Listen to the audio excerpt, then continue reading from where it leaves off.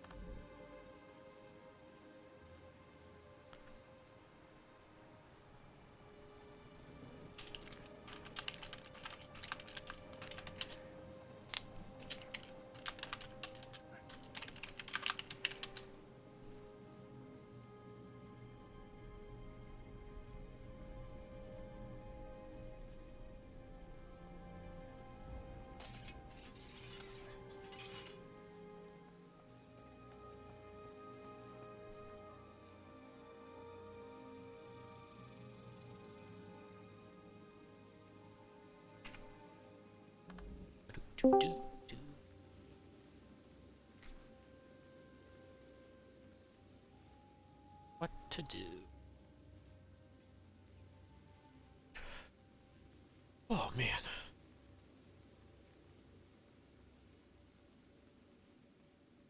Okay, I can hear now. Hello? Yes. Hello. Well, not much in LFG. We could just keep watching if you want. You can what? Sorry? We could keep watching LFG if you want. We could do like wing 1 because that's not too bad to like fully pug. It's just I just don't want to pug man this much. If Wolfie was here, I would have her do it.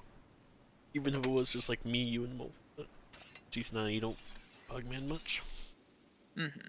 Ah.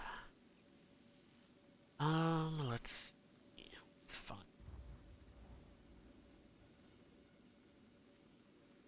I don't think any of my characters are easily fractal ready. And Harold.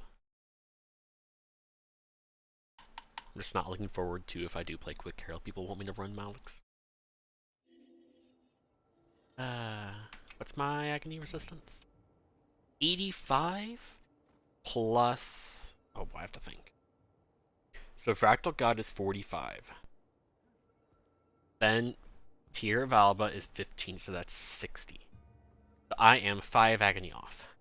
What am I missing? Oh, this.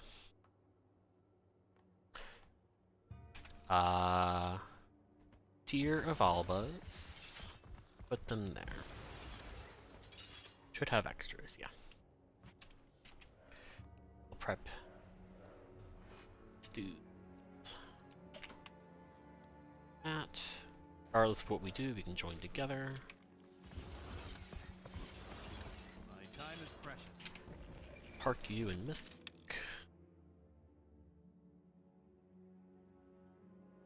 Gotta change the stream title. TKoJ Chill Session. November 27th, 2023. Yeah.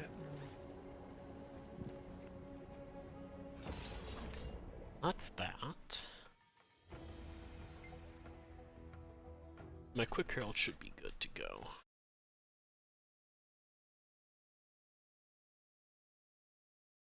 I would of course prefer to do strikes or I just don't wanna Pugman to 8. Yep, there's CEO. There's a CEO C. I'm looking for a quick DPS and a lag DPS. We can wait for that to fill more. sure. We could join that. I'll do quick DPS if you don't want it. I would want to do quick DPS. Okay, then let's join that one.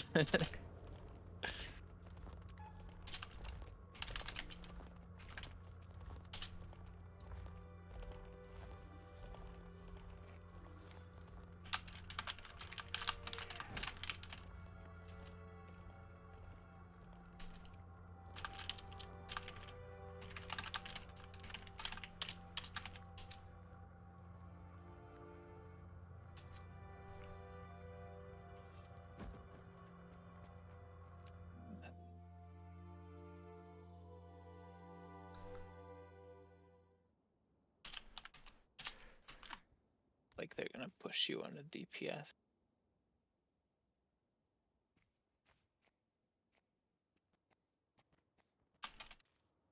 Ooh. You cannot take my power.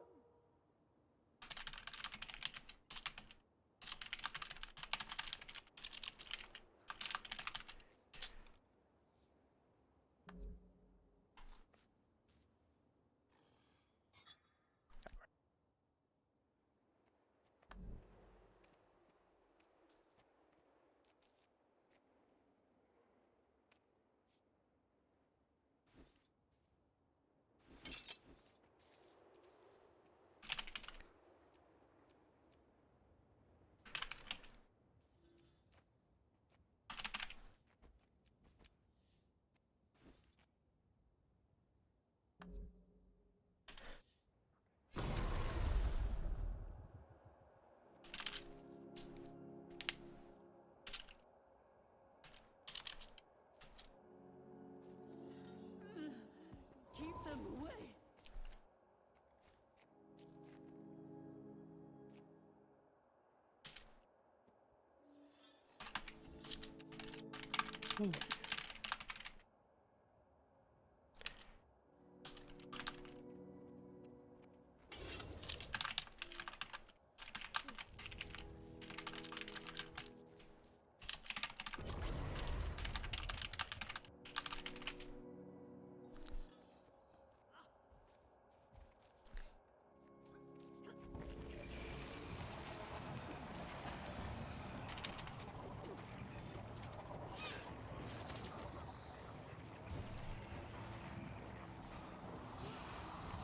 Jacoby's here.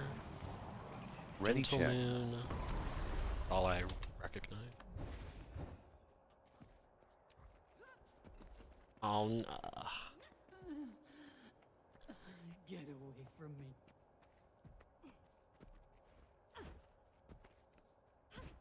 Oh. Yeah.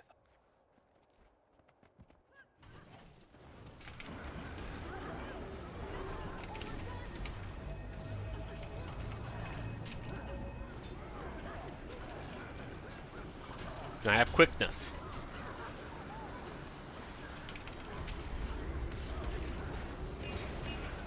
Oh, Demon Herald too. That was me? Okay.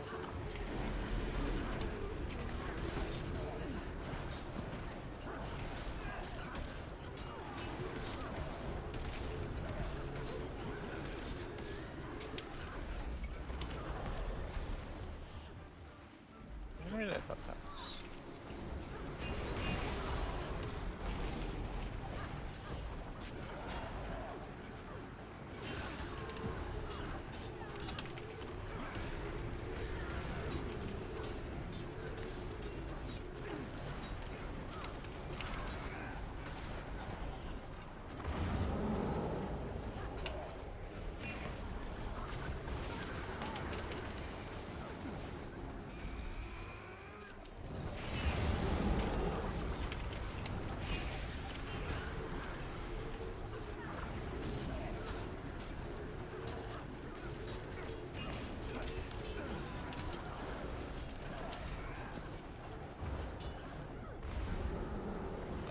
Go to Commander.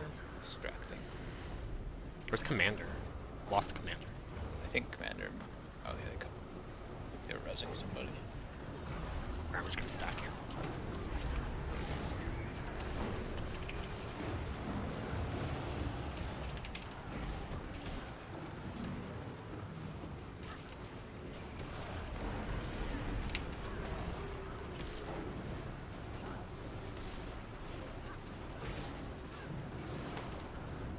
I'm number one.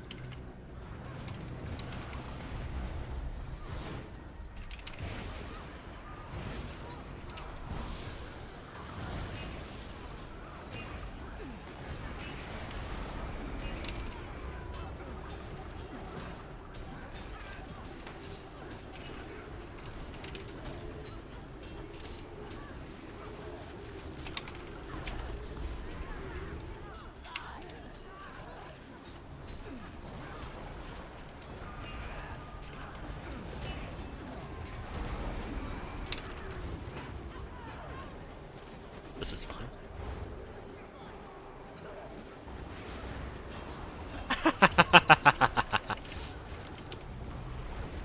We're going the dangerous way. Number 1 again. Okay.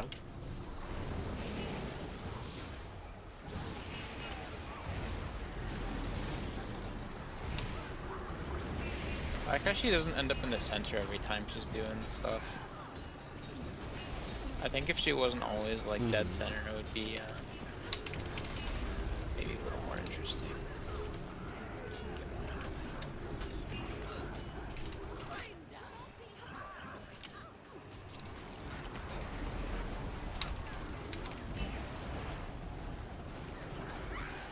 Die to auto attacks. Oh no. I pressed Shroud 3 right when she dashed. I'm slowly coming.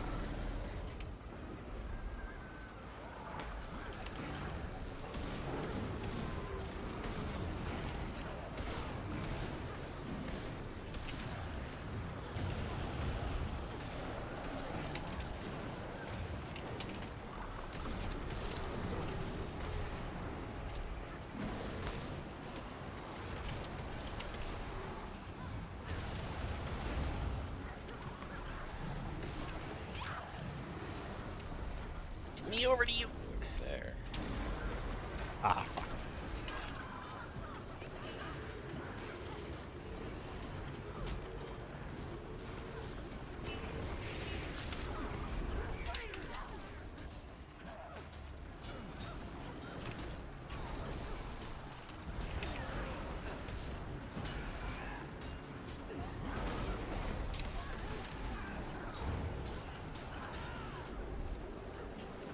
I'm hiding behind you. Got one debilitated.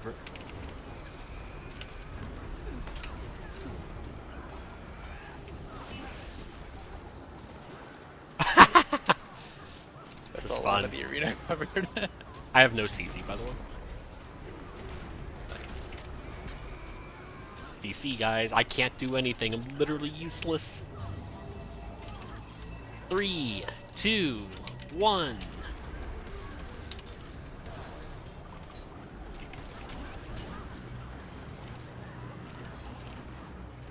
One time I actually knew I had the mechanic because of my skill bar, my buff bar.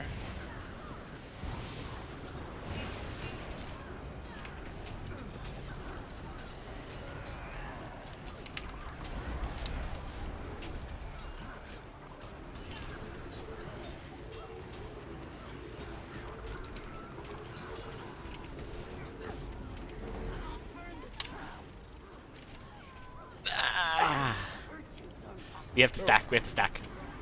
I love these fun, bad phase timings. Bad luck, no, it's just a bad phase, dude.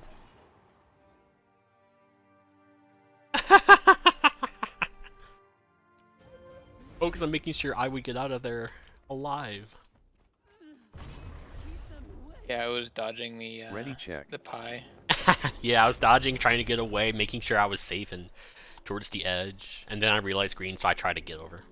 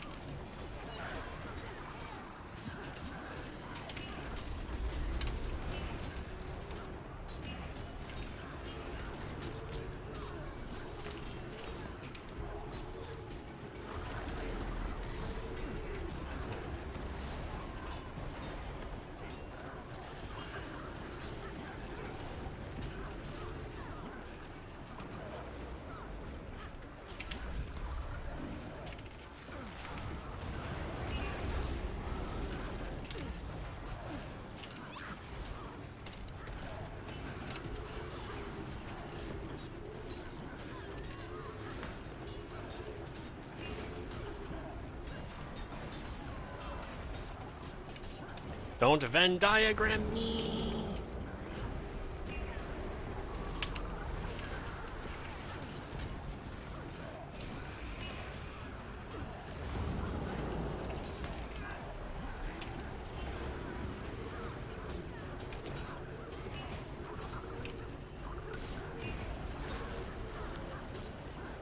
Gotta spread out. Oh, I dodged it. where are we going, Commander? I think we're gonna lose one of these people then. Yeah, they are for sure dead.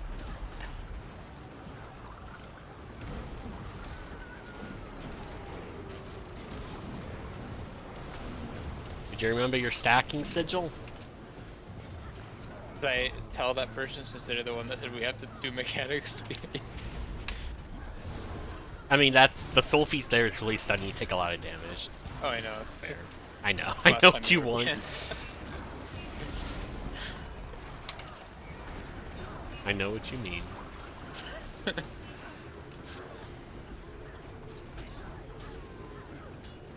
It is crazy how bad our phase timing is, like, super consistently.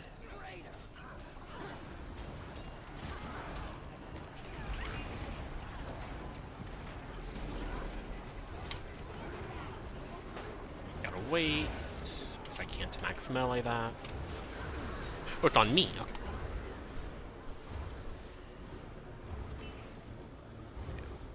Haunted. What am I taking so much damage from?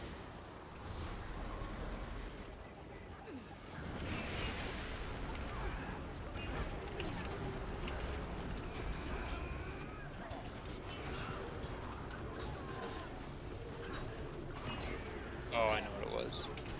I was the bad guy.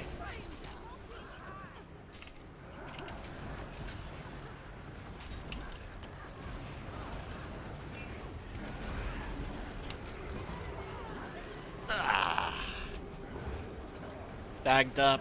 Please. Are you kidding me? I want to have fun. Well, at least I'm out here. Are we gonna have another soul feast? Let's see who is down here. DC me. I know we're good.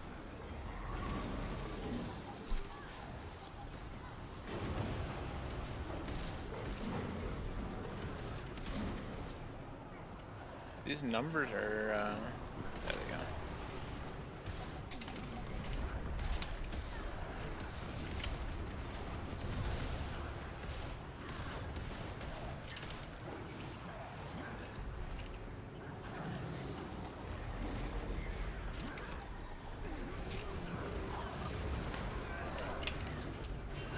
I got 2 soul feasts in a row. Fucking dumb.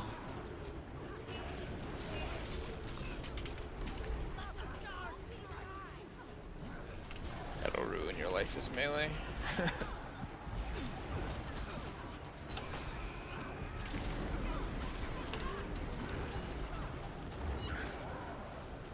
I gotta hide.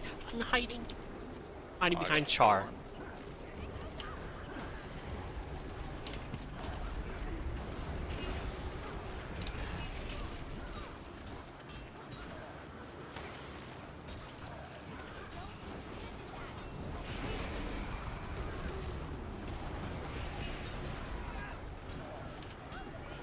I have no CC.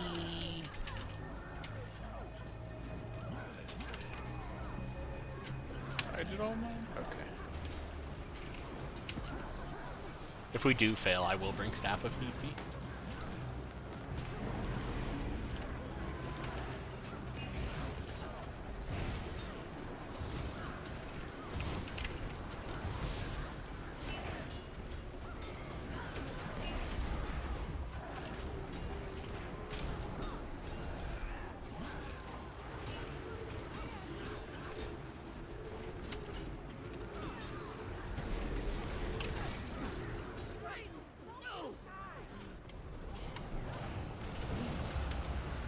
Commander's over there.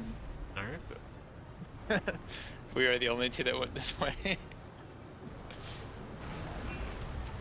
Oh, that's a lot of ads.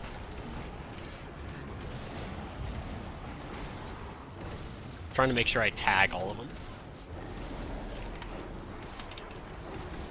I want my bloodlust. I would like Con Declare. Thank you. I had 36 torment stats.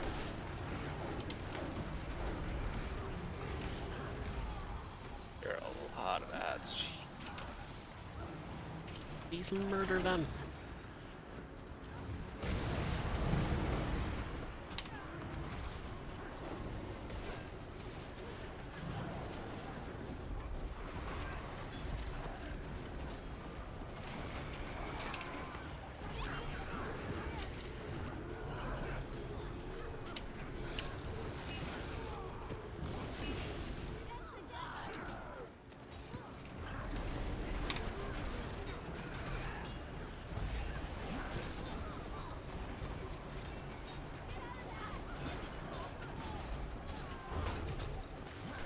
Hide.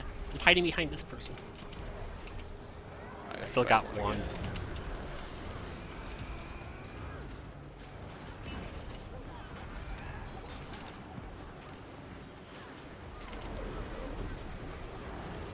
Oh boy.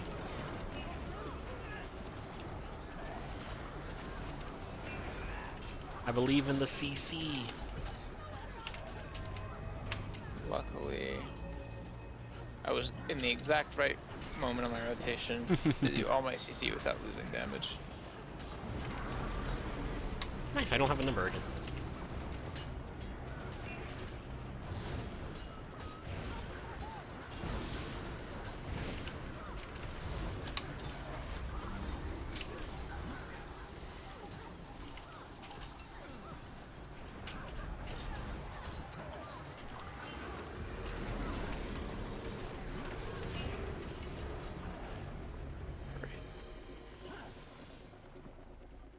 Not bad, actually.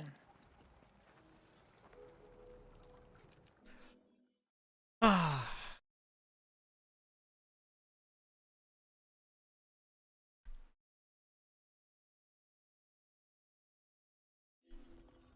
Where are you guys talking about?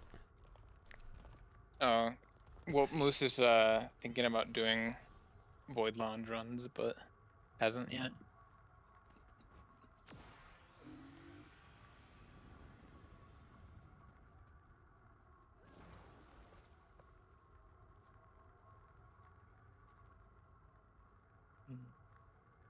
Yeah, I think like if thought he's already seen Zaitan, like that's basically the whole fight. Other than green stuff, I guess. And Yeah. the hams. All right. What's my convergence? 3 hours.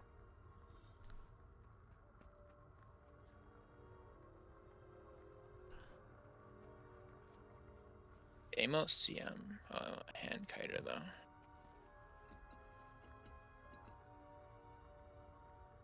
My only DPS build I'm willing to bring Bladesworn. I don't want to play Bladesworn. A Candida Die person starting tomorrow. Oh yeah? Yeah. Because of the axis? No, it's because of pistol changes. It's actually going to make the old rotation, should make the old rotation, Oh, that's cool. back to what it was. It's actually enjoyable.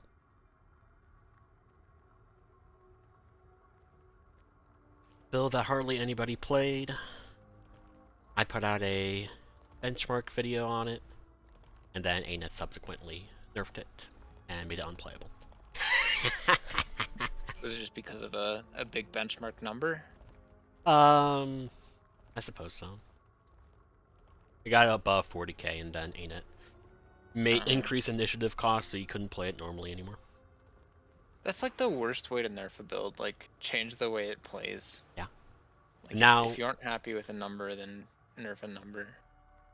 and now I'll repeater, the skill after you do your weapon combo skill, has a long duration. You can only use it 3 times, and it has a lower initiative cost.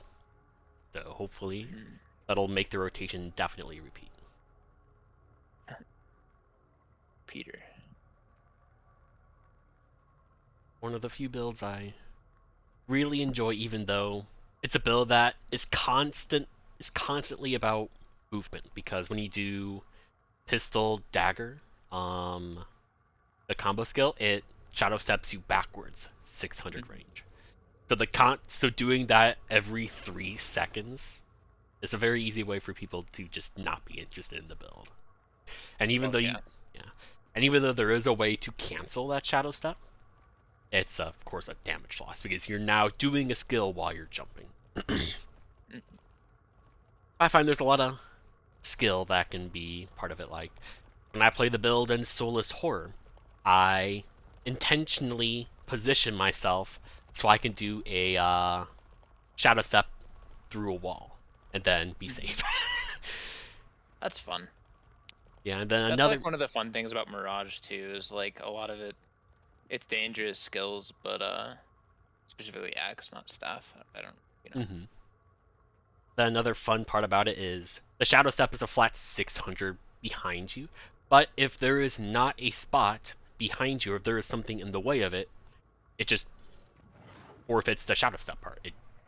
It's as if you jump to cancel the skill, but you don't get the animation cancel. So on Soulless Horror or Largos, always position yourself towards an edge. So when you use your skill, it doesn't move you. And then, yeah, I mean, all that is so much fun for me. I don't care about anything else.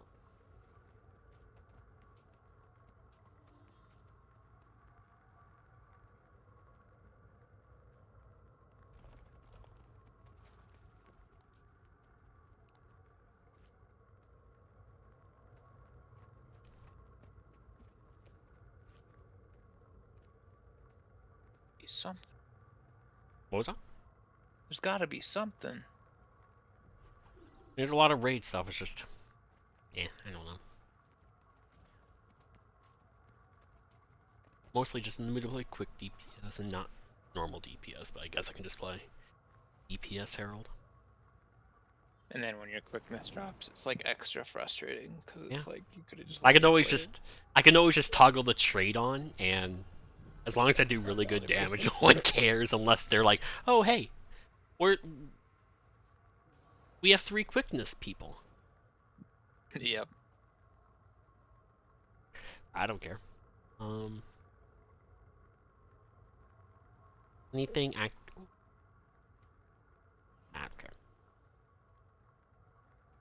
The North America title run, looking for quick. Yes. Been so long since We I've can done do that if you want. It's been so long, and that's the one where you can't die. I don't want to be a liability to the group. That's fair. If I've done it more, because there's very similar to like COCM on that very first pull, where Dogda's never in the same position during phase timings and mechanics during phase timing. That's all silent surface, and I don't want to deal with it.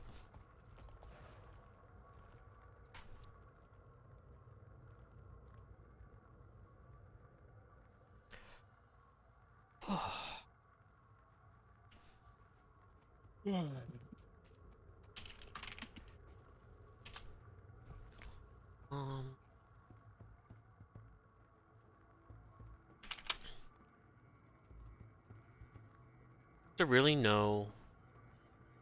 Oh, what is it? Forum post about all the weapon stuff. It's just a stream that I really don't want to watch. Oh, did they already do the stream? Yeah. I want to watch the stream. We can play around with weapons tomorrow. Yeah, like I'm interested in seeing what the stuff does, but I would much rather have a blog post for sure.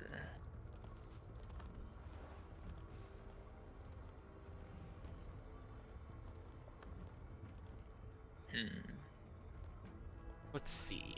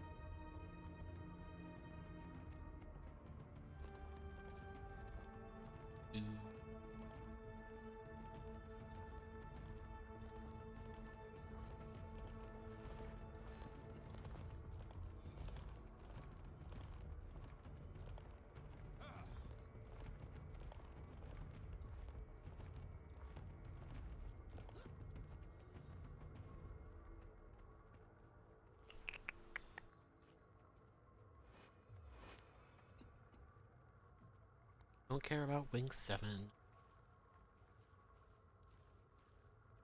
Damoses are looking for stuff. They want a plane pug. Otherwise, we have 9 of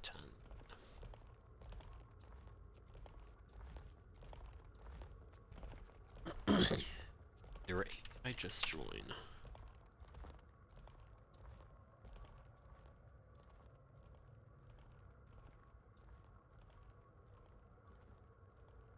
What else is on Reddit while I'm looking at stuff?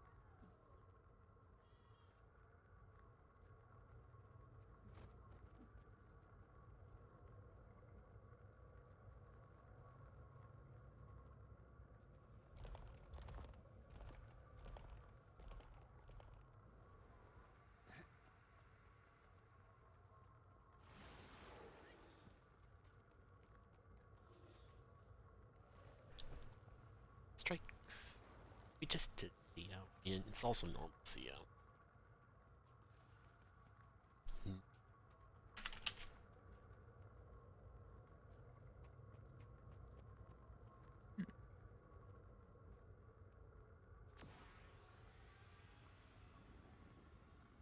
Do. Oh.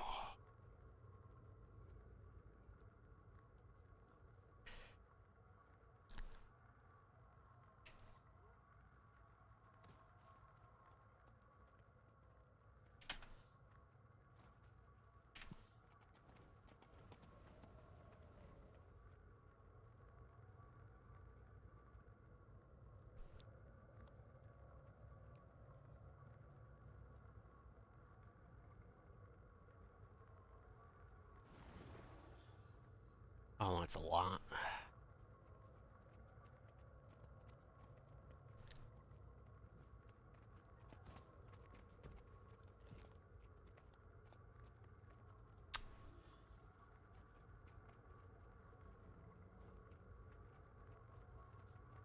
Well, if you want to join, I'm not going to, but there's OLC KOs online, Aetherblade CMs and PUBG. There's a lot of them. Yeah. I'm gonna command that. I don't wanna be super stressed out. And a lot of those kinds of groups are gonna suck. But if you want to do it, I'll watch.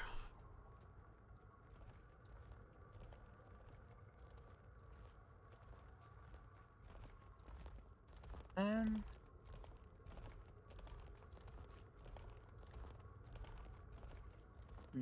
even in the mood to play. There.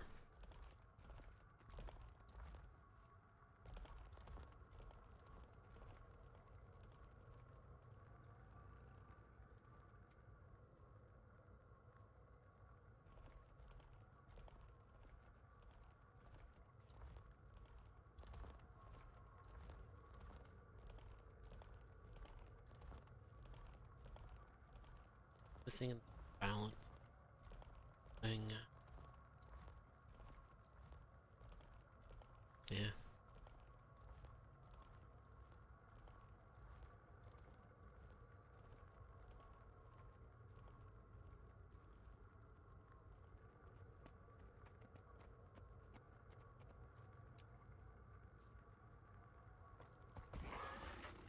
You're not really filling up.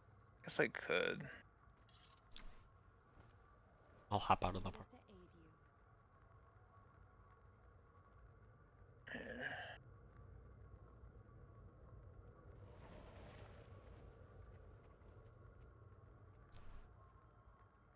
The only name I recognize is Kuro. Okay. Bro joins a lot of pugs. How do.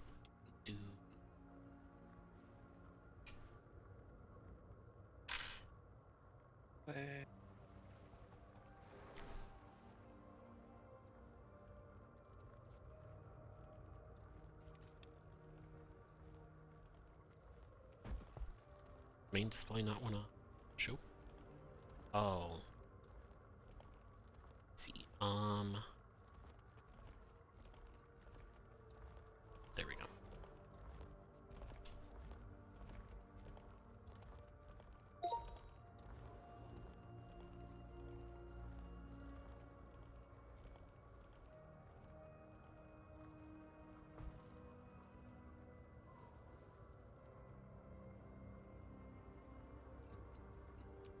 done so much Sword Herald that I've lost the muscle memory for how to incorporate Greatsword.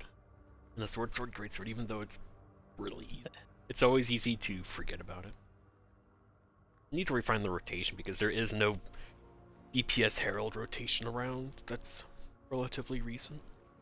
And one thing I always forget is to toggle on my heal because that's an extra 5% damage increase. Oh yeah, on the Gauntlet. Forceful persistence. I'm not expecting that group to be. I'm just expecting the group you join to be stressful, but you can always be surprised. Yeah, and never like I don't know most of these people, so I have no idea what to expect. But Yeah, maybe it'll be fun. we'll see. Yeah, I don't know them.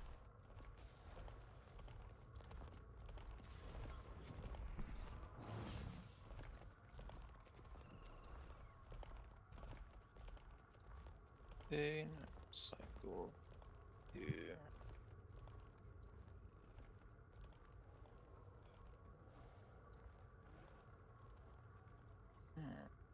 It might not actually be night me. Just do /time in chat. I can also put on eternity. But yeah, we're no where it is. There it is. It's daytime.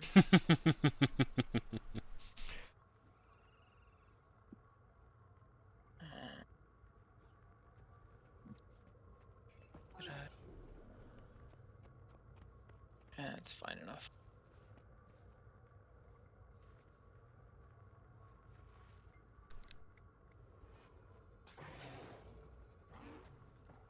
We're out of combat like 6 seconds in. First pull. Yeah. I'm expecting mediocre heals. Very. What's the word? Erratic tanking. And Oh yeah, how this run the tanking goes. is the worst. Yeah. And how this clear will. Sorry, how do I phrase this? This will be probably a one-shot if people are quick to CC. Because the longer it takes, the more panicked everyone is and people are all over the place. If it's too slow, you're gonna wipe. Yeah, probably. Yeah. Yeah, with how much I know and hate how erratic tanking can be, that's why I'm always conscious about, oh, what is it? All my calls that I do when I'm a tank. I'm like, I'm moving over here, or I'm waiting until CC spawns. And then, or I'll say, no, there's no way we'll have to Why'd move you? into the. Mhm. Oh, scary. Yeah. There's no need to move.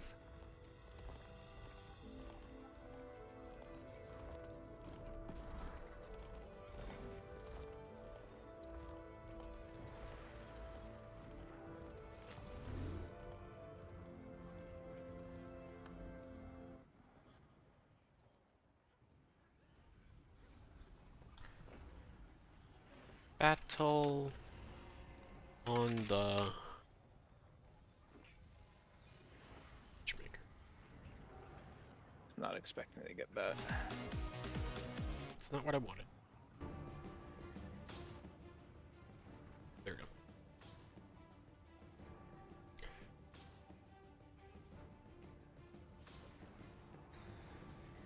I'm thinking for the future for OLC. I'm gonna start. I mean, depends how many we're pugging, but I think since our healers are pretty decent most of the time, I'm gonna have my calls for green would be, I don't care. How do I put this into words? For the empowered stacks, most groups are very adamant about don't have any. I'm fine with a few.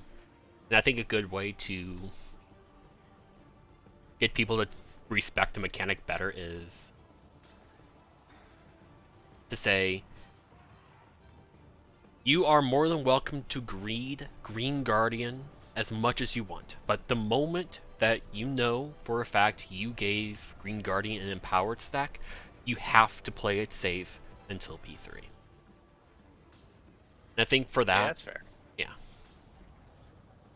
I just know a lot of people put on Defiant stance and just stand in it. Yeah.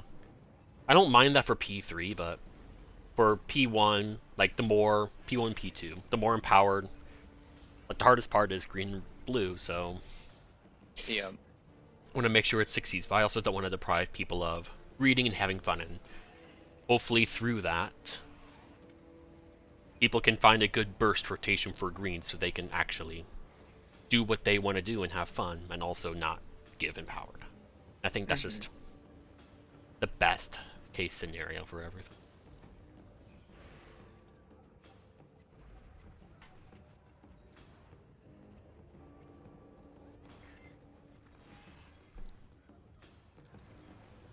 We already have a death?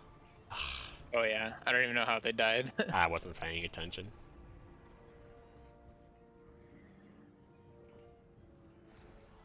Commit to... no, no, no, no, no, no, no, no, no. Fucking tank. You're not gonna have a lot of room.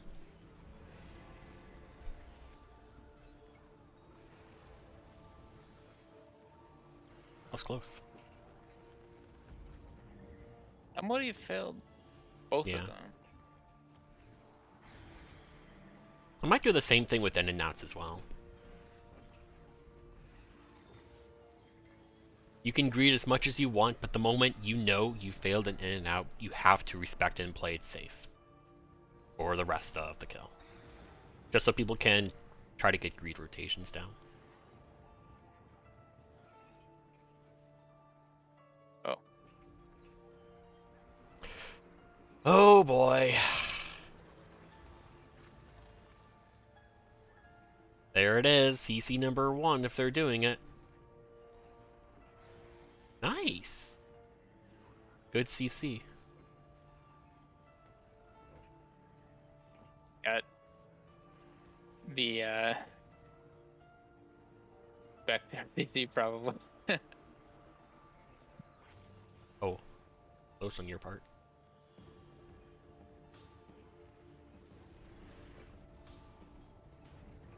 Number 2.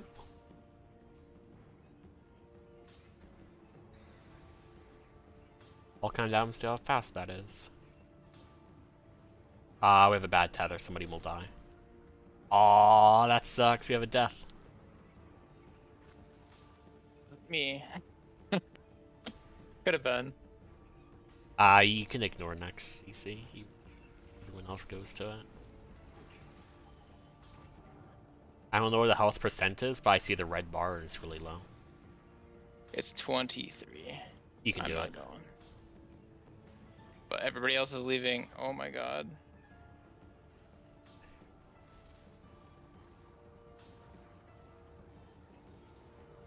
Yeah.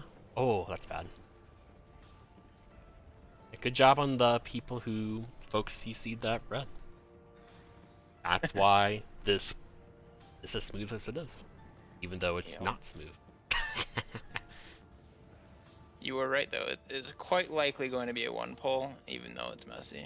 Yeah. All because of that C. Unless, okay, they moved out fast enough.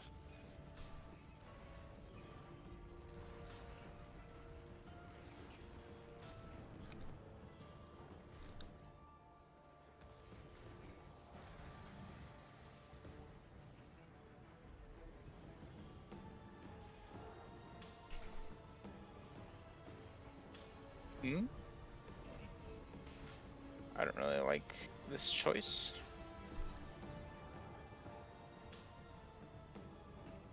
How many?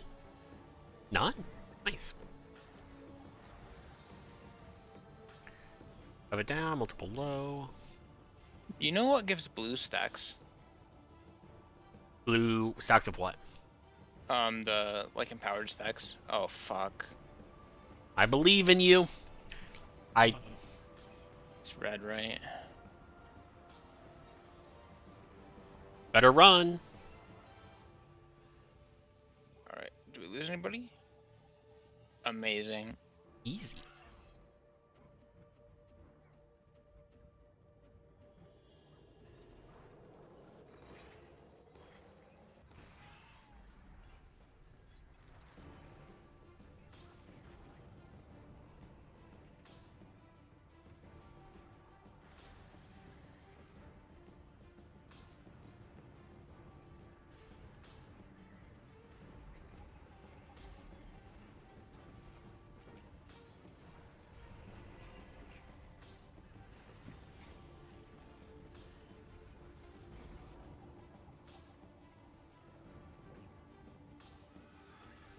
Not that way.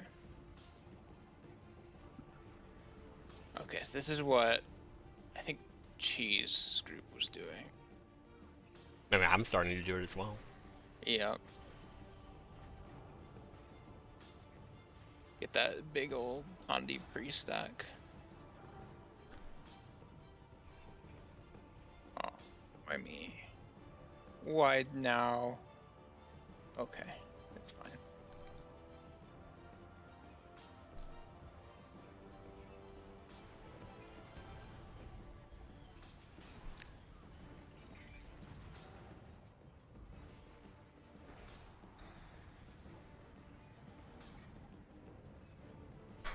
Man, so many people want to do demos today. Bloody hell.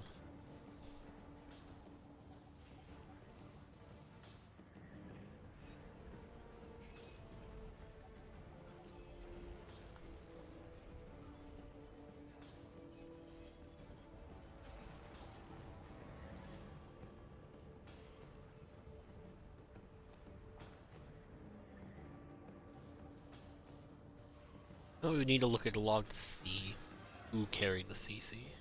Unless you have the break bar thing up. This is the break bar. Oh, okay. So 3, maybe 4 This one's people. funny. Yeah.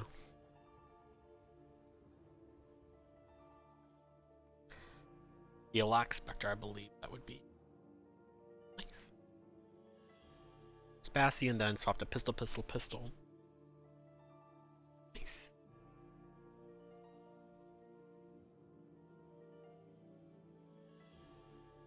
I think Choir's gonna hop in to watch. Sure.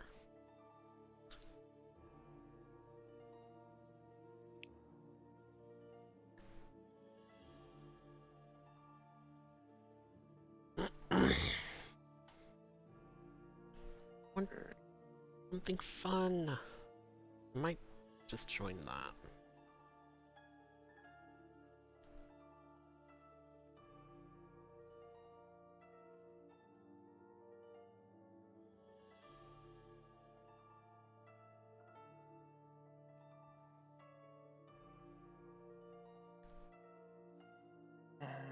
Sadly, it's gonna be daytime for every optional one. Welcome. Yo. Hello. Just here to watch. Oh yeah. Our PO. Here. I'll play power for KO. Funsies. Your Harbinger is also cracked though. Well, thanks. I've been playing a lot of Harbinger lately. Just need to After, see it in HTcm. I need to see your Harbinger. HTcm. I'll. Sword. Yeah, I'm looking forward to trying that out. That's gonna be probably. I don't know if it's gonna do good damage, but it should at least have a fun rotation, I bet. I'm gonna put all sword people, sword nectars in my subgroup as a druid. Please and thank you. That is actually something I didn't think about, because that would actually help Noth in HTcm if we have multiple. Like a quickness Harbinger with sword would probably be.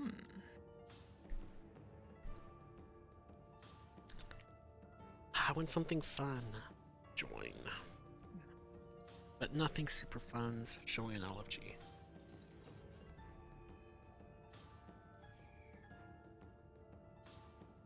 Alright, so for this KO, it all comes down to how many converts there are.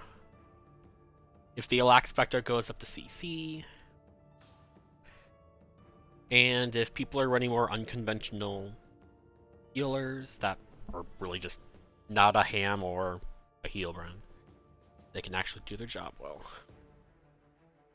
And then P3 puzzle. Ah. I just hope that Boone survived P3.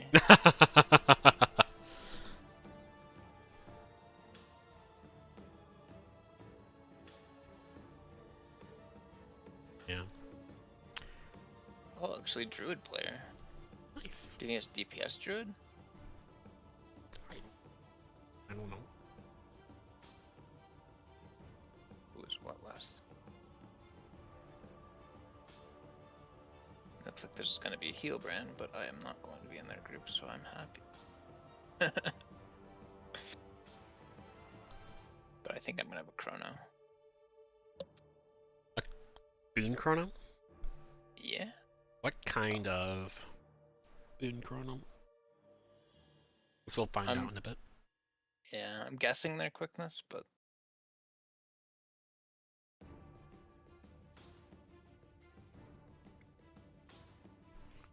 Keep my eye on that yeah, we'll guess COCM. that. Ah, quickness Chrono, yeah. If it was in the lock Chrono, that'd be great.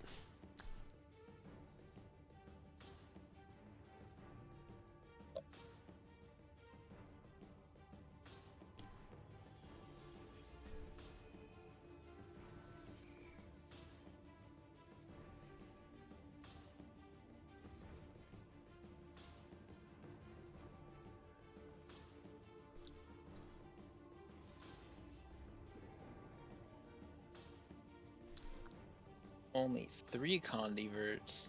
That's a lot. I mean, I say that more just because they're not going to control their cleave. Wait, that a spike. Is that maybe in non-HTcm Reaper still run that? I don't know. Maybe Condi Reaper runs that. Mm-hmm. Oh, I guess that could be, because it is actually Someone poke it.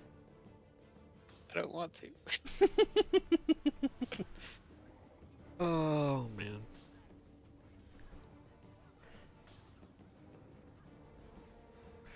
Ooh, a down. Hell yeah. Someone didn't have protection.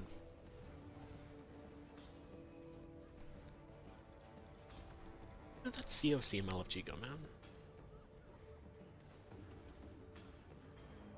Wanted to join, just not as quick heal.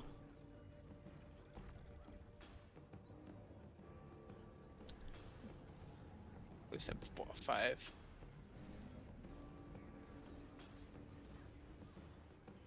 Wait, no, do you auto attack with left click or the shortcut that you have? Aww. Rip.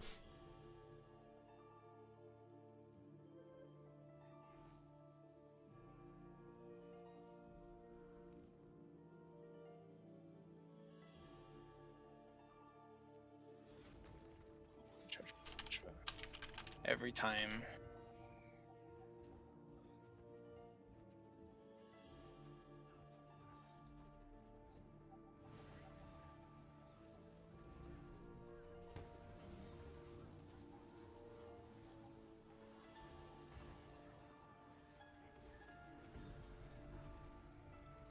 Mess up.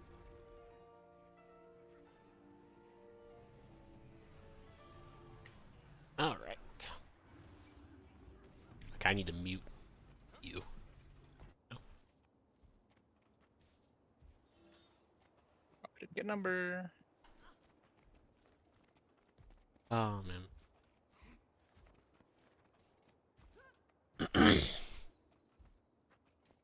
Alright, do I know anybody here? Farwind's here. Otherwise, I don't know anybody. Oh, I need to.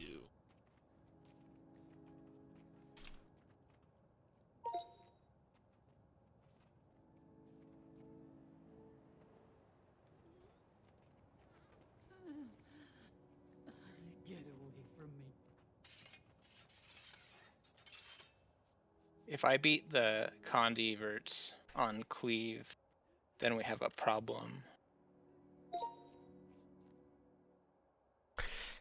Alright, COCM, but I have your POV just where my mini map is. Oh no. How depressing.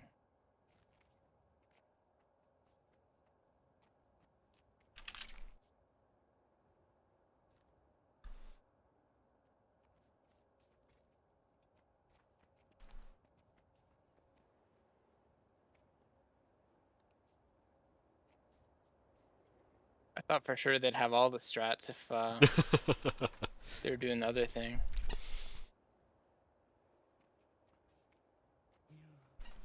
You cannot take my power.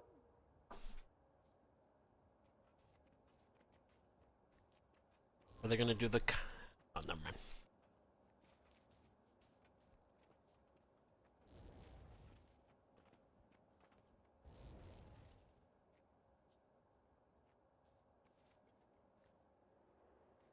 Oh yeah, I need to start on Sword.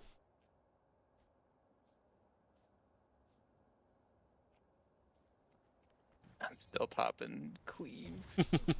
And I had the rain.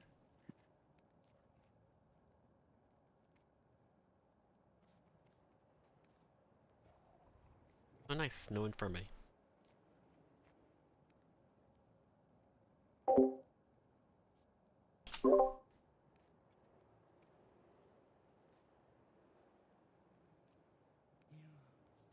You cannot take my power.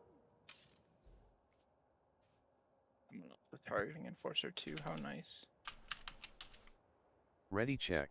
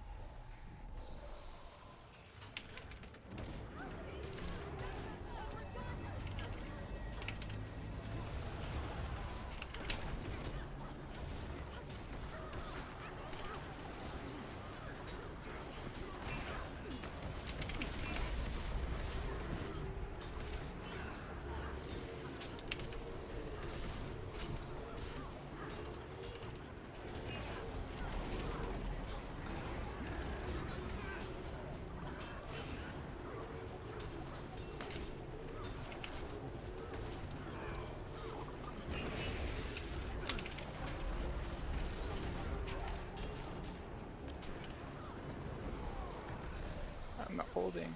Why? It's bad call.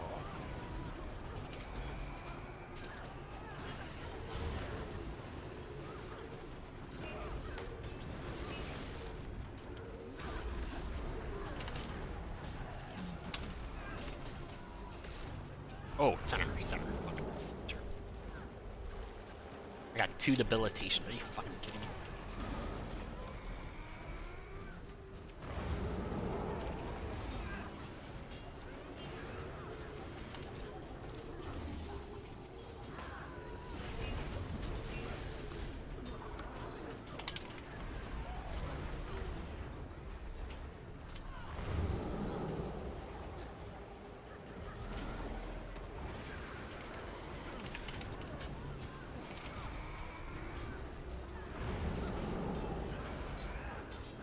Can I have heals?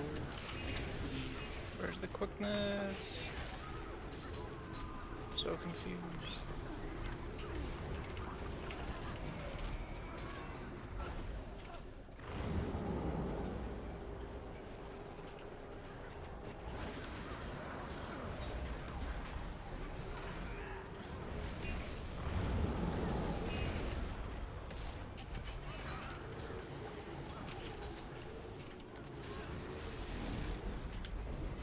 I'm down. Wow, I just dodged.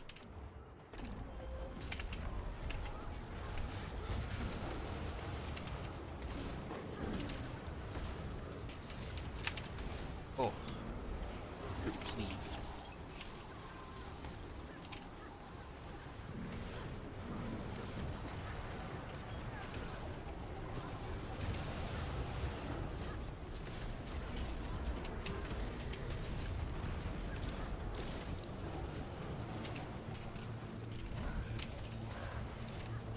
I'm going over here.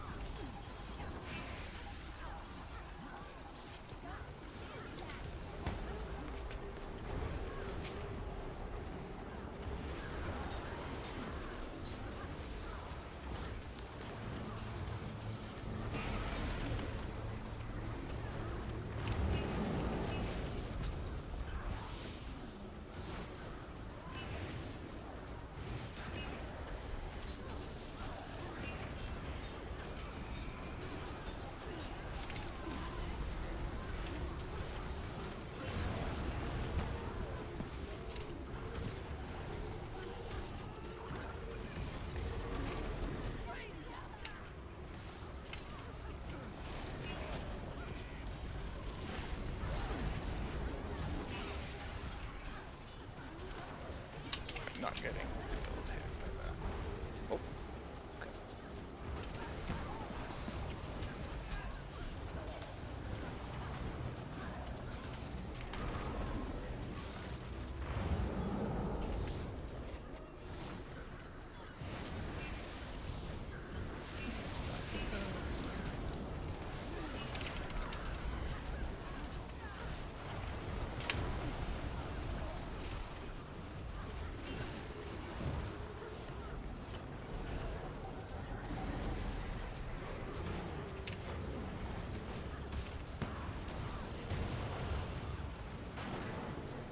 Two spreads. Oh. I almost got out too. Still recoverable. For now.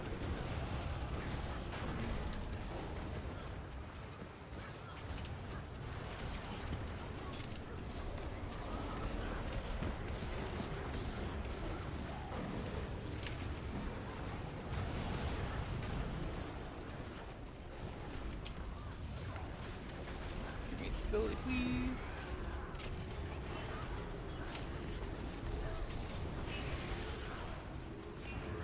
I shouldn't have said I want the boons to not die.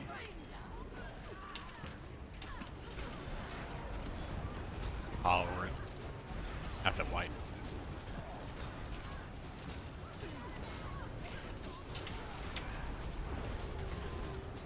I need to find hiding behind you. Please, please don't move.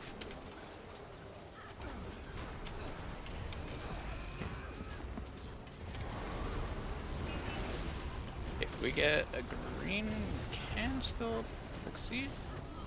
Wait, it's the dead body still counts. So it should be Yes. fine.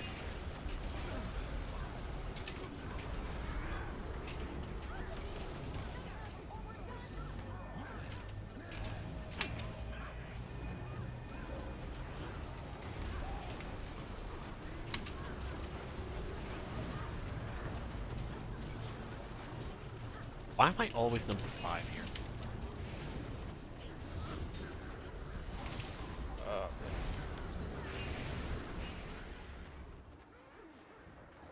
Fucking number. Ugh.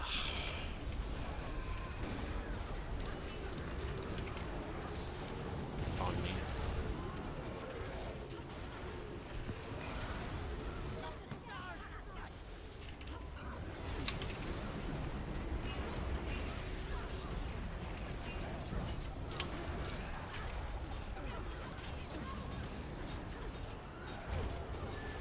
fight those quick anymore. Oh, we have a bad phase. Or...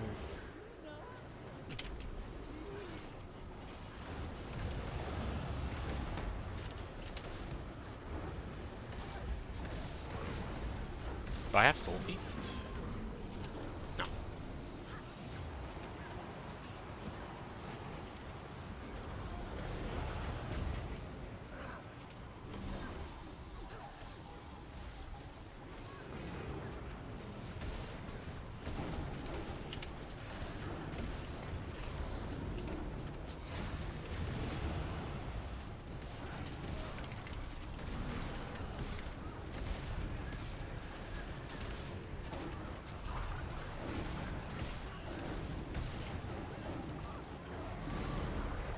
You can't succeed dreams by being on bodies.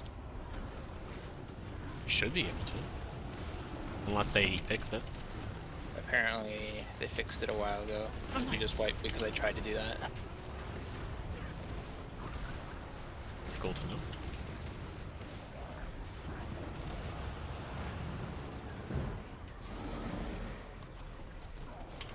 I fixed my rotation.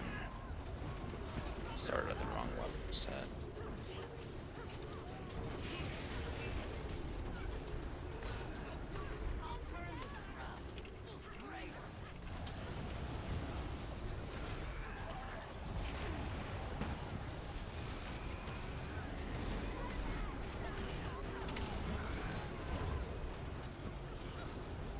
Hiding behind this person.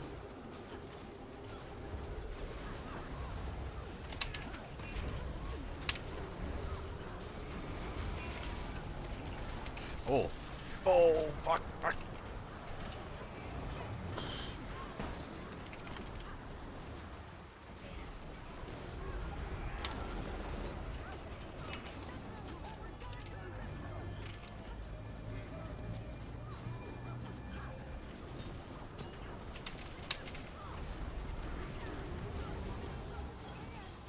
Number 3 this time.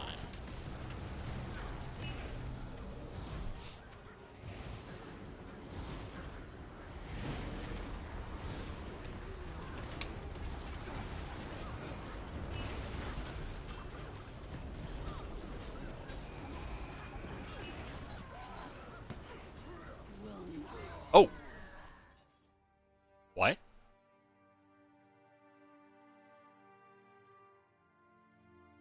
What happened?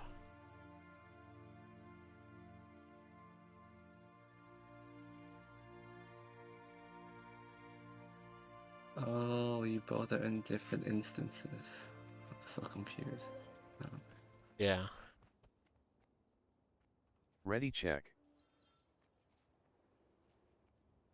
I don't...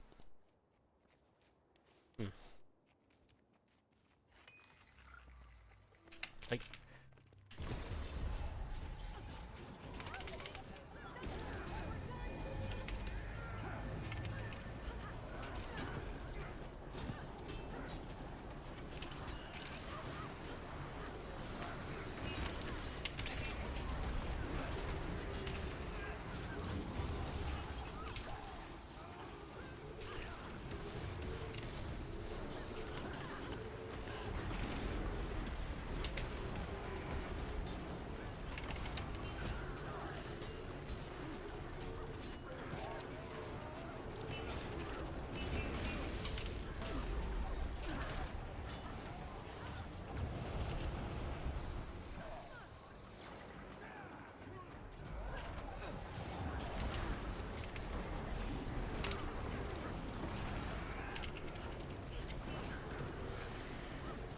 Sucks.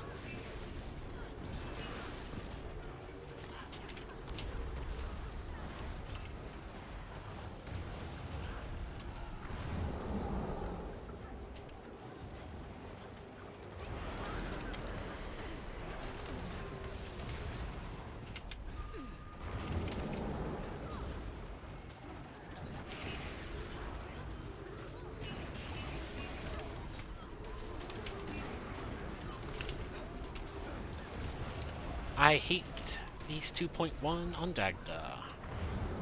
Red City. 4 in a row.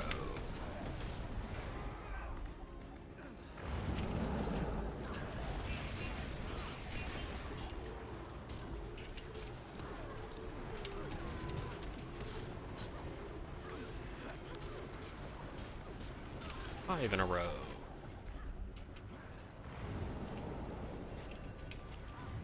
Go to the commander.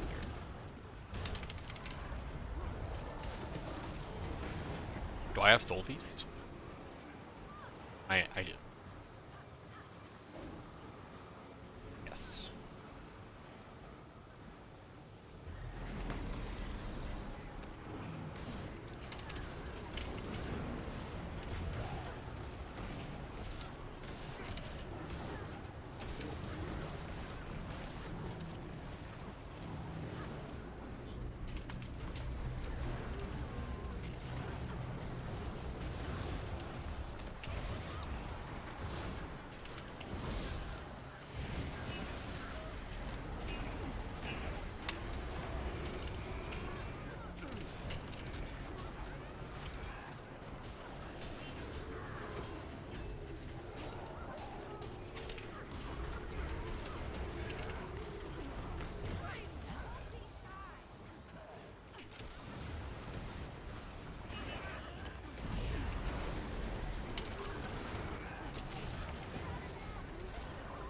Ah, fuck.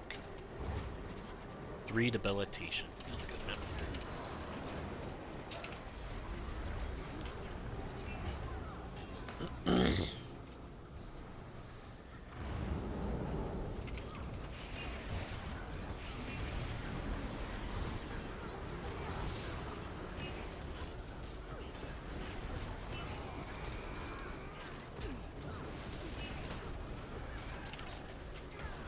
Wish I could have 2 personal markers, one for each.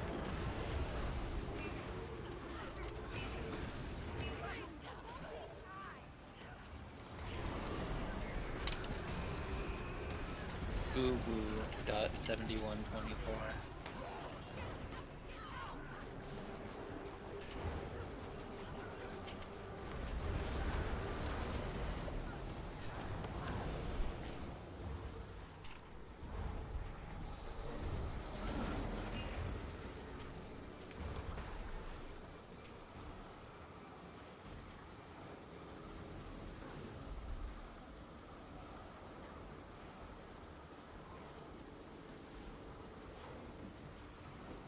That's funny.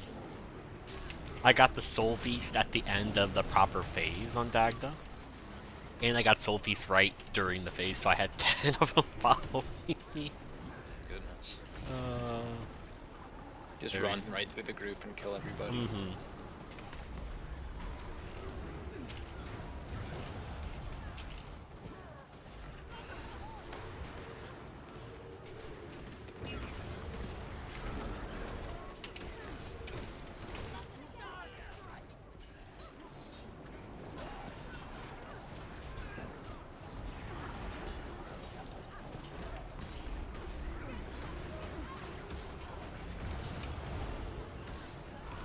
Hide. I'm hiding behind you.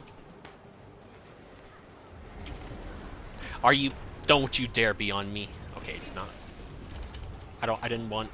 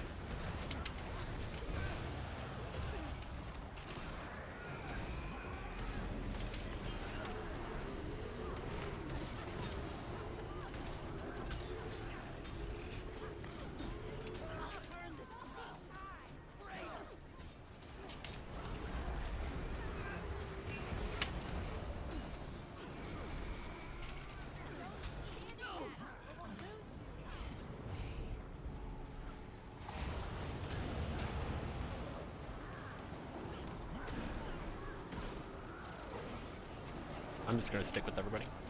Oh boy, this is a mess.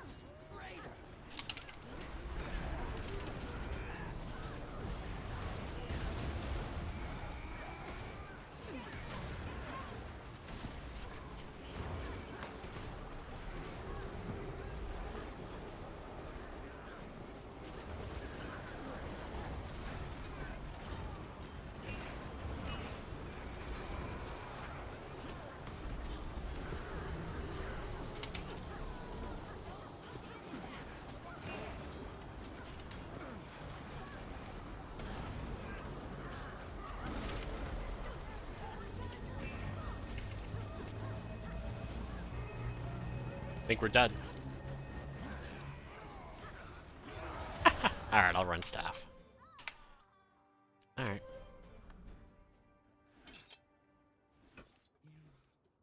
You cannot take my power.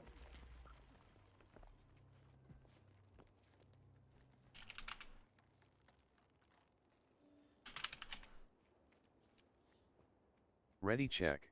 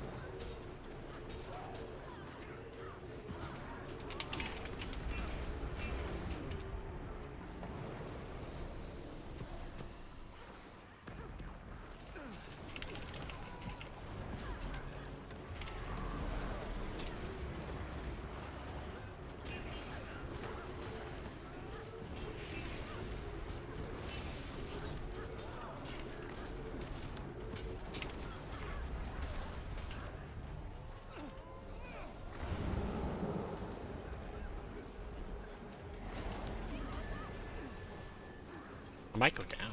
Shut.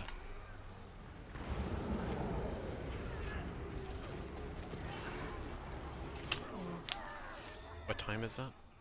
Oh, okay.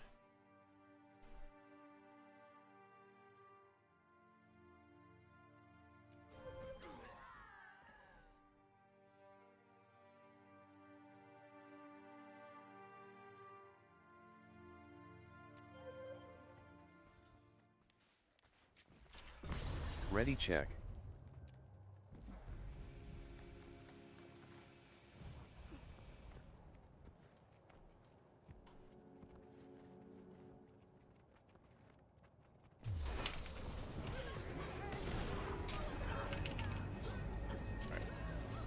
Yes.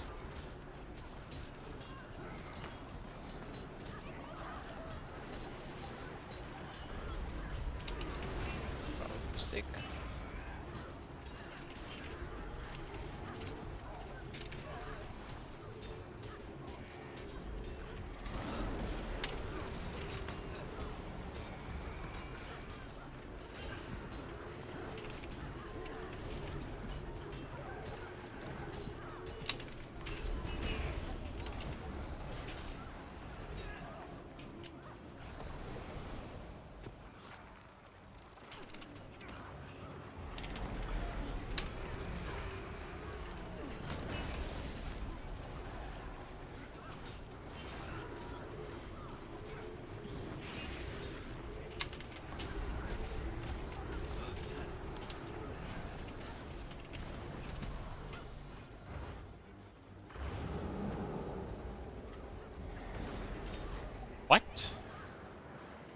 I go down? Commit.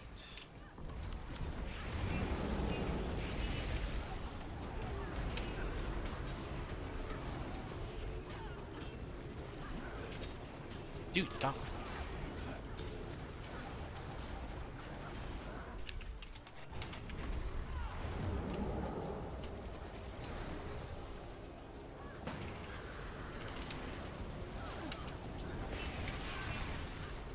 I like how the mech is gonna die before the sniper, maybe.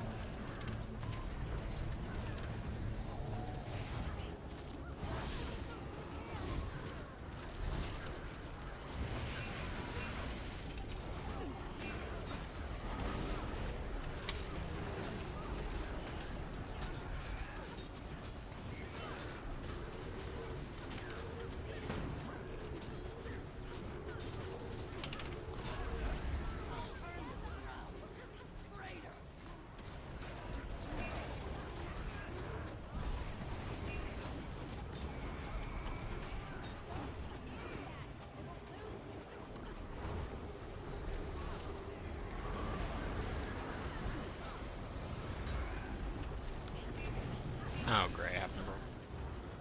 Guess that's a good one.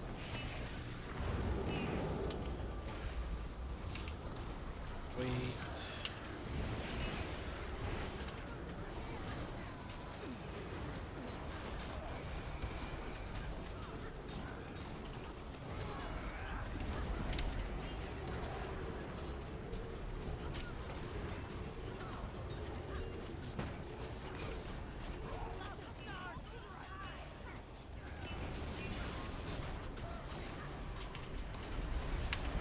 Which is next?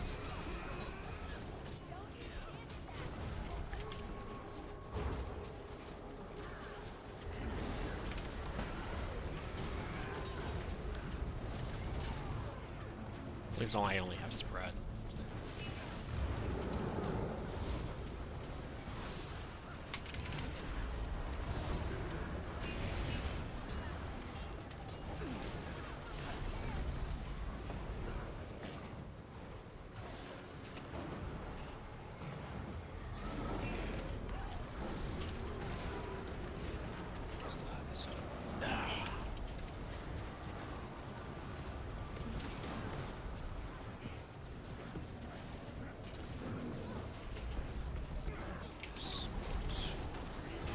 Close.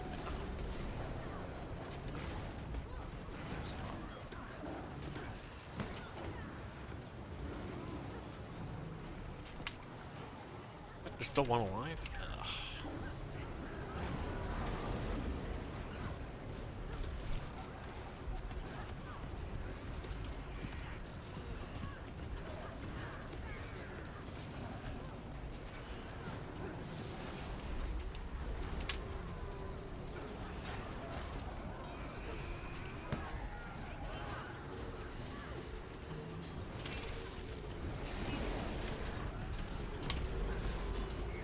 Yeah, I gotta switch. Gonna go Harvey? Yeah. Like, XJJ on Power Vert is fun, but it just feels so bad doing it on day. Where's I need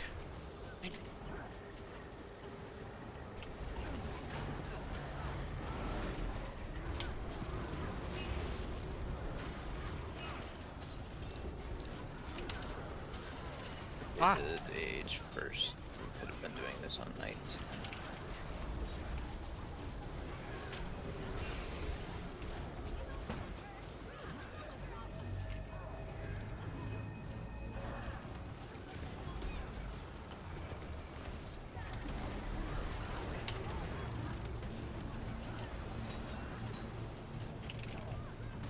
I hate my Alack Scourge. It doesn't... It's so slow to give Alacrity. And it easily just doesn't give Alacrity. Like, my rotation is so awkward.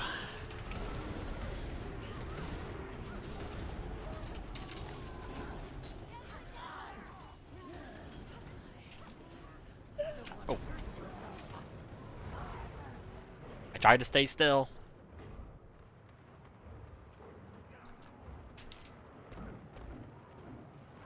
Yeah, we're not rallying from that.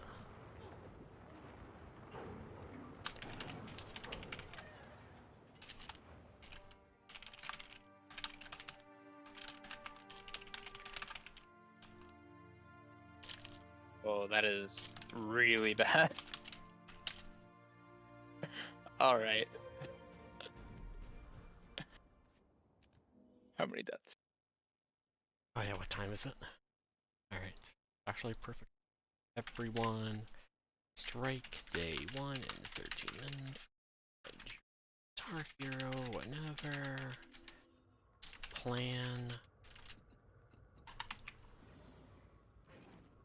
Grade,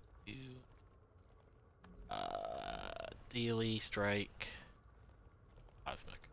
COCM, Unly CM, KOCM, OLCCM.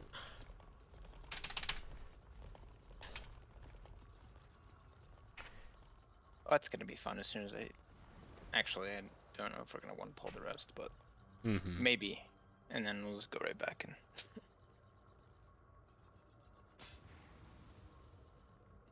Is daily also CO? Yeah. So do everything that I just did again, other than AH, I guess. I was second top in the COCM constantly. Just really hard to On compete. quickness? No, as DPS Herald. Okay. But the gap between me and the Vert just kept going higher and higher because I'm melee. Yep. Vert isn't. And the longer it goes, the more dense the Yeah. mechanics get. Yeah. Such is the way of it. Yep. They were rocking like 21, and I was doing around 15. Once more mechanics happened. We kept wiping and wiping, and the group disbanded. In the last pull, I had a green during phase, and I tried to stand as still as possible so people could stack in my green, but just didn't have the people. Bad. Yeah. Alright, if we get...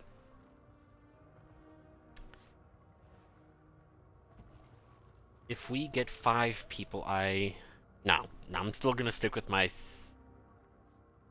Maybe 5 people? But still 6-person limit before I pugment. What am I? I'm gonna play Druid.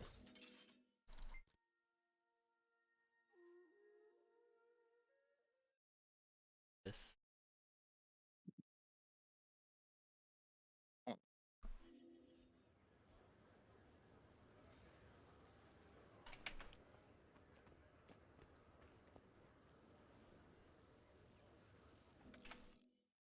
No need to pull.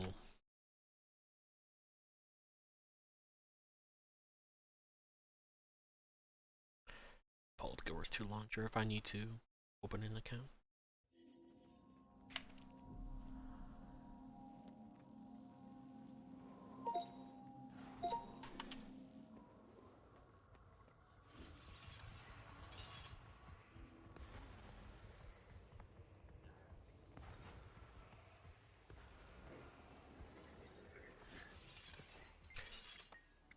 We can't open instance yet.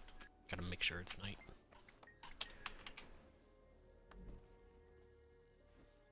Then I run paralyzation. Paralyzation. Oh man. And no point. Stream now.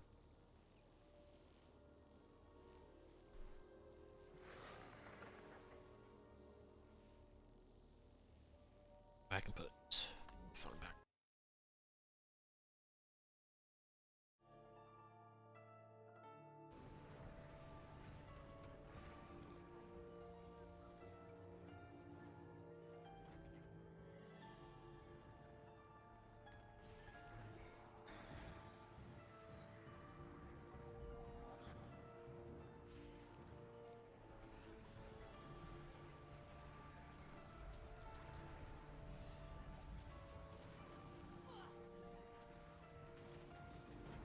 No matter the mechanic you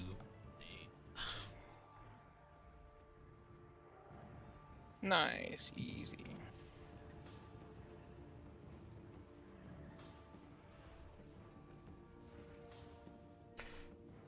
do.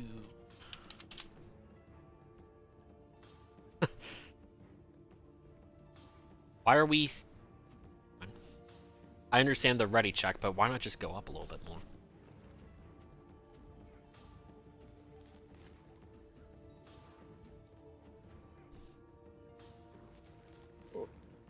Okay, Sure. I took the condies.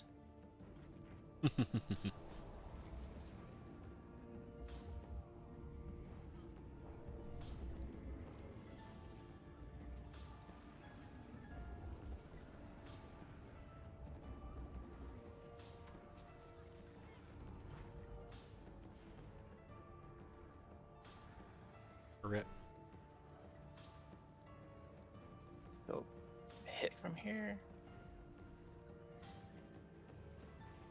I mean, you're ranged, so yeah. No, I mean the Harbinger DPS trait has like a little Oh, dot thing. Okay. I get you. I don't know. I think it's like 240 range. So it Should be the same able as the quickness one, as far as I know.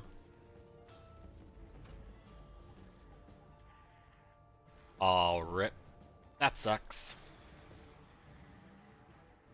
Yep. Dead, but just if it had a little bit more area CC, it would have been good. Now you got to stay down Yeah. here, if possible. Oh, that sucks. She jumped right out of my elixir.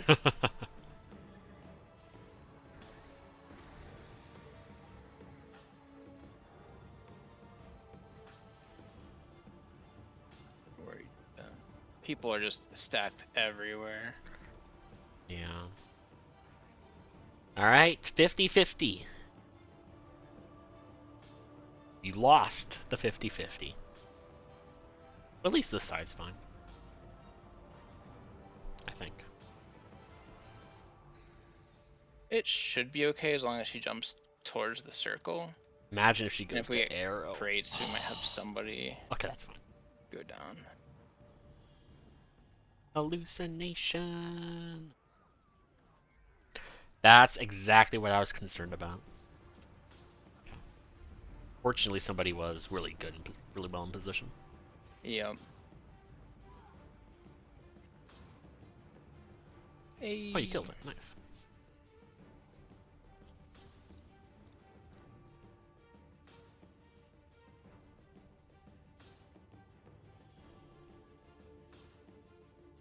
Left.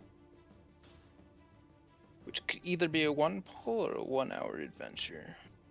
Well, you got 20 minutes. It's enough Yep. for like 3 pulls. 2 attempts. Yeah, 3 attempts if we wipe early enough. If we wipe on like the third Yeah. bombs or something, it's just so sad. Oh man. I'm just gonna stay up. It's fine.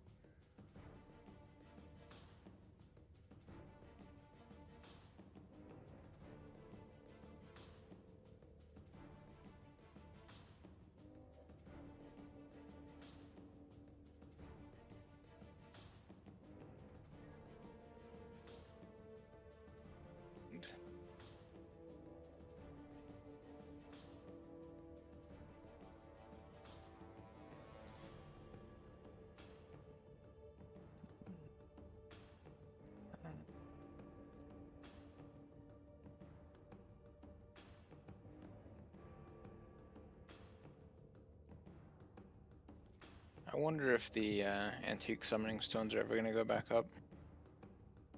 I don't know.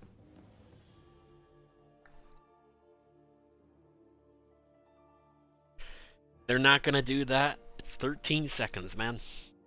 I don't know. 13.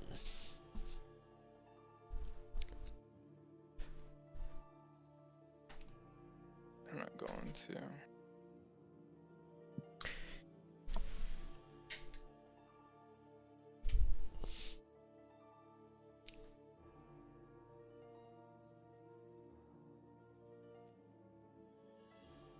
I think I'm circle.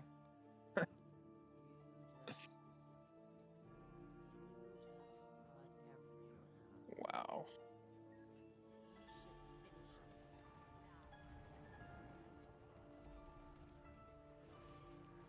God.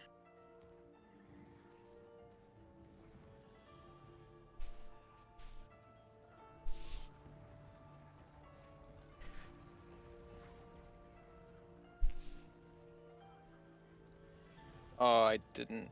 Whatever.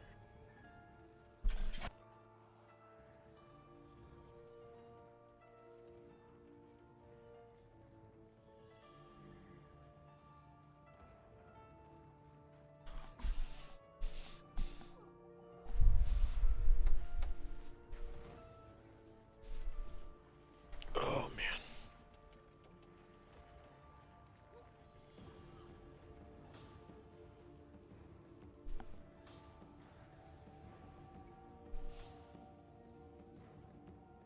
Oh man.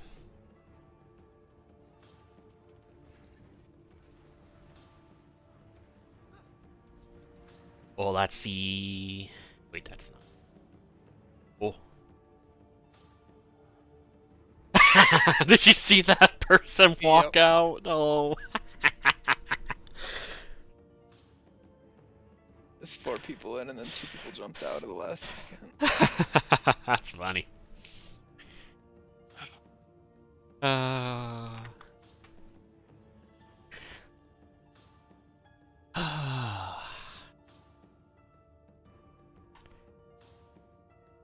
Funny.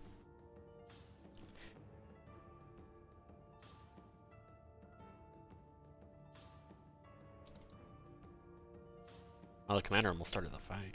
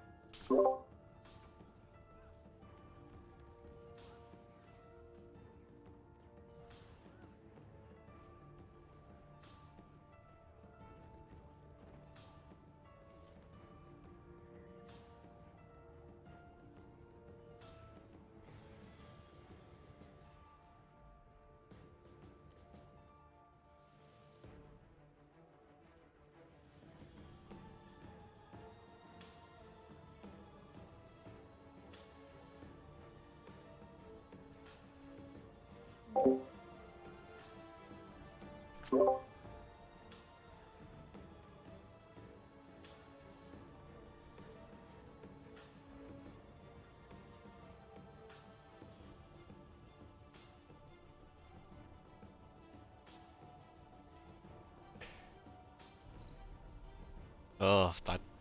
Yeah, it's not good. Ah. I have yet to see another group do CC as well as we do. Or I guess as well as you do, mostly. I mean, I'm a druid. I know how to play it. It's hard to compete. The ideal. I think the only thing that could do better is like a Spectre with Mesmer Runes and Paralyzation, but I mean, it's hard to compete, but other builds can, like a Daredevil. Or just a die. 3/3/3 stealth, 3/3/3 stealth, 3/3/3 stealth. Forever. mostly like thieves though. Yeah. I mean, what will make Aetherblade CM feel really good is everyone just goes super ham on CC and all stack together, ignore spreading out, CC, and kill, and then nobody. Yep, then spread goes away, everyone goes to DPS, you burn it down, you commit to the green, and you're good. Yeah. It's either that or like no matter what you have to. Oh, what is it? Commit to one of them. Because if you kill the DPS Phantasm fast enough, there's no need for greens. If you kill CC, there's no need for spread. Oh, I didn't realize you could skip greens. If you kill fast enough, I believe so. I Just just know like it always stops at like 1% if people focus it too hard. that's. I think we just have too low of DPS for that to see it. Like when a green shows up, you have to succeed it, and it forces it. But I think if you kill fast enough, it doesn't show. But also, if you take too long, another green will show, I think. So I have actually seen that too. I haven't seen it on CM, but I've seen it in regular. Or I can open CM now. Cosmic Observatory. Oh wait, I can just open with the Wolf's account. I can actually use Wolfie's main account.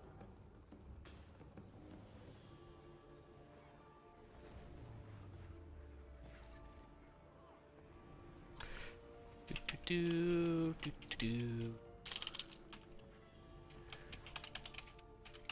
Which one do you guys kill? Apparently here. X.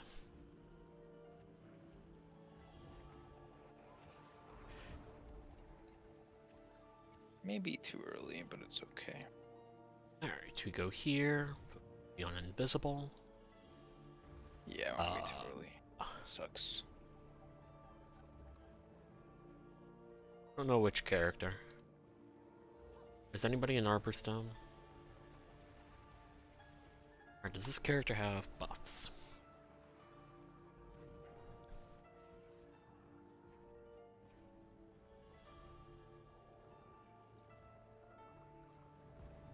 Actually no. Nice.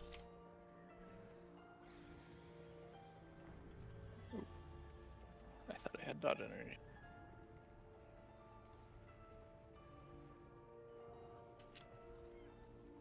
Ah, damn it.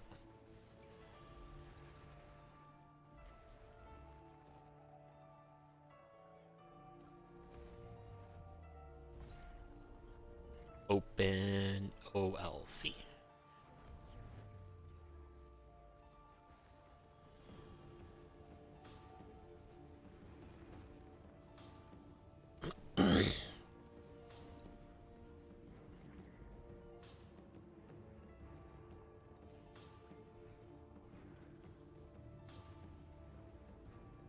Start the fight.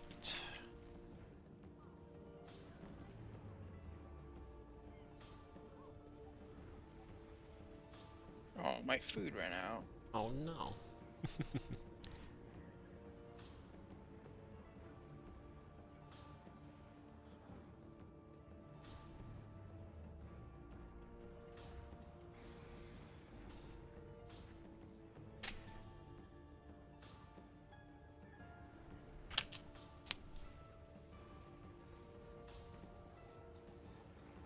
Alright, and then I need a skill I can autocast without killing myself.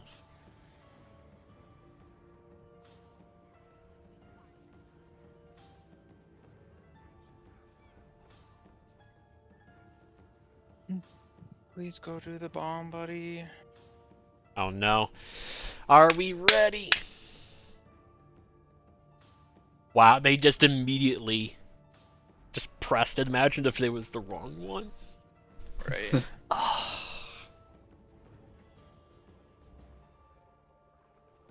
Oh man.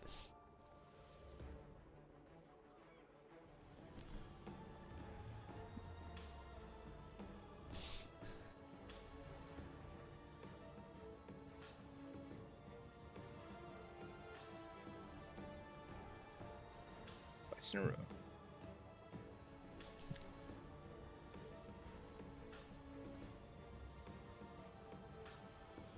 Oh, that skill doesn't autocast. That's annoying. This autocast? Nice.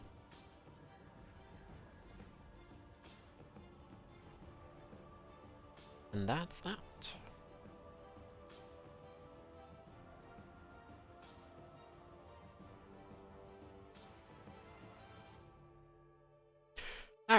So for this fight, people are going to be spread out.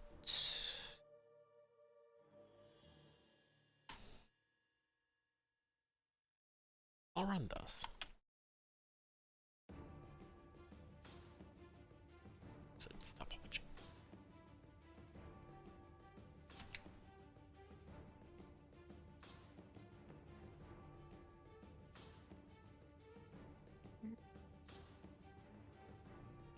Oh yeah, I have to get the swords. Where is it? Wait, nor do you auto attack with left click or Yeah, with left click. okay. Interesting. And you detarget, how do you detarget? So when you have action camera on, Yeah. left mouse targets, or not left mouse, right mouse targets, and it also detargets. Like it targets whatever your mouse is over. When I need to detarget, I'll just click off of something like that. But It's gonna be a bit annoying. It's the opposite of non-action, because I think without action camera you target with left click. It's gonna be a bit annoying. Mm-hmm. yeah, I remember when it came out, I was excited because like I don't know, like I used to always play with this right mouse button held down all the time.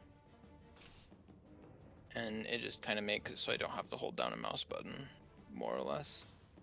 And then I sometimes have to toggle off action camera for certain things, like the grappling hook on the Connects I fight.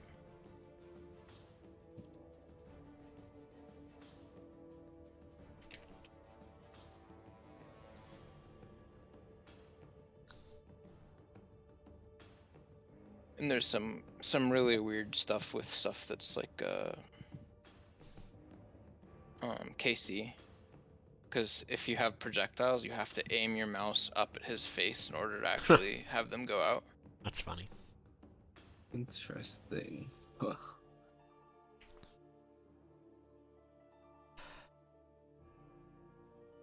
It's I think it's most annoying with Mantra of Pain for some reason. Mm. Yeah, it requires you to actually face your target and all that. Yeah.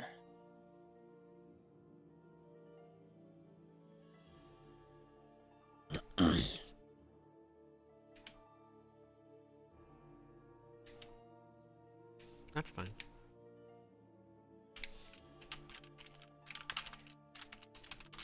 Oh, it's not the right thing.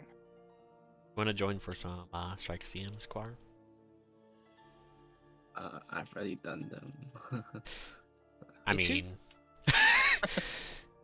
if you only care for your initial clears, then sure, but Sure. yeah. We got Moose.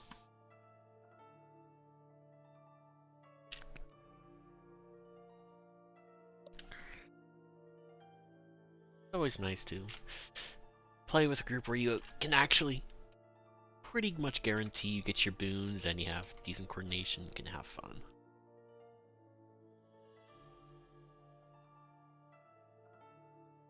You remember that like no healer KO strat I wanted to do with 2 heralds and stuff? I don't remember it, but not surprised you brought it up. A group in EU actually did it. Nice. And they got the fastest one, of course, because Of no course. healer, but With Heralds, decent heals, coordinate spreads, and all that. yeah, exactly.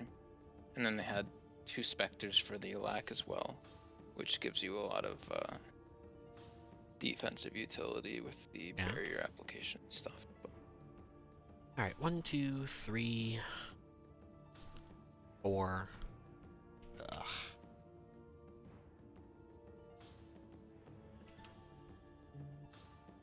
What was the other daily? I don't know. Harvest? Cryptus Rift. I'm going to go do that while we Alright. surely I can find one in 5 minutes.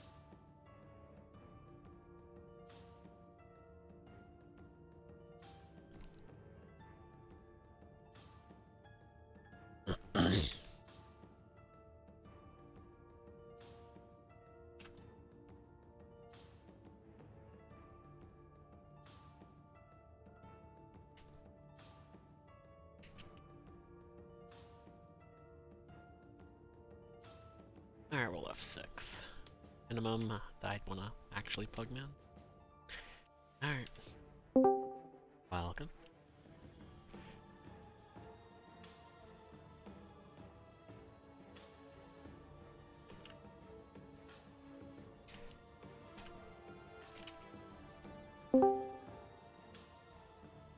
I hope people start adapting to 2-strike days and have a good rotation for it, because once Febe CM comes out, doing every CM except Harvest Temple all in a row, fuck that, man. Especially when you can't guarantee solid clears. Just so If 10 much. people show every time, it probably wouldn't be too bad, but Nice.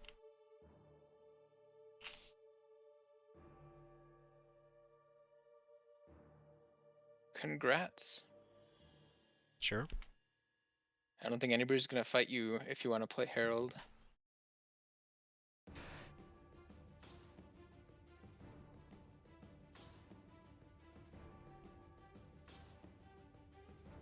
Probably gonna start alachronoing all the time for these sessions starting tomorrow. Are you gonna Just, try out Rifle tomorrow? I mean, I can, but I'm not super excited about any particular weapon. I haven't even watched the stream, and I just want to see the weapons and have fun with them when what is it? When they come out. Yeah. Herald is the build I actually want to play in all content. I enjoy the chill nature of the rotation. I tried doing a Ventari Herald the other day. It's just feels so Oh, that's bad. boring, yeah. Well, I mean, it's about the same as just a normal one, but still. It sucks when you have to camp. Mm-hmm.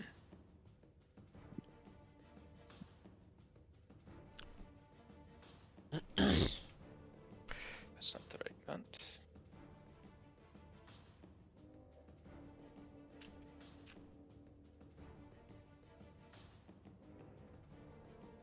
How do.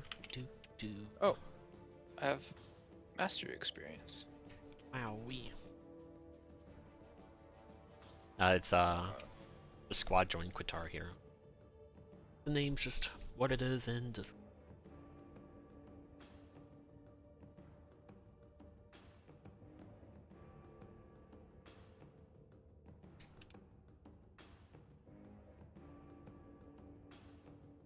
I really thought that we'd see like heralds everywhere in the open world when they changed the way quickness is applied, Mm-hmm.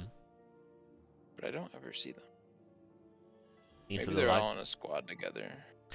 It's the build I play in convergences, and I rock like 45k DPS on the legendary. Hell yeah.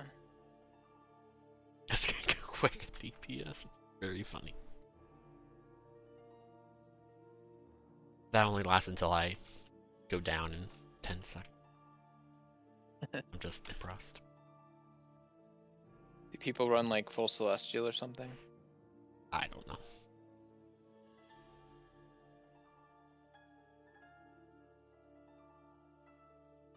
Mm.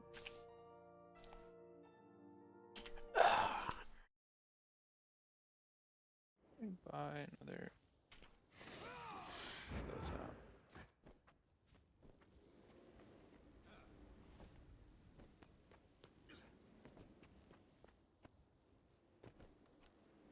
Maybe I'll do laurels next. 8k damage.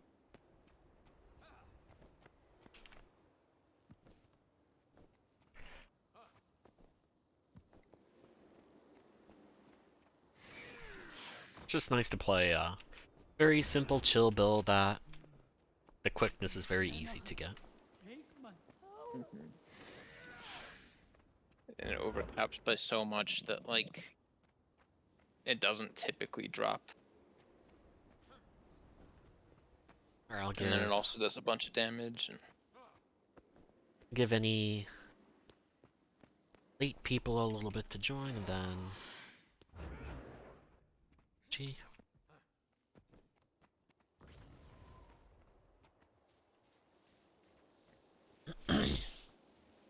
Damage, damage, damage.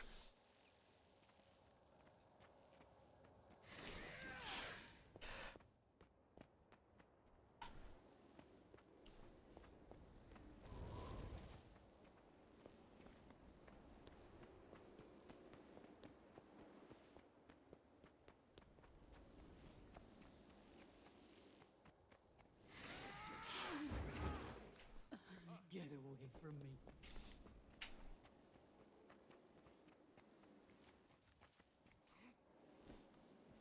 Do do.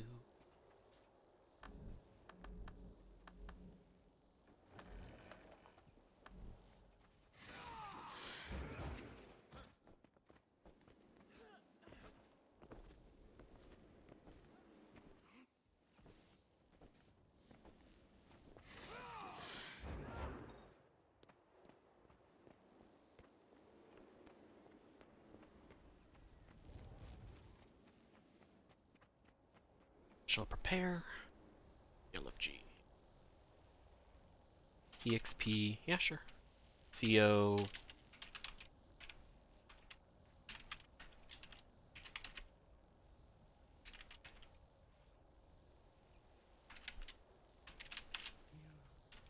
You cannot take my power. 7. 2 DPS.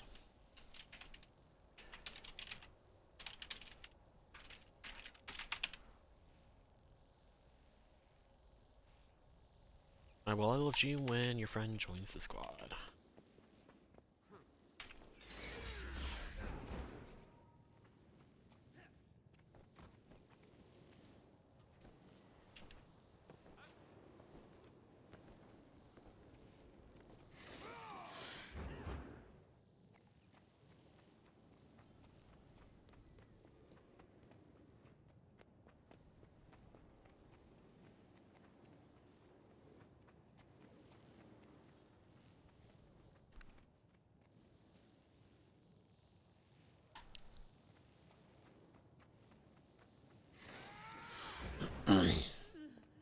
Keep them away.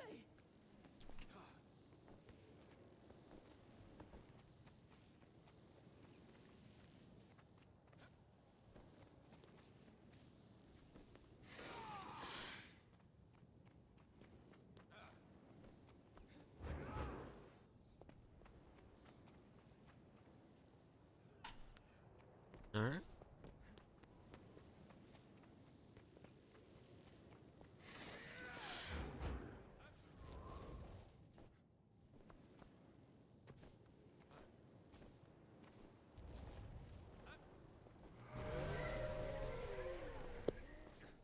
I have enough provisioner tokens to do sigils if I wanted. Yeah. And we're gonna need craftsmanship for legendary armor. Oh. You Maybe care. I'll hold off to see how the skins look in game. Cause Keep them away. like I already have raid armor, but skins are nice. Yep, I plan to make one set. Probably medium.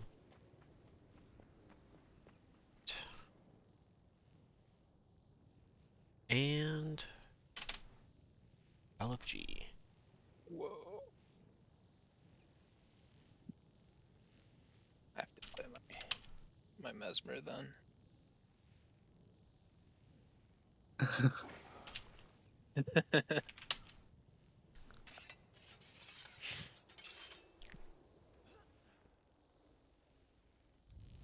I'll let Wolfie's Discord go on for a little bit and then I'll go in LFG.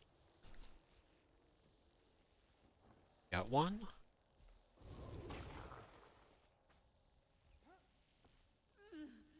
Keep them away.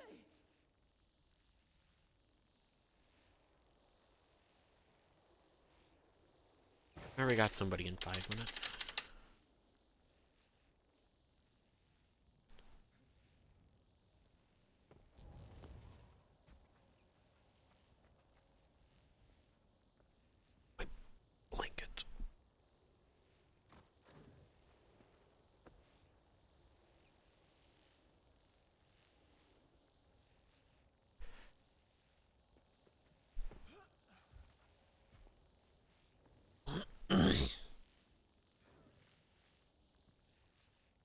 Can someone squad invite Cirque? I don't know his account name. Just in case others join or have to go in LFG, so his spot can be saved. I think I have here. Let me see. I do not. And he doesn't have his account name as his actual name. Know it? It's not like I can't find out. Players, Cirque. Alright.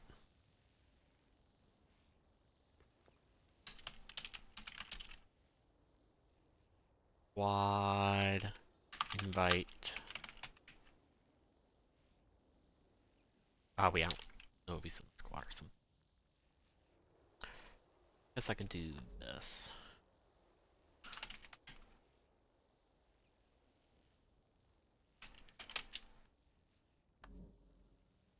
Okay. I'm glad I didn't invite them.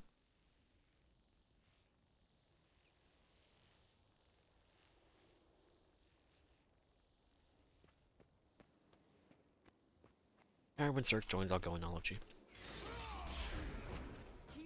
And I have OLC saved as Knight.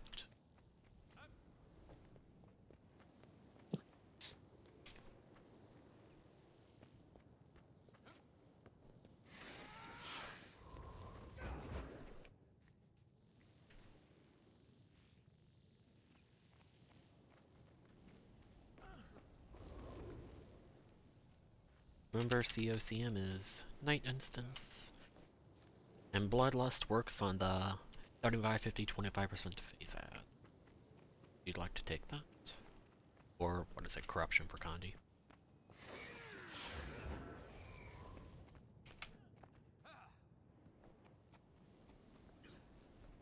Harvest Temple, you mean Harvest Temple CM? I don't know. I don't like overall numbers in HTcm. Yeah, the So in-between phases affect your DPS more than your actual DPS does. So for, I mean, it also depends on the build itself. I'd say just for starting out, like for most DPS builds, if you can get 40k phase DPS, you are in good shape. If you can get above that, that's great. As for Reaper, I think you can go towards the 50ks. Oh yeah, there's a few people who break 50k on it. I can't. Mm-hmm. I'm sure you can, Nora. Not on Reaper. My highest Reaper's like 46 or something. Mid 40s are generally fine. At that point, if you want to, welcome. At that point, if you want to go above mid 40s, then Yeah, what was it? Primordius is not gonna be that high. Unless you do our strats. Yeah. You got to start looking at logs to see what other people do if you're looking to get more than mid 40s. Oh, mid 20s. Ugh. Comes down to like when, like if you have to do 2 chomps, mid 20s isn't necessarily terrible. I'm just too But used. like, you want to be like 28 plus probably if you're doing 2 chomps. But Yeah, I only know 1 chop damage, and even then I don't pay attention to anybody else but my damage. yeah, uh, like breaking 40k on Primordius is really difficult unless you're doing weird portal strats. Unless you're playing Vindy. Yeah, Vindy is OP as heck. You've seen 38 2 chomp. Okay. I could see that with certain classes.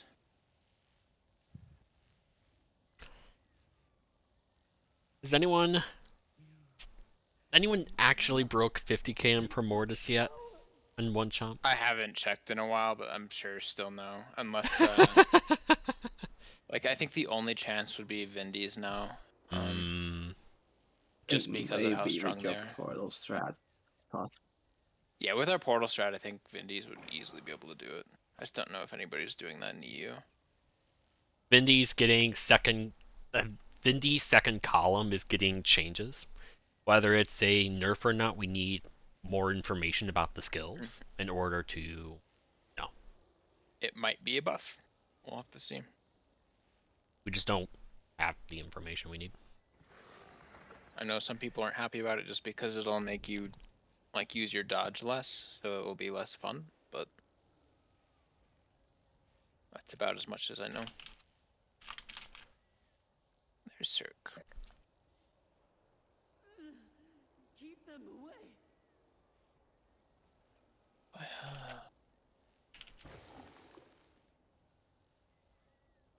Do you think of the Berserker changes, Nora? Yeah, I still don't know how to feel about him. We'll see in I guess tomorrow. I'll probably play it tomorrow just to see how it goes, but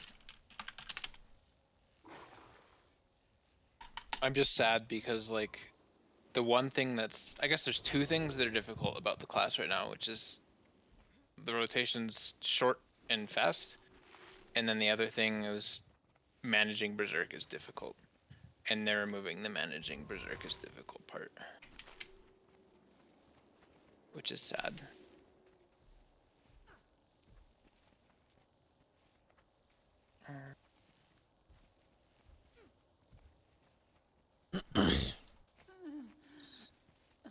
Get away from me.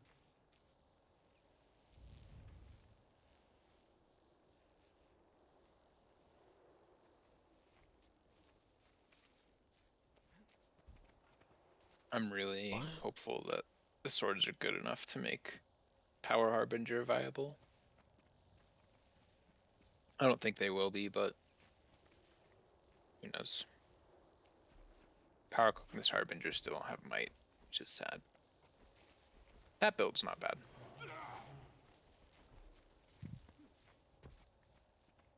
Then you get some might from, is it Blood is Power, right?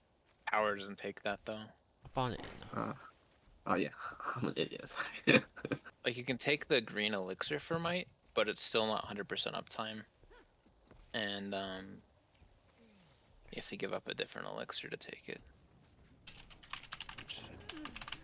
Keep them away.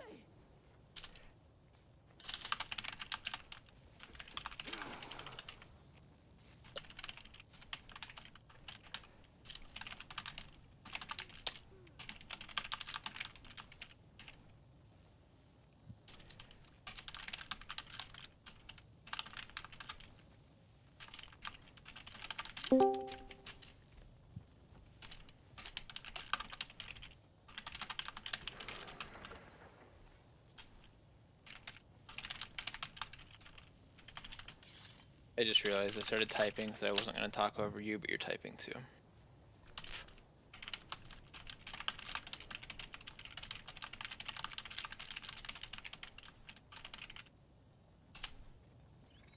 Ready check.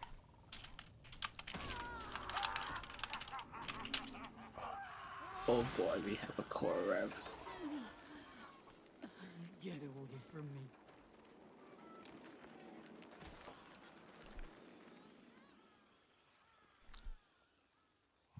Whenever you're ready, Anthony.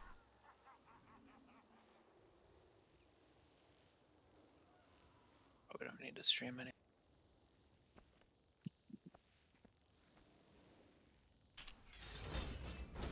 Alchemy! Stun her, or we're done! This is so funny to me. They gave her such a good animation for that too.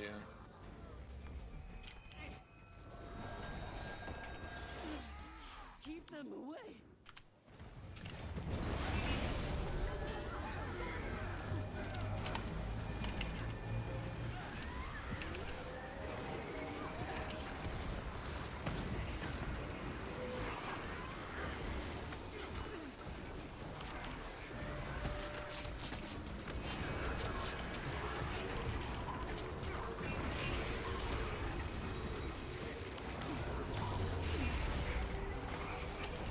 Save your special action.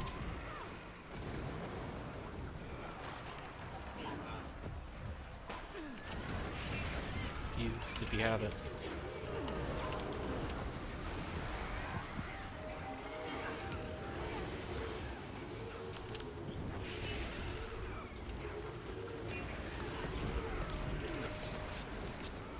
Watch out.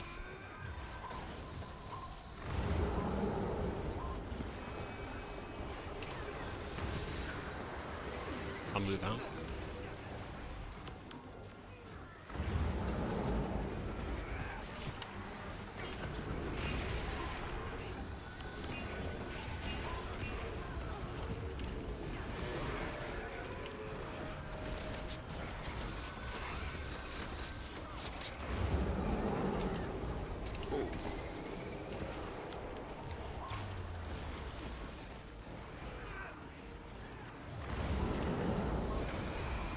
Shit, I fucked up.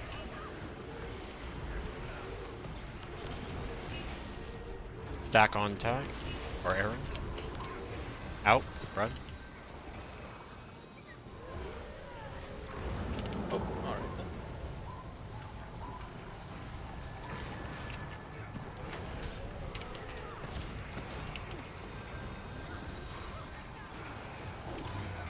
Right on group, watch out. Soul Feast.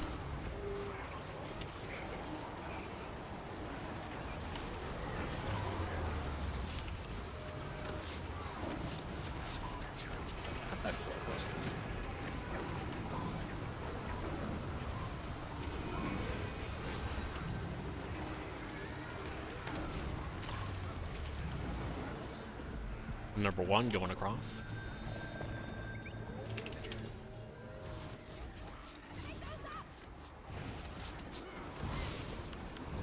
Why is she staying there?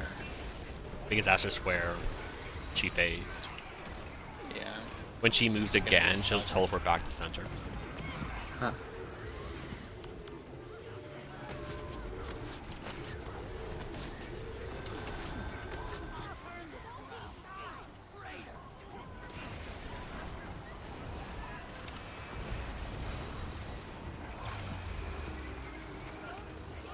Out. Going back to center, I think. Soul Feast.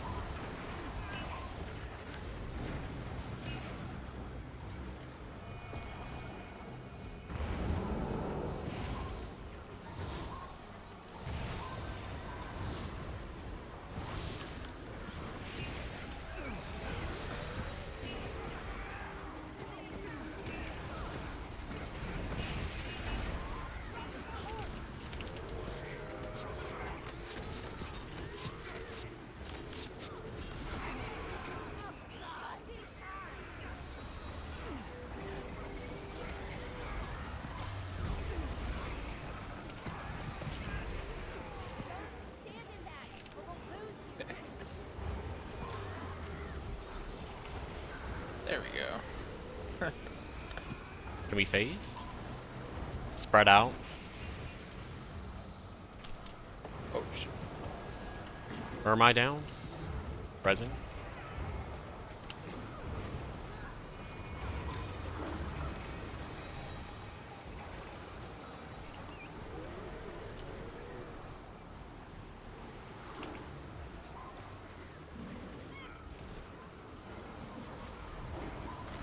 Can you CC me? Or kill me? Thank you.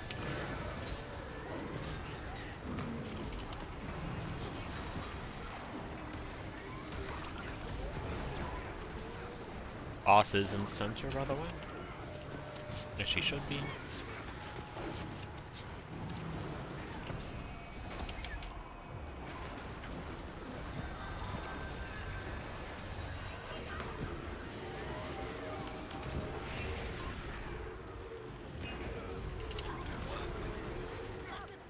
Stack.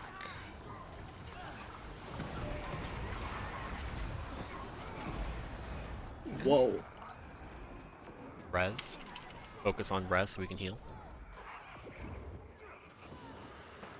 Oh, that. I'll be alive.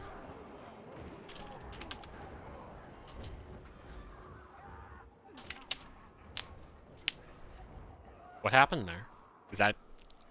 Someone dodged out last second, I think. Someone with the green dodged out. Keep them away. TP. Ready check.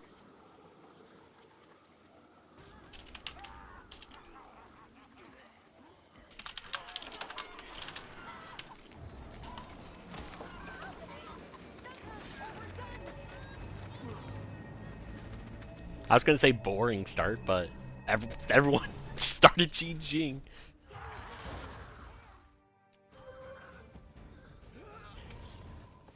Oh fuck.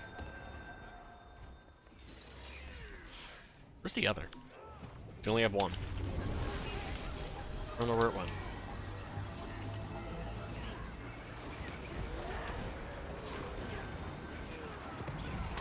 Oh, one's better than nothing, but still.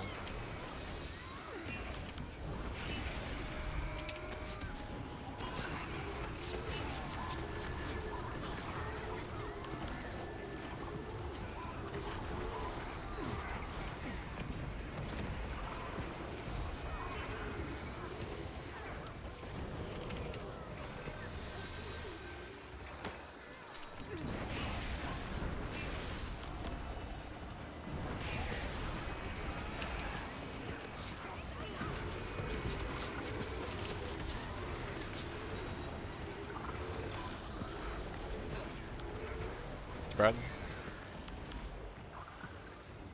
I can only go out so far.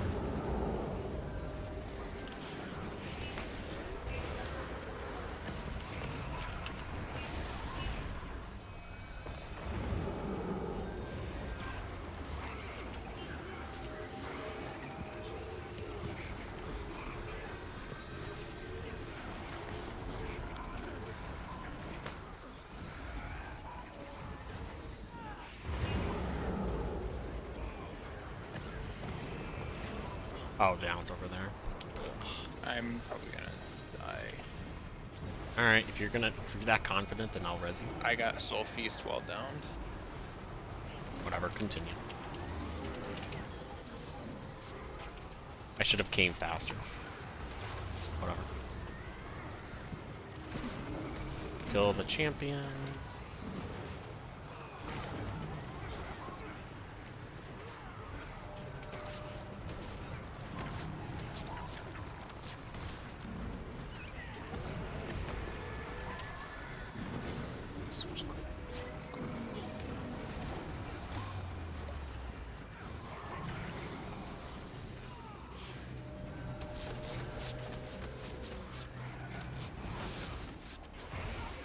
And spawn. 2 down, arrow.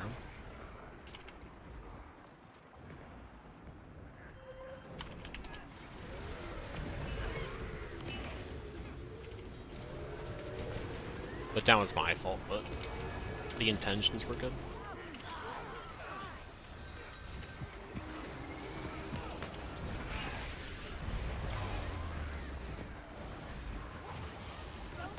Ow. Hide behind me if you need somebody. I have Soul Feast.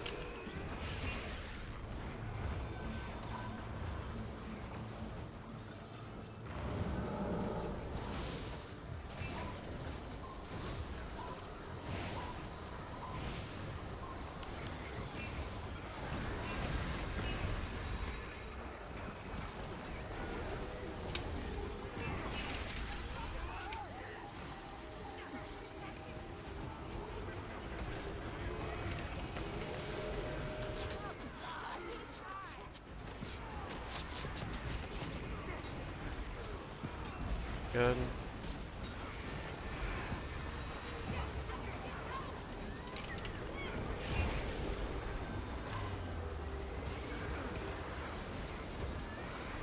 Soul Feast, whoever has it.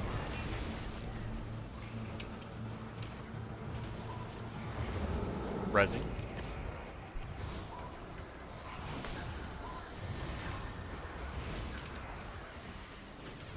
Brad. I have Soul Feast.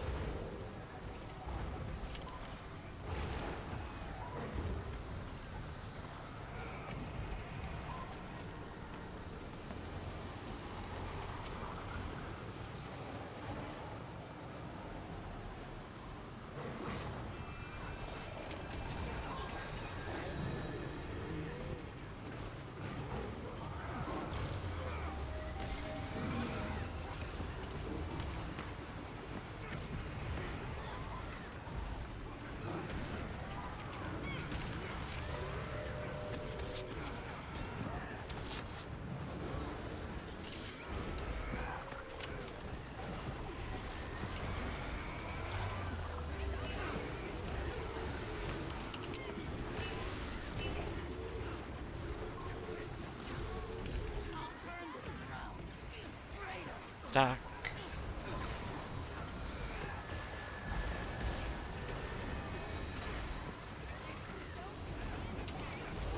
Watch out. Need somebody, stack on me. Soul Feast.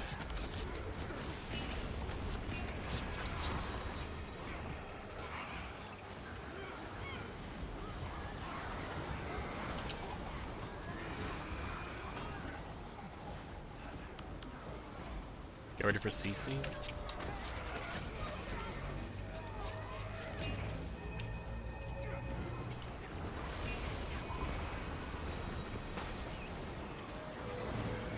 Numbers. One is close, be wary.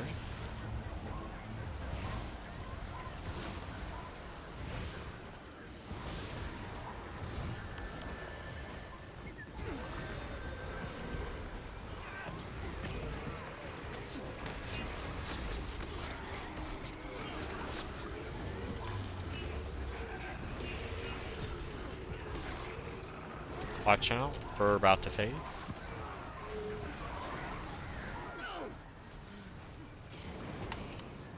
Two down, arrow, soul feast, one's gonna... I'll heal the far person in a bit. Just hang in there. There you go. That was terrible healing.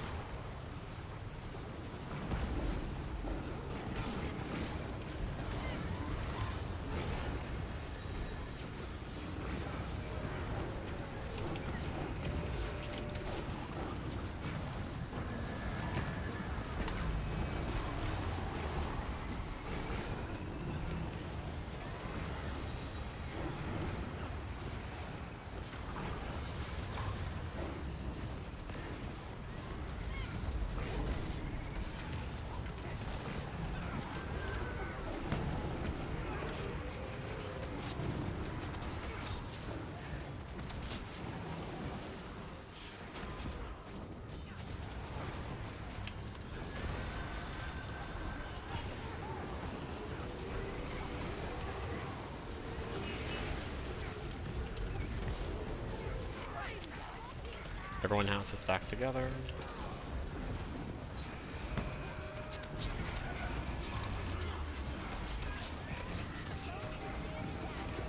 Soul East soon, I think.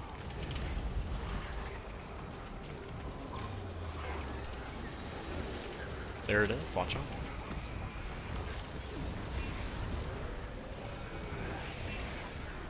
It's going to go right through group, be wary.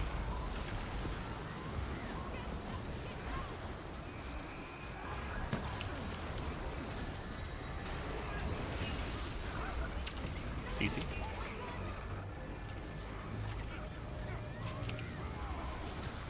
Good.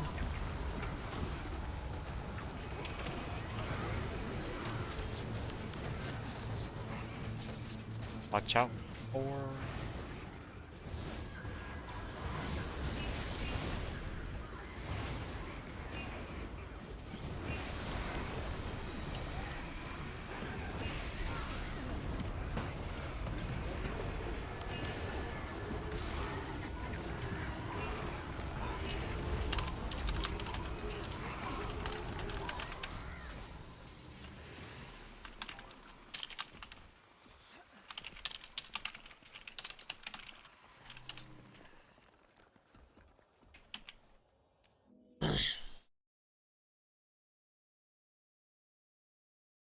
I need to understand that fight a little more. Did that renegade join from LFG? I believe so. I was watching him, he was camping shortbow and Shiro the whole time. Chirpo and Shiro is Kandi. I think he's like doing an open world build or something. Alright, we gotta open.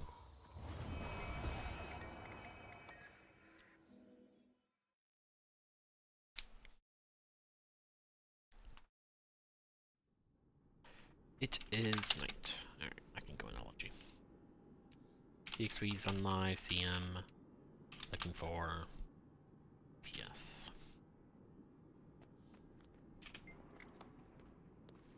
Alright, for this, I want Condi Clear and Resistance. A lot of CC. Welcome you to...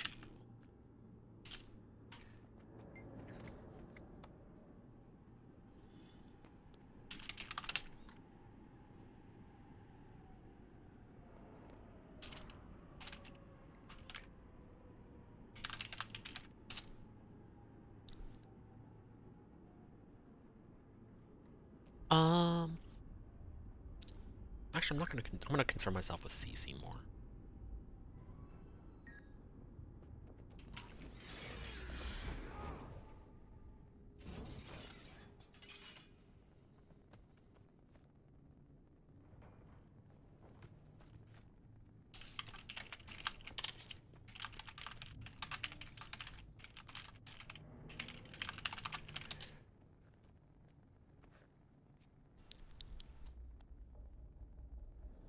And that line is really red with my new mod.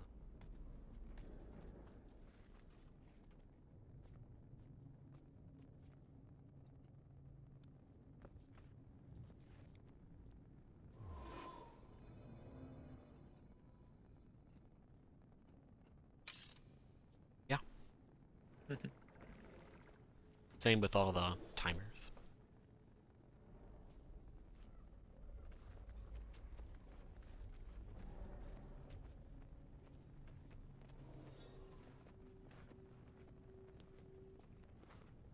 Ready check.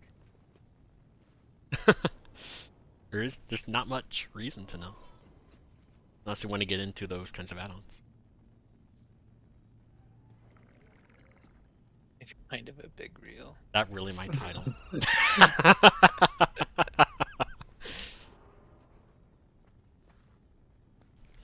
Whenever you're ready. Hell yeah.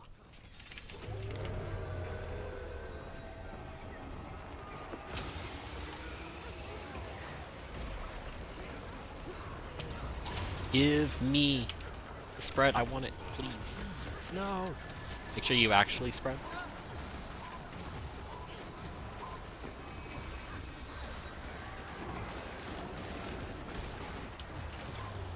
Ah, that sucks. Just be careful. 1 of 5. 2 of 5. 3 of 5. 4 of 5. You all went back too fast. If you stayed out a little bit, it probably would have been better.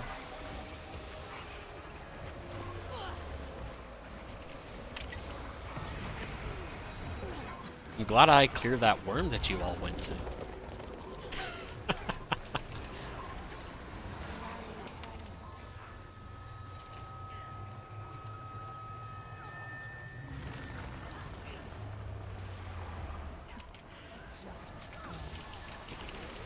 Watch out.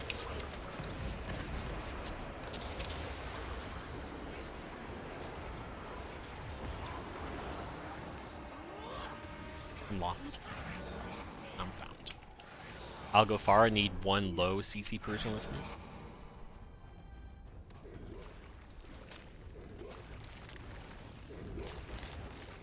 I'll wait for you all.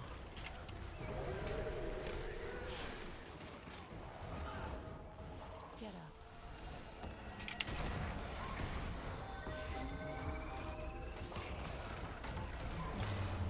Mine's done. Close is about done.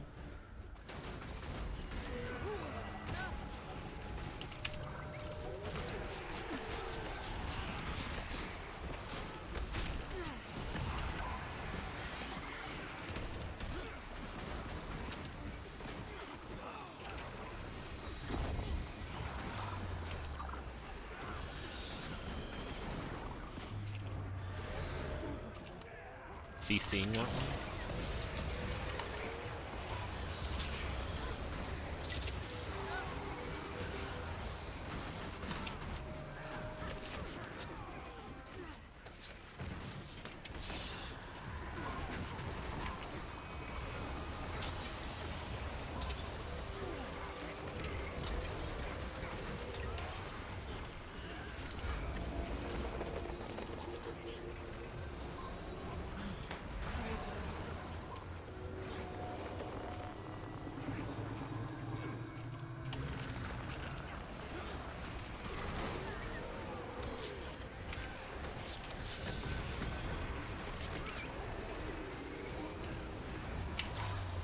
We get bombs, we're probably having another CC.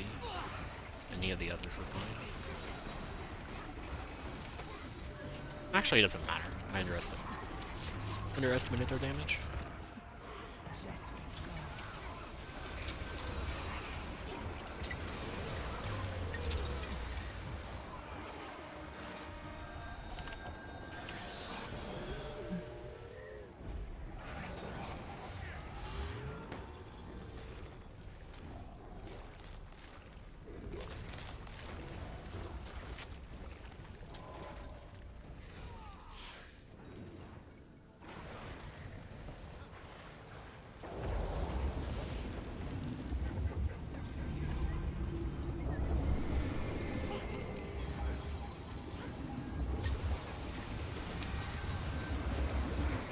I'll go circle side. I need one low CC person with me. Watch out. Right next to us, tornado.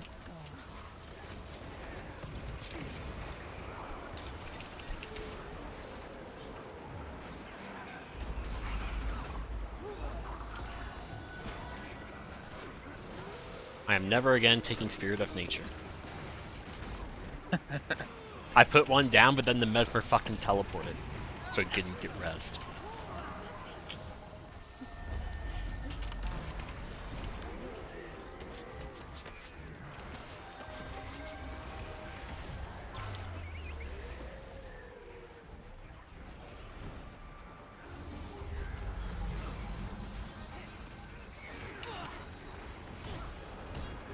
Backs to arrow.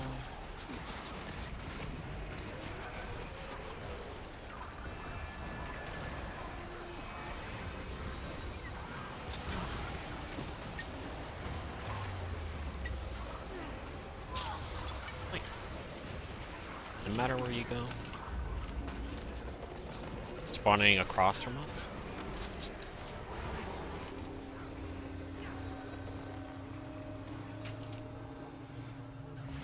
Backs to square. Or, I guess, arrow.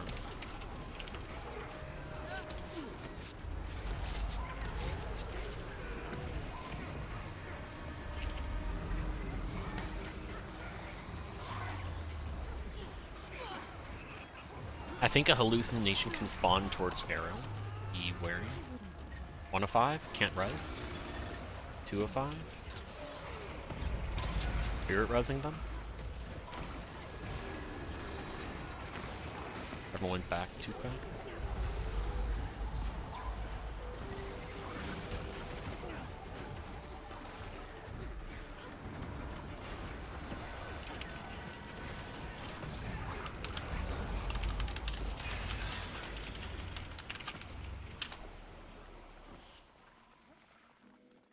Alrighty, bleh, I need a mech tank while I am baiting. Excuse me, any volunteers?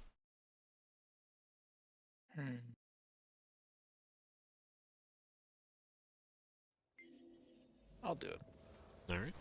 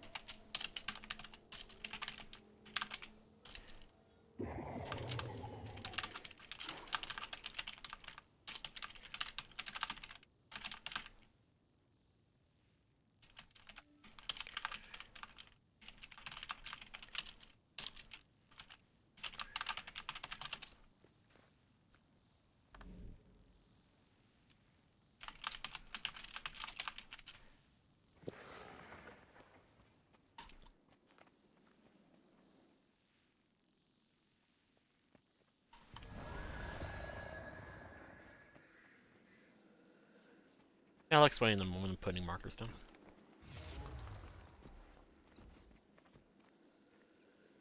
Seven, 8. Alright, so your toughness is fine, sir. So I guess you'll be square and I'll do circular if I remember.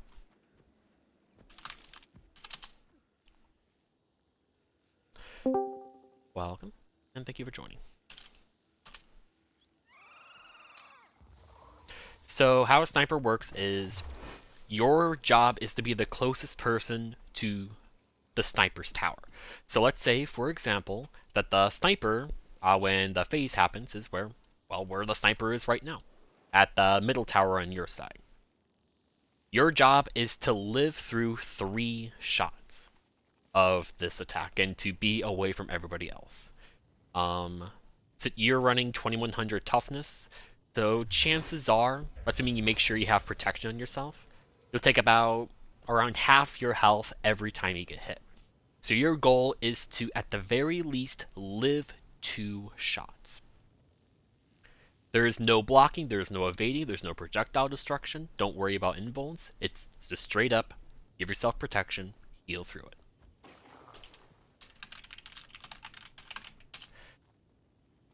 So the last thing to note is you need to be the closest person to where the sniper's position is from the last time that she shot a sniper shot. So to elaborate, let's say that the sniper teleports and is where she is right now.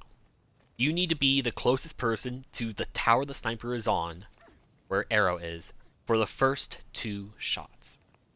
She will then go from tower to tower either counterclockwise or clockwise. So let's say that she goes, I don't know, clockwise. So she goes over to where arrow is. You are first 2 shots closest to where the sniper is. The 3rd shot closest to this one. Does that make sense?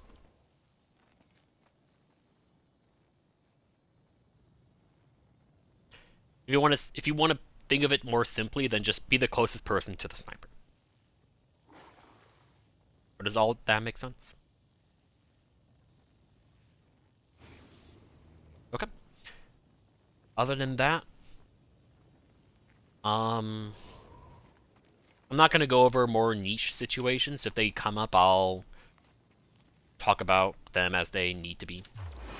But if let's say I get sniper shots and it's on the mech or something, I'll say, hey, I got all the shots, you can go back to group, and then you can give boons and you don't have to worry about doing your job anymore. The last, can I change this so I can have highest toughness? I would really like to have highest toughness. I don't think I can. Okay, so the last thing to note, which is kind of unrelated, is if the mech does that like 5 AoE shot, Rain of Death, the mortar shot, you are the highest toughness person, and so that will go on you. So if it ever goes on, if you ever see that attack, know that you are the person this mech is focused on, and you want to get away from the group. It goes in highest toughness. Other than that, we've got road from, oh, what is it? I mean, you just want some toughness. You've got road. Subgroups are good. Otherwise, I'm going to have you do Mindblade, Tank, Circ, and I'll do Enforcer. And yeah. And just as a quick refresher for Mindblade Tank, you just be the closest person, and then you are going to run to this line. So closest person to sniper, and then the opposite black line. This will bring the the Mindblade directly on top of the group. Ready check.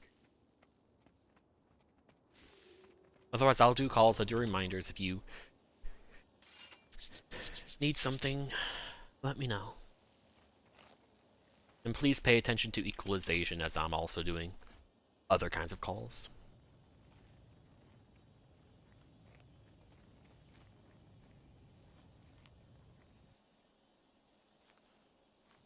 Alright. That sucks.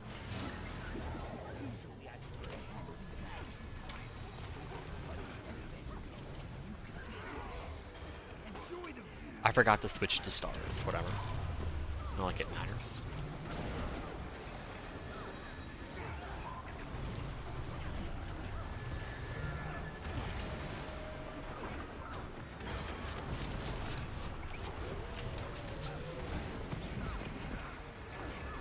Numbers, please focus edges. Number 2 and 3. Please always refrain from dodging when you have a number, unless you fully understand how it works, with its buggy nature.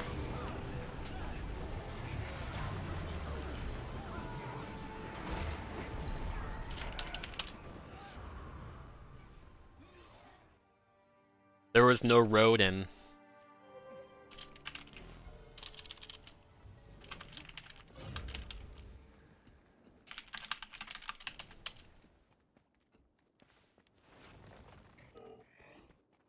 Ready check. I'm taking stars now.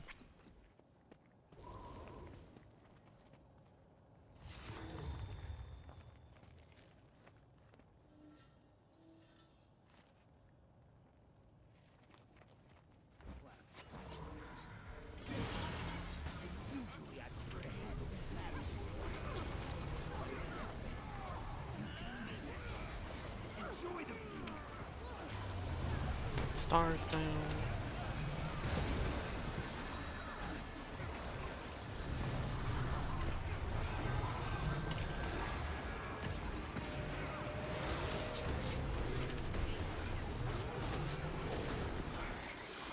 I want a number, please. Oh yeah, number 1.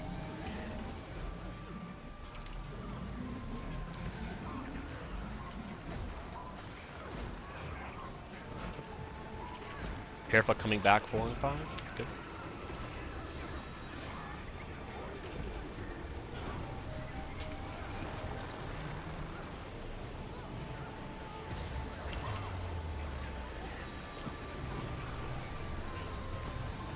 Careful.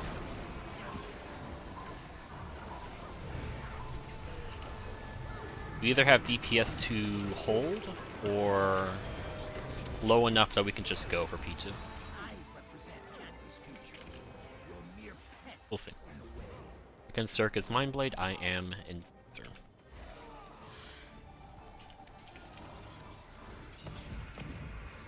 Again, you get Mindblade and you go to Arrow.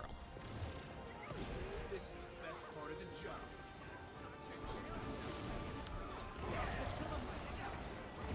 There you go. Now it's preferable if you don't cleave the group with Mindblade attacks, but it's not the worst, it's just more healing pressure.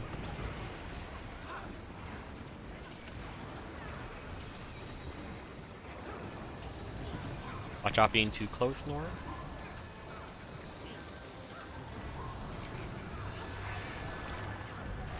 If you can pull Mindblade towards, oh, never mind. Wiggle, know who you are, commit to a side. Go, commit. Wait, no, you're good. Who are the people?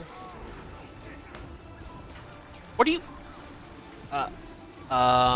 Just go. Commit. Go back.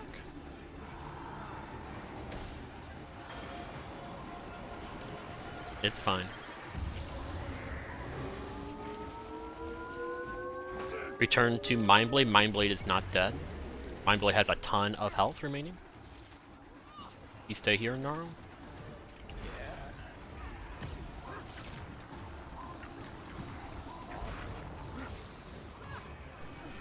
You can come over. Watch out, guys. Pull Mindblade more to the edge.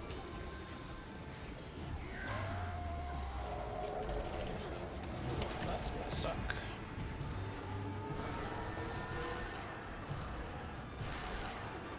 I have Enforcer, keeping Enforcer in middle. Please kill Mindblade.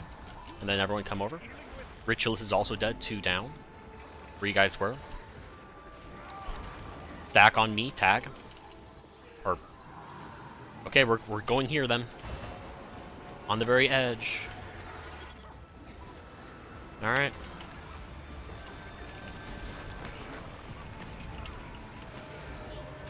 I still have it. No need to be ostentatious now. Okay. It's unbecoming. How that one, I know how to command for the future, I think. Dodge, have stability. Remember, spread is right after I get fixate. Spread in 2, 1 now.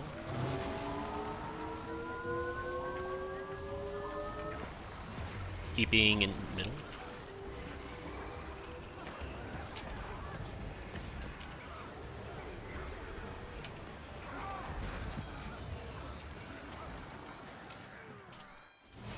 Alright, let's go. You think you're any match for me?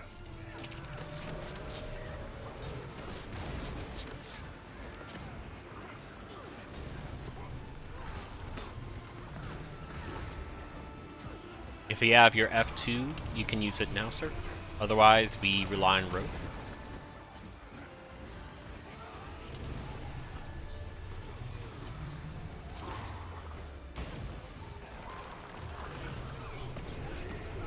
You were a very fortunate person who got knocked back. Did they get stun broken? No, they landed directly on my spread. Oh.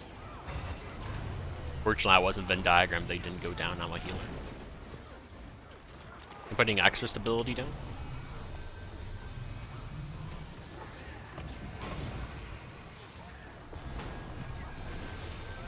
I would like us to hold a little bit.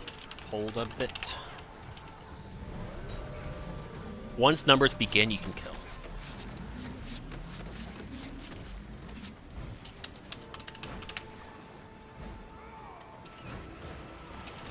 I think that was a little overly cautious, but wanted to ensure we didn't fuck up here.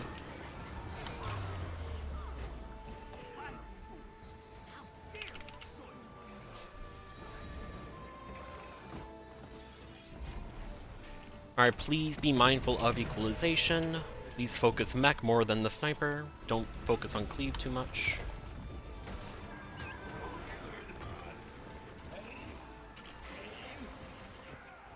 Push back, spread, and green in 4, 3, 2, 1.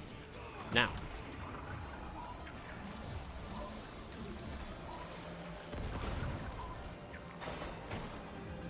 Fuck, stop, stop, stop, stop. Mech. Ah, damn it.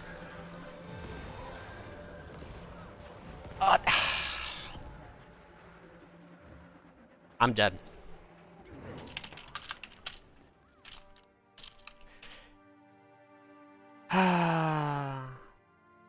Please. I'm trying to mech tank and heal and provide boons and do calls and a lot of other stuff. I can't. It's hard for me to also focus on equalization. Please take closer care in just checking that buff to make sure. Let's say once it hits like 10 or 12, just go to the mech. Ready check.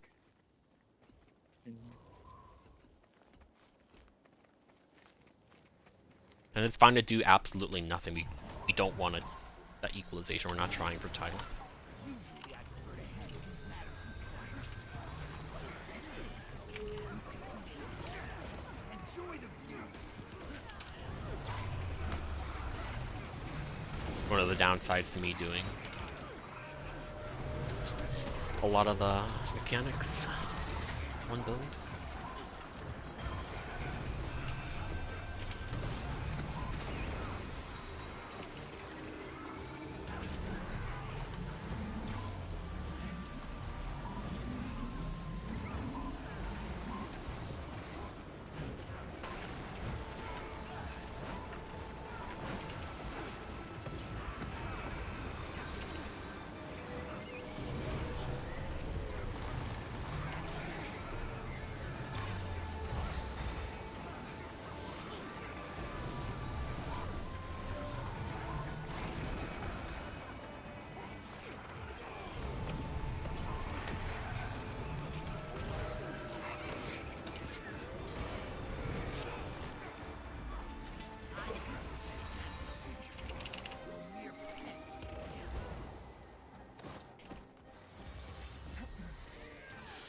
Bring sniper. You go to arrow. Once you get the thing. Please avoid immobilize. Part of the job.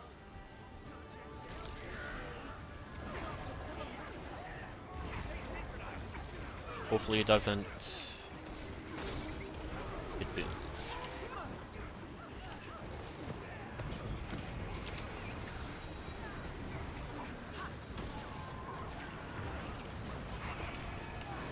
Any extra stability down.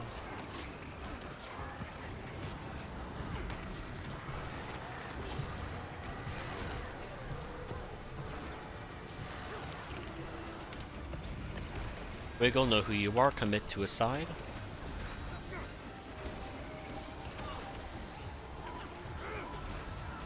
If I get green, you two go on me.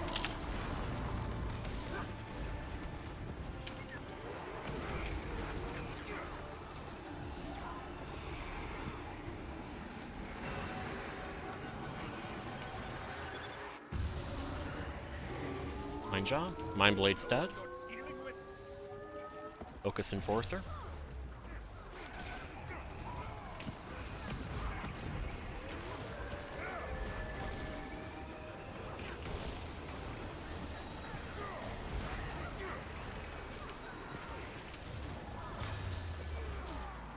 No need to be ostentatious now. Some people have Infirmity. We have a DC.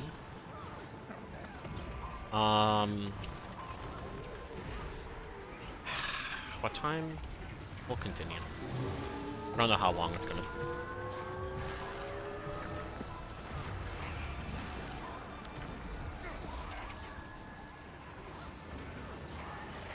Top sub no longer has quickness.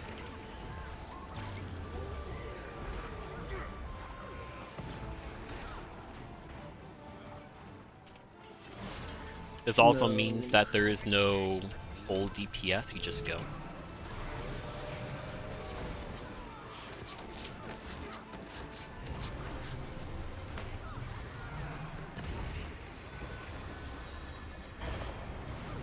The quickness. I know.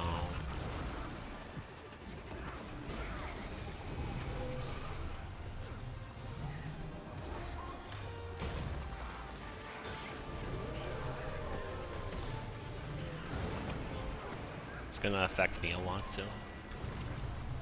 I'm not gonna be able to keep up Berserk at all.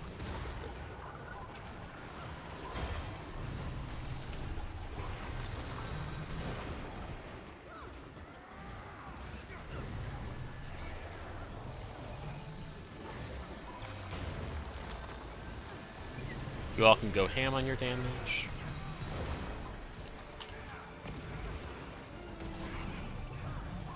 Make sure you spread out, go to edges.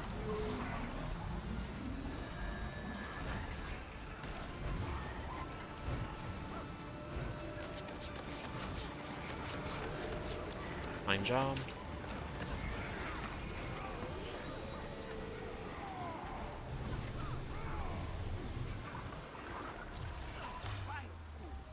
How dare you soil my wishes?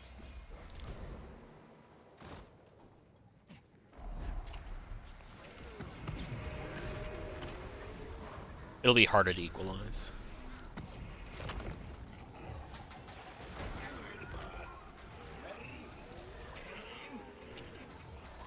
But please start getting to the habit of focusing on the equalization buff. Spread and stuff is now.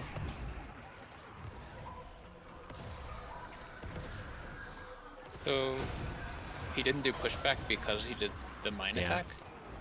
Come take my job, Nora. Go to your spot strike, everyone else heart. Everyone heart. I have the first two, you stay over there, Cirque.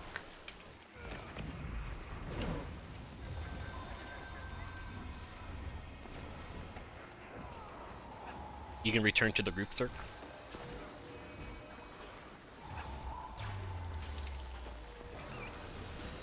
I'm gonna take your job. Everyone go to Sniper, you're welcome to cleave. We're gonna do the all up strat for CC since I didn't coordinate it. Boarding up in 2, 1, now. Come with stack on me. Green, on tag. One more. Nope. Watch out. Circ.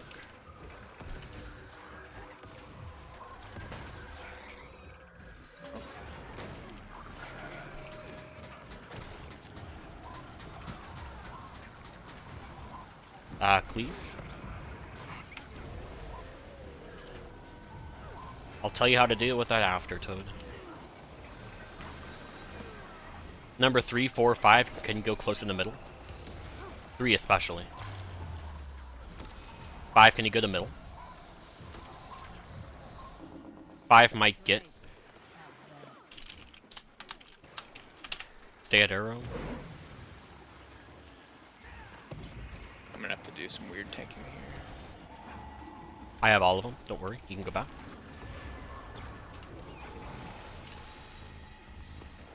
I'm putting boons on heart, directly on heart. Come to sniper and cleave.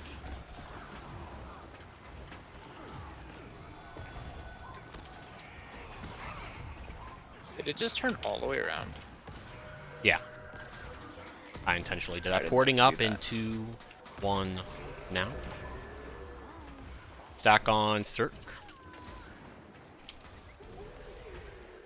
Make your way up.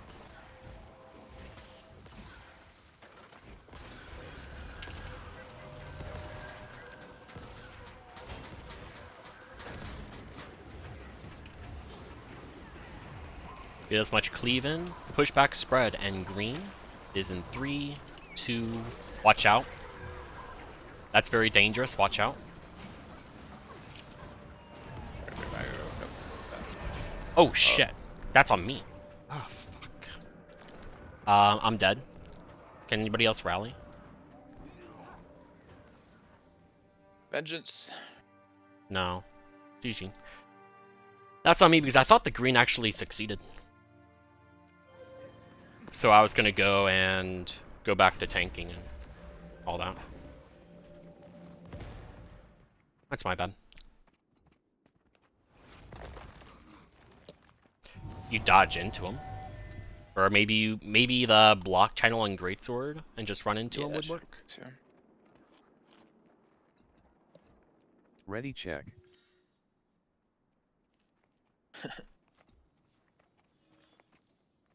That, I See don't. it again.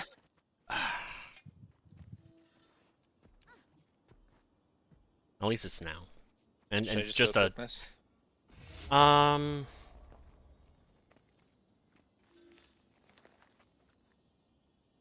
Like either way, if she might DC again.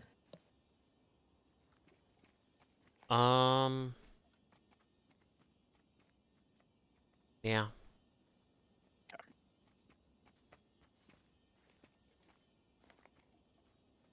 Alright, we'll replace Moose then.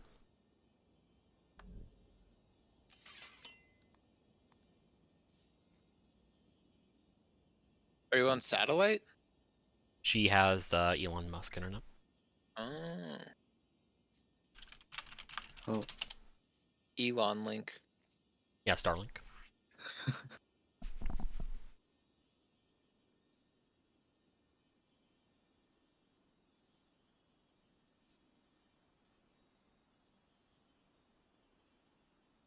I mean, Starlink is as good as the weather is. So.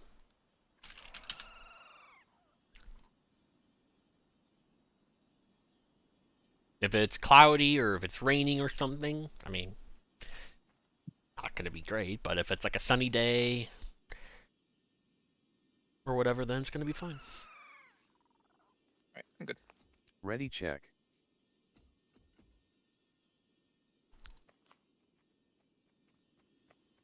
Alright. Wonderful area is a alt. He's got 43 AP. It would Or have to mastery be. points. Fortunately, don't need mastery points to take zip lines. Yeah. ANET learned from 0, I guess.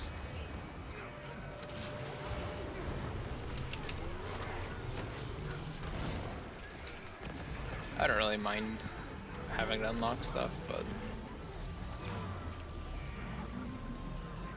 One, you can come to. Never mind. Watch out for.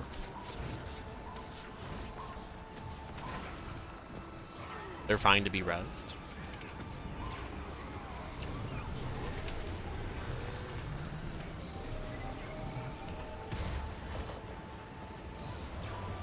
Damage is the same. You don't go there immediately. Okay.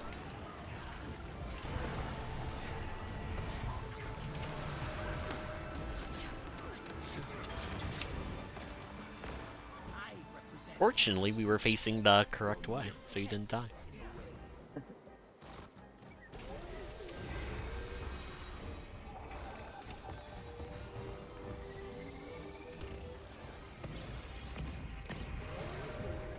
This is the best part of the job.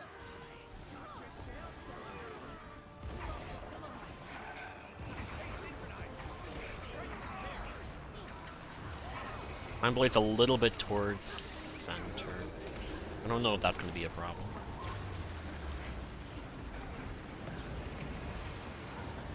Did it tether in the middle? Yeah, can you move it more towards the edge, sir? We need to get rid of this.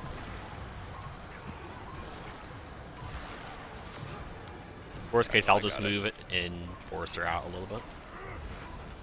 Okay, that should fix it. I think is it immobilized? No. If I get green, you two go on me.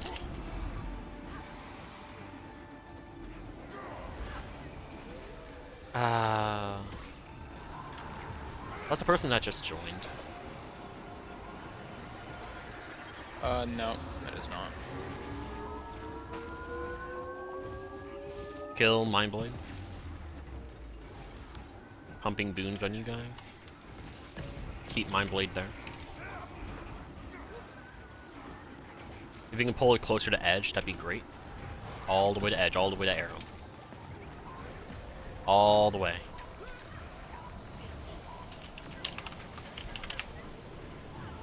Went down.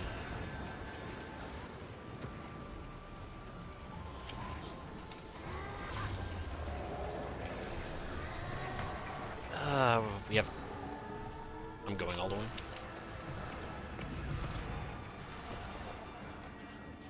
Stay still, whomever you are. Kill Mindblade. We're gonna stay over here with us. Stack. We have our little safety hole over here. On me. Whoever has Enforcer tank, come to Ritualist. Everyone focus Ritualist. We want to get rid of the Booner attack.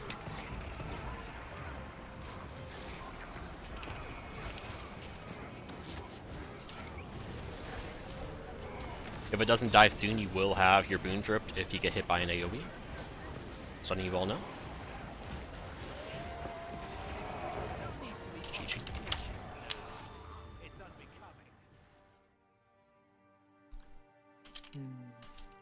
Derek literally just walked off the edge.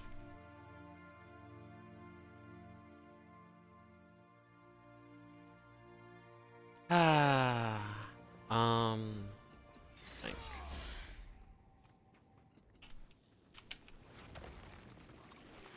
28.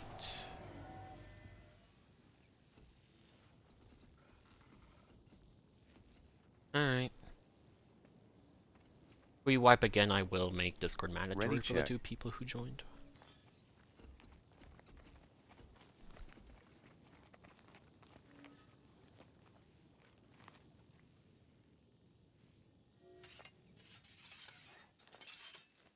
Alright. Usually I prefer to handle these matters in private. But as Deathblade, you can do worse. Enjoy the view. Watch out.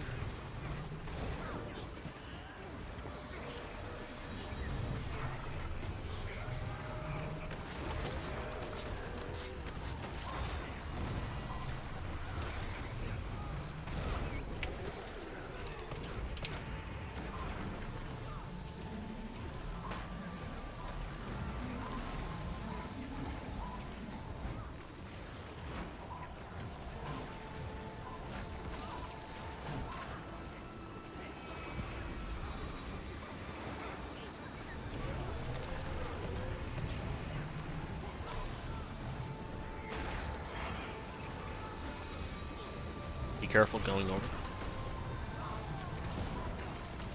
I've got it. Get on his butt.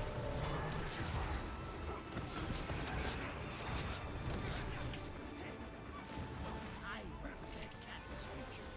You're mere pests on the way.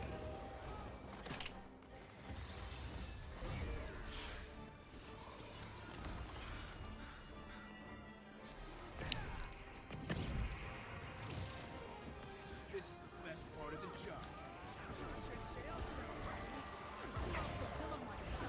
That's very good. That is the ideal way to get Mind Blade over. Good job.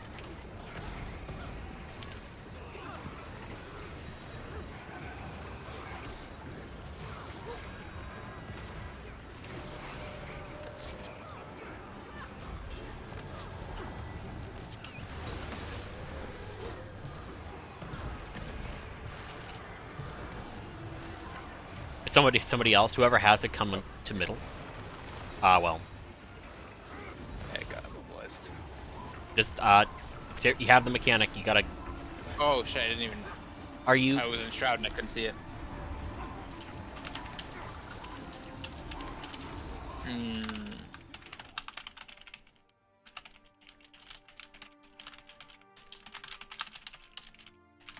turn off post-processing for this one.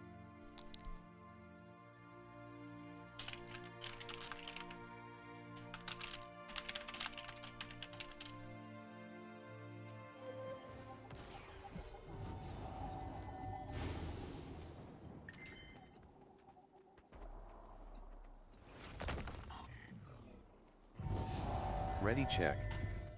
Ah, that's literally because I was just positioned in the perfectly wrong spot.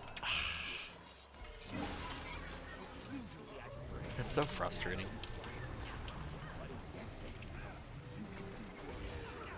It's kind of crazy that like the floor isn't perfectly flat. That's an issue. I mean, that's not so much the issue, rather. Mechanics should just focus on closest person and not closest person who is at this height or below. Yeah.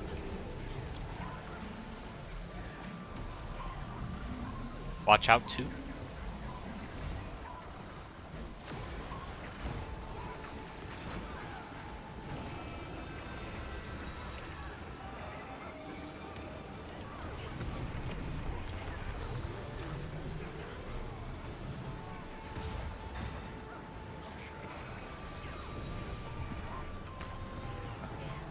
One down, resin.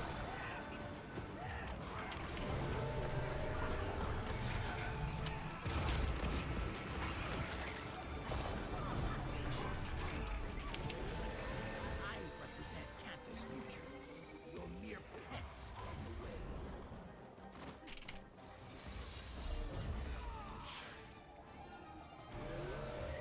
Please avoid immobilize.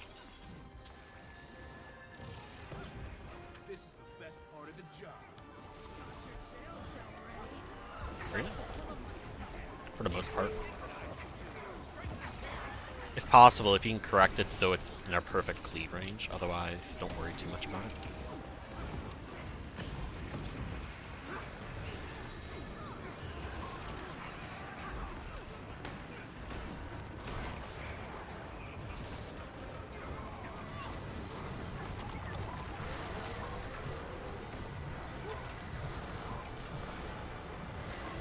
I got it. Wiggle, know who you are, commit to a side. Same or different, wiggle. Everyone out. Oh, for fuck's sake. Just... I need one person. One more. I'm just going to you guys.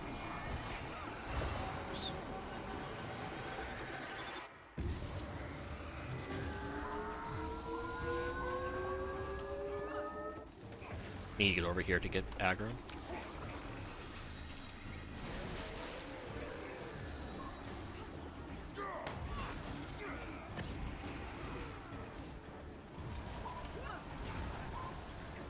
Good job killing Mindblade. You are not going to kill Ritualist fast enough. He will have Boon Rip if you get hit by AoEs. Please take care in doing spread.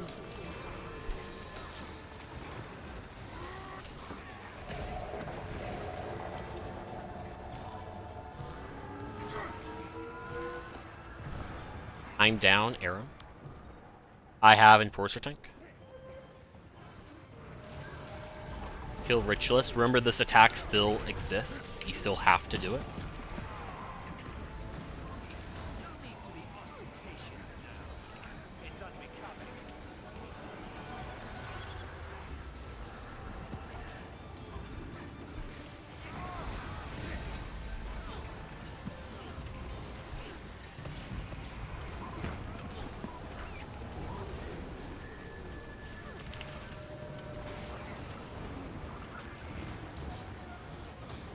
Bring stability down. Please avoid getting hit by this attack.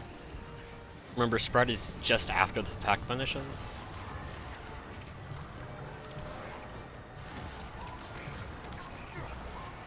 Spread is about now.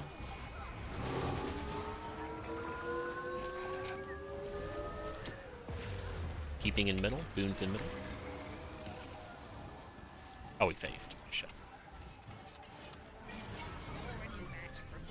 That's just a DPS then.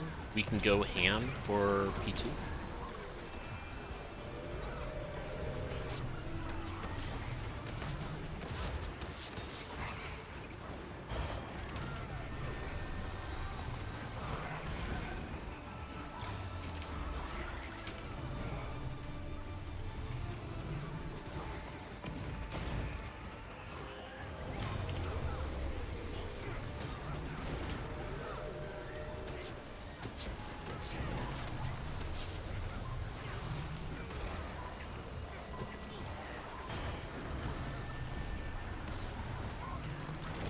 I'll put extra stability down.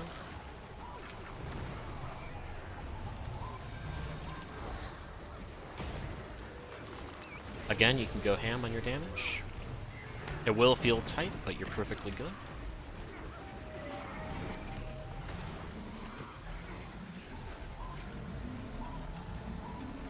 One and two, be careful.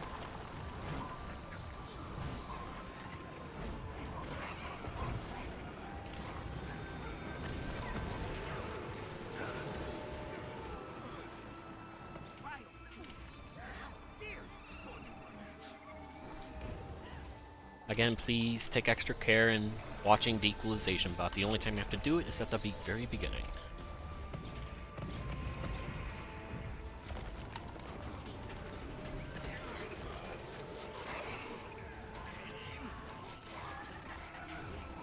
Pushback, spread, and green in 3, 2, 1, now.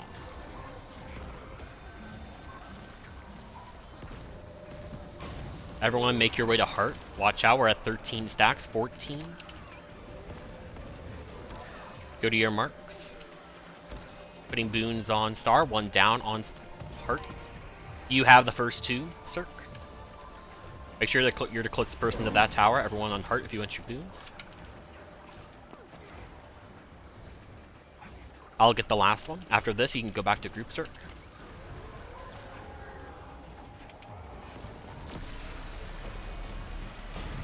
Don't worry too much about going to the sniper. It's optional.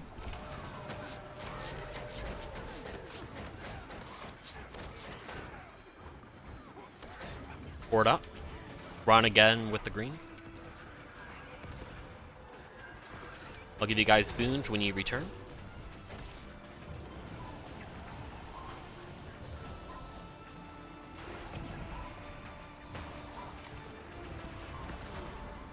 Get some good cleave going.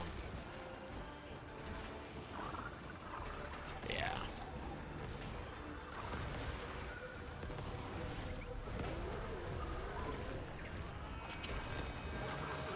Three if you can, never mind. Ignore me. Boons will begin at heart now. Everyone make your way to heart, heart. You stay there. You stay at arrow. Cirque, you need to run to that tower right after. If you're stacked, you're gonna die.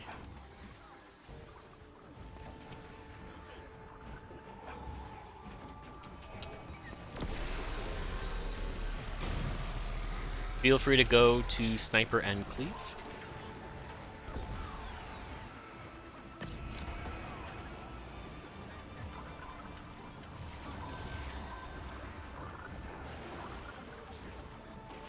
Boarding up in 2, 1 now. Everyone walk together, please don't let me die.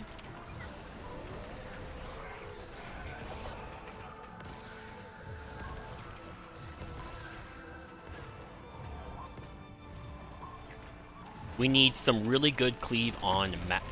We cannot focus sniper too much. Pushback spreading green in 3, 2, 1 now. Stack together for the greens. 2 down.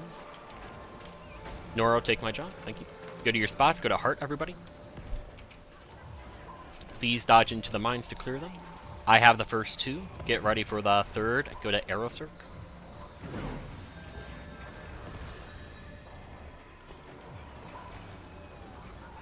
I have all 3. You can go back to group.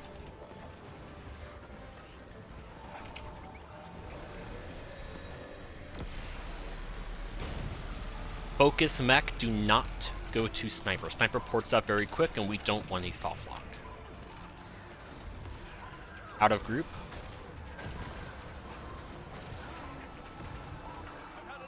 Walk together, let's go. Oh, there is no green, let's go.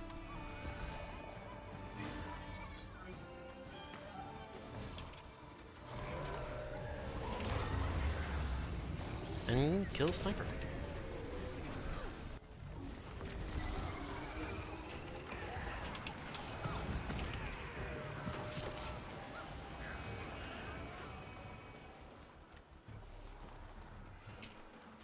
You were great, Cirque. Alright, everybody. With numbers, please avoid swirl. Focus on edges, corners, avoid swirl. Spread out numbers, 1 edge. Commit to an edge, 3 edge. Oh shit. That works. Alright. Be careful going over.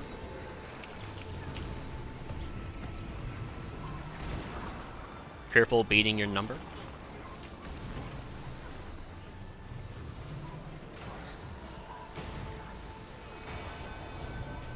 Please avoid triangle. Triangle is bad. Or sorry, please avoid X, I'm sorry. Green, numbers out. 3 and 4 you need to run out fast after. 5 out. It's okay. Be careful making your way to X. Putting extra stability down. I have green. 1 full deck, continue.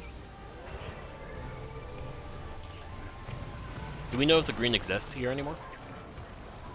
That bug still doesn't exist. Okay.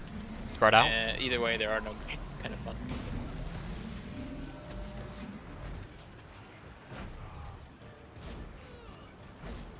This will kill you. Ah. Yeah. Well, I no longer need to be on Wolfie's account because we took so long that it is night again.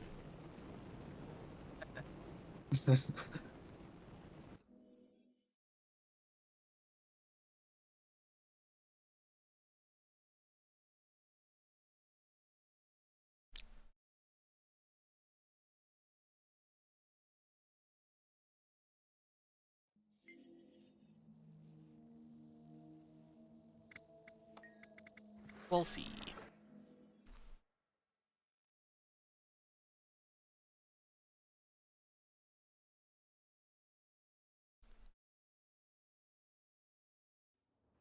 Yeah, in normal mode, if you don't see the sniper, Wait, what? nobody dies. Oh, I'm so used to Canthan time zone. Oh, for fuck's sake. I literally just killed the night instance. Because I thought it was good. Okay. Do we have anybody that's gonna run Night Sigil anyway? Damn it. My bad. Alright, as for you, Toad, you have, if you go to your options, at the very bottom, hide allied visual effects. They hide greens among other crucial mechanics in content, such as the greens in Aether Blade Hideout CM. I recommend hiding none. I don't know them. Yours is turned off. It could have, if it was just the very first one, it might have just been a loading issue. 'Cause sometimes you'll see that with like Souls Horror.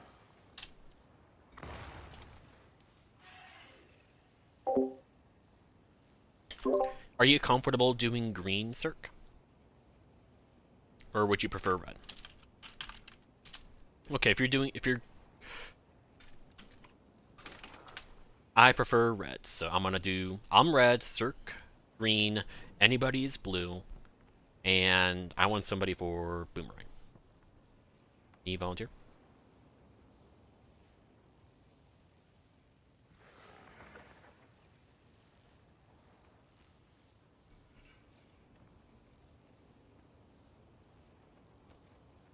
Thank you very much.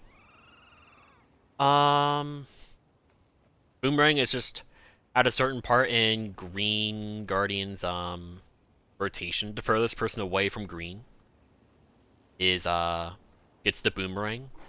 Just put it to the edge. But we'll have Curtin do it. Choir, I'm gonna have you take Moa. And I know.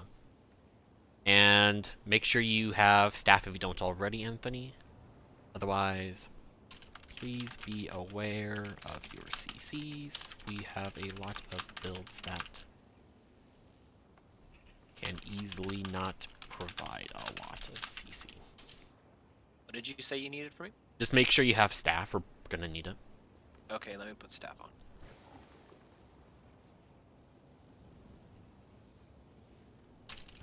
I'm red tank.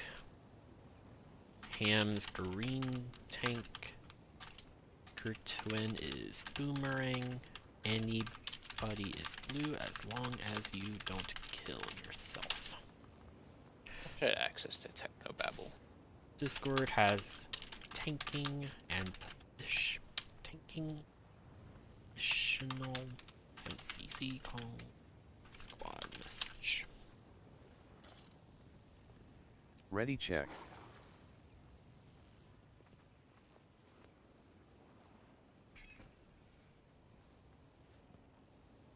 I wouldn't worry too much about that.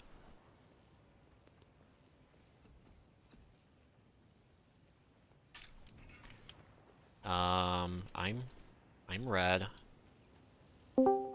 You are that. Cirque. I'm gonna find you.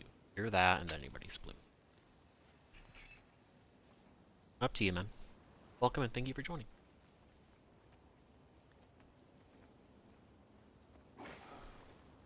And then for your Moa Choir, you can use it for the puzzle ones, and then for, what is it, green and blue together, I want you to hold that Moa signet until either the very last one, or if a CC ever takes too long that it pulls at your heartstrings, use your Moa.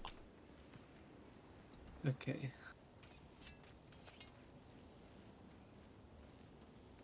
Solely because we only have one bird. Remember, out of combat momentarily.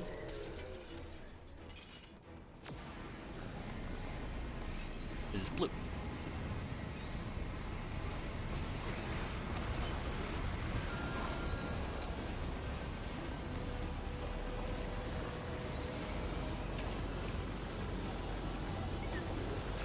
We will do in. Cancel one more.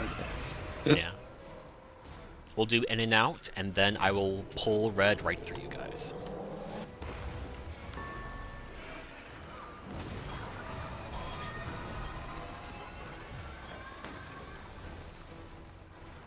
I am not moving red until I know where I'm going.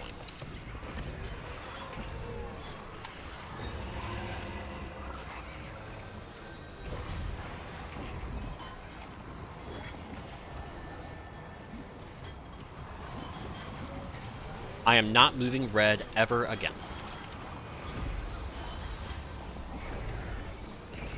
If you don't kill in time, you are going to take a lot of damage. And that's going to really suck.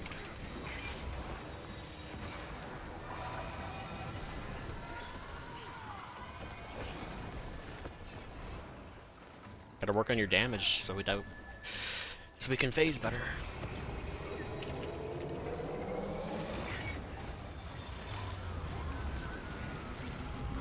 Find the marked people, stack on them for heals.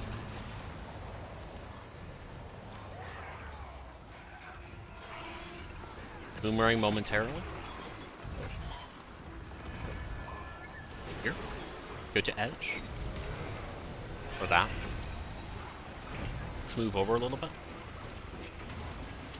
Towards center, guys.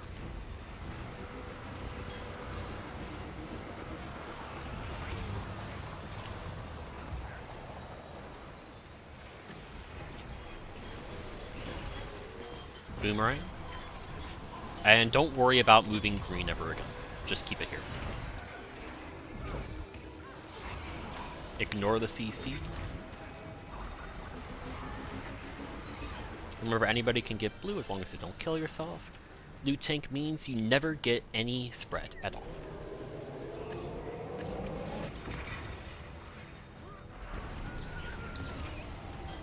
And all you have to do is just stay in group.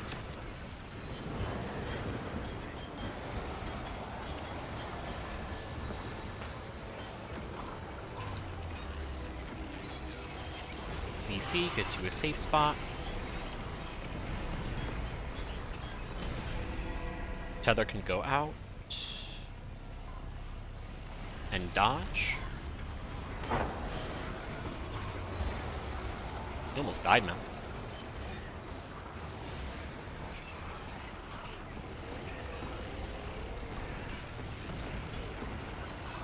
Spread and tether, you can stay on group.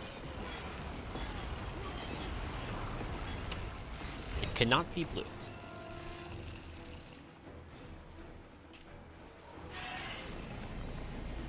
Red.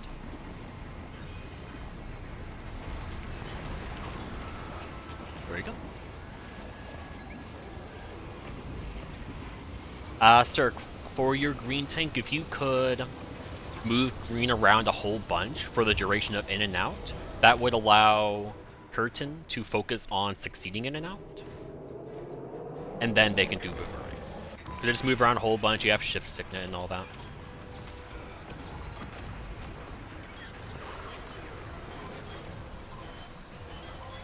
Boomerang.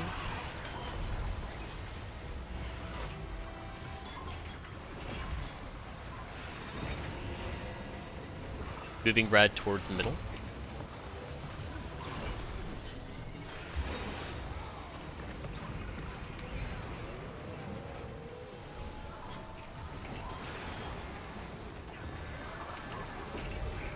Ignore next CC. Kill. You kill or you die. Bring green over. Or make sure everyone knows where green is. Towards the middle.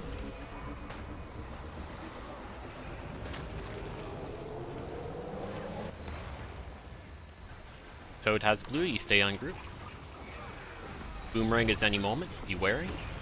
Spread and tether, tether to edge. We have red CC incoming, prepare. Everyone go to red CC.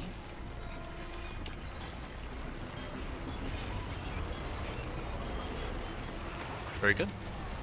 Spread and tether, tether to edge, 1 down, 2 down. You can res 1. Help me res. Tank it. Thank you for the teleport. Stack together on tags. We have red CC. Everyone run away from green. Focus CC. Use Moa if you haven't. Keep green at edge. Boomerang momentarily. Tether edge. Thank you very much, Kirsten. I'll give you heals. We stay, we don't move. Go to middle, boomerang. I'll get red.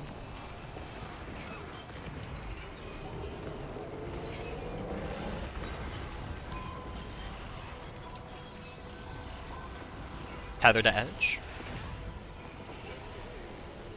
Putting healing on you guys.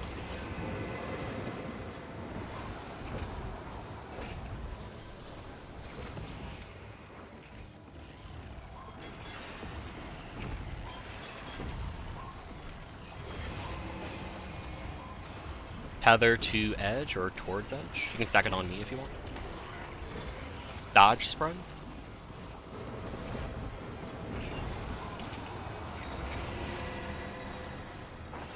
One down on me. It is green. A bit messy, but fun enough job.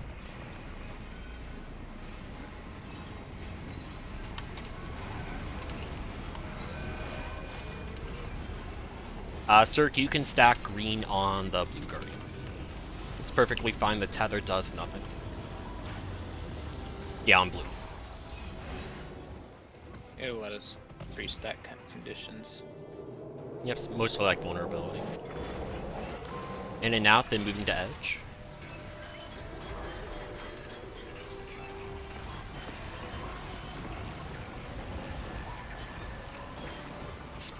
Tether, go to edge.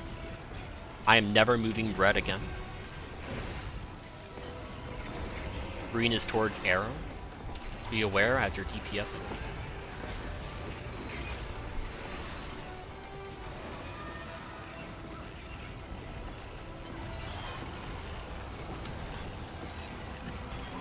Tether. Wait, no, it's damage spread. Shit, my bad. Tether spread, tether go to edge. Dodge spread. We'll kill right after this attack. Tether spread. Tether go to edge. One down, one very low.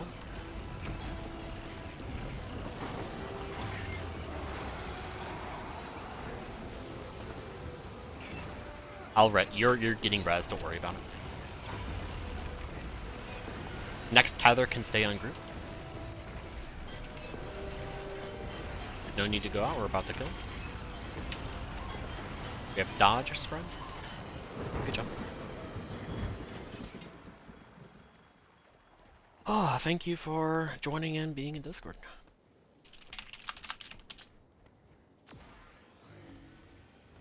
Not right now.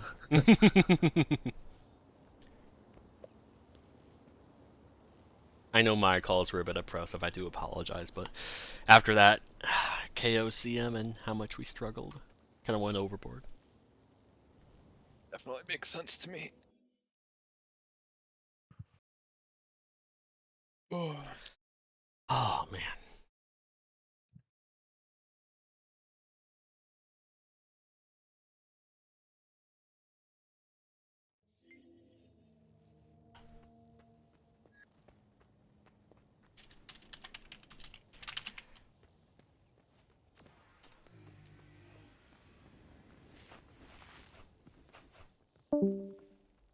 Oh, man. I'm glad I didn't join that other strike CM group. I probably would have been more stressed out. A lot of strikes in a row.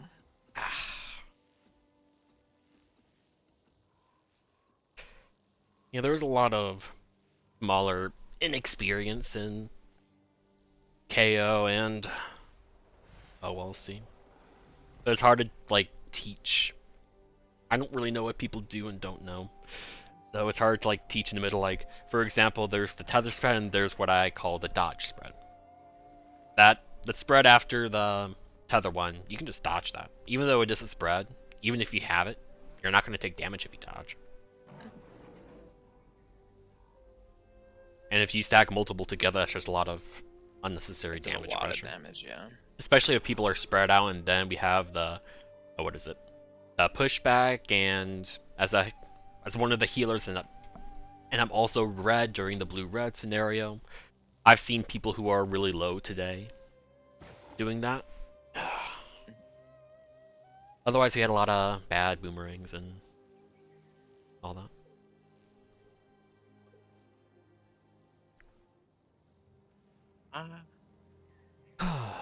Otherwise, Sunlight was fine. KO was a mess. Yeah, KO was... We got a couple pugs, and I didn't make Discord mandatory. Yeah. I mean, just a lot of small things.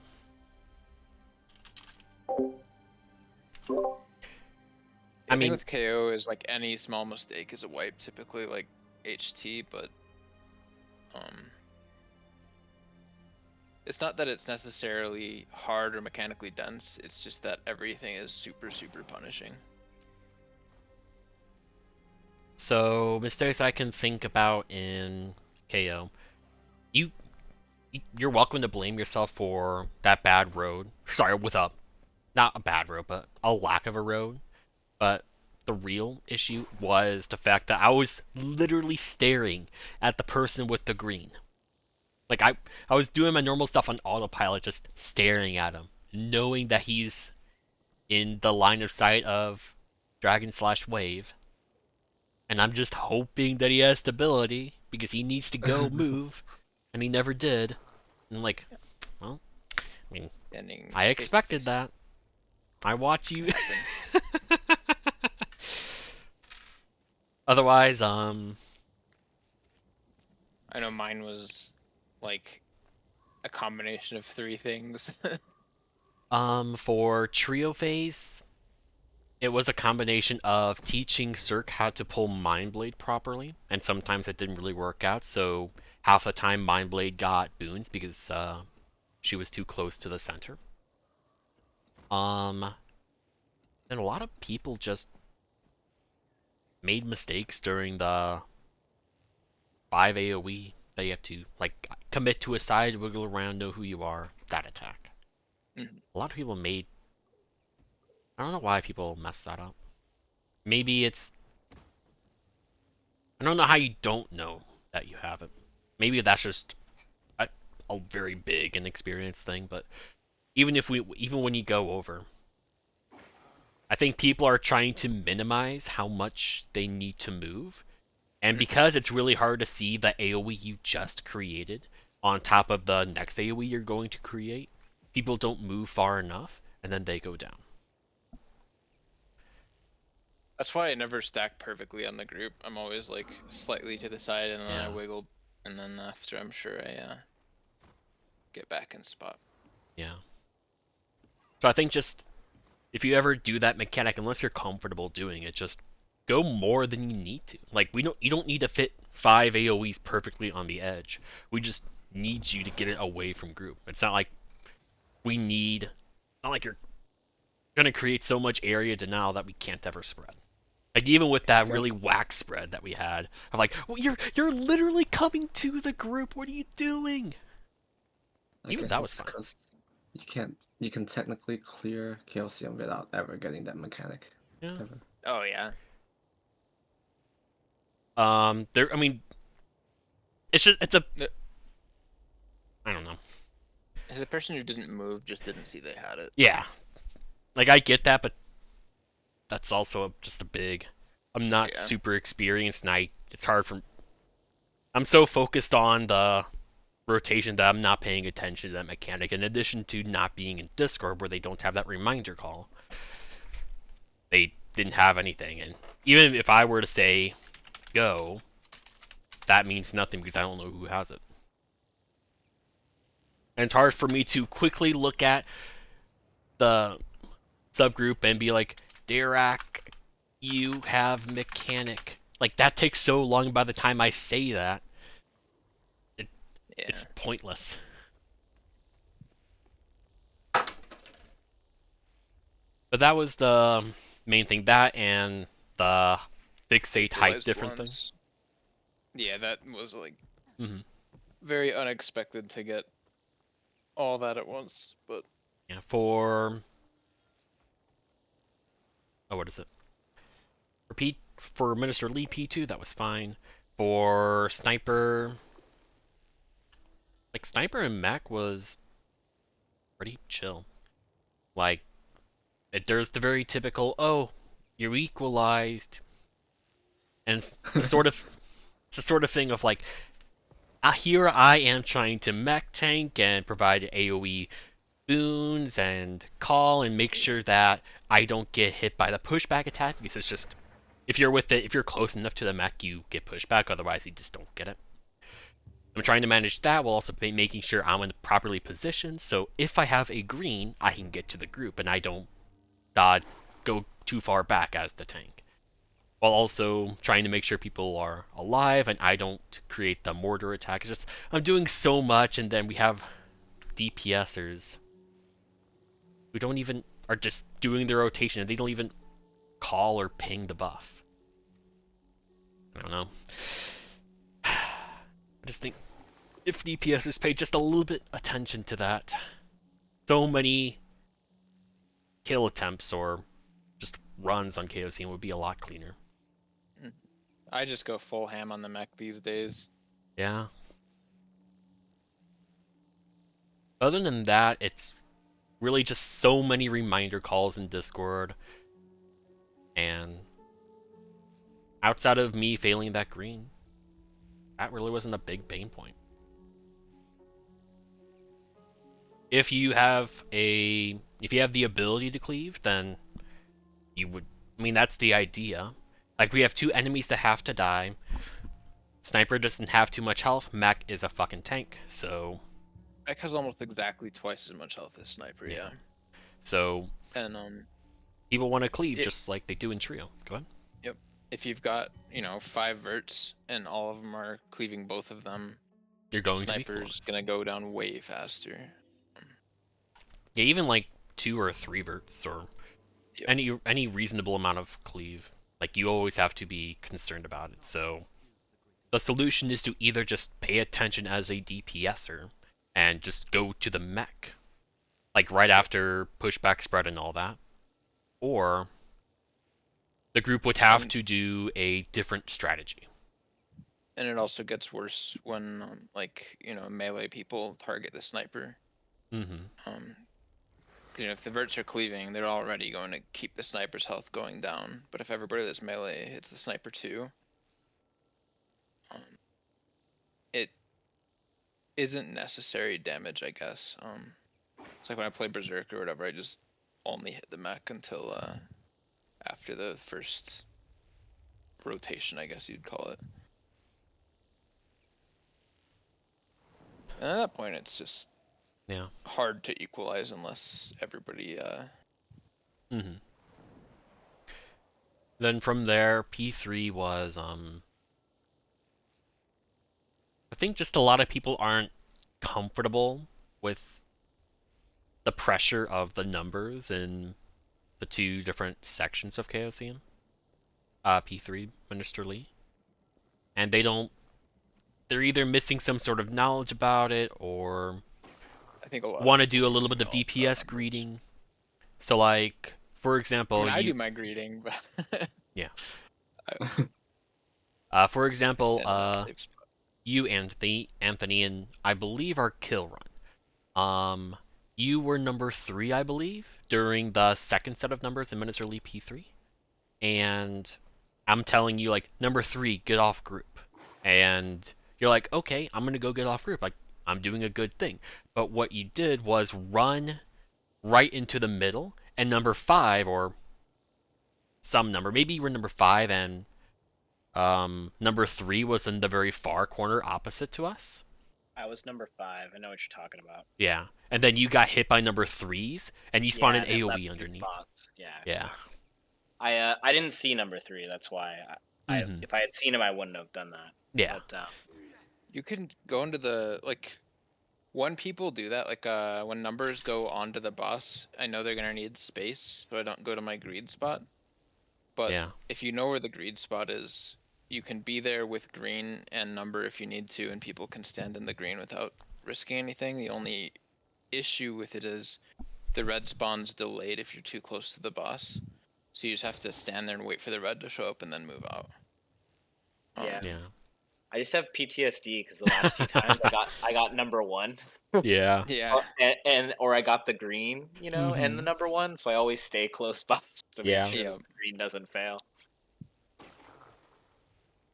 Ideally, you walk out. So I also mentioned that it's kind of buggy. Just play it safe with the numbers. I would say you dodge out. Just remember that if you get hit with a number and you're in the middle of a dodge, the red is going to spawn where you end your dodge, and the amount of time that you have to get out of that red is less than just it spawning normally on you. Because with most AoEs, there's always like a build-up period before it starts doing its damage. Just like on HTcm with void pools, there's if you Like do a whole void, second before it hits. yeah, if you do it enough times, and just get a really good feeling. This is the moment where I need to dodge out to the void pool in order to avoid going down. Because a lot of AoEs in this game are like that. So by Yeah, that makes dodging, sense. you have less time, but it's still plenty enough. But it also means that if Are you're you saying I should have dodged when walking over number 3? No, right? I wouldn't dodge. It's more. I mean, at that point, I should have just waited, right? Essentially, because I was number 5 at that point. Let me show you yeah. where I like to go. Because like those spots were both open. I think the best solution to that is to not have that solution obvious. Have that Yeah. situation obviously, but in that scenario, I believe there was. I mean, what am I talking about? Hold on. I definitely greed more than I used to, for sure. Yeah. It's important. Like greeting is good as long as you're greeting safely. I guess that's the key. My tolerance limits on the safety Yeah. are still getting refined. Let me. Okay. I can show you the spot that I like to stand because. Yeah, hold on. Or if you want something else, I will throw. What is it? I never stop streaming, and I actually put a chat blocker up, but you can actually see for yourself what it actually looked like. Can I? You on? Let me see. Watch stream. Okay, yeah, I'm watching your stream now. All right. At least I think I am. Yeah, there we go. So this is what it was.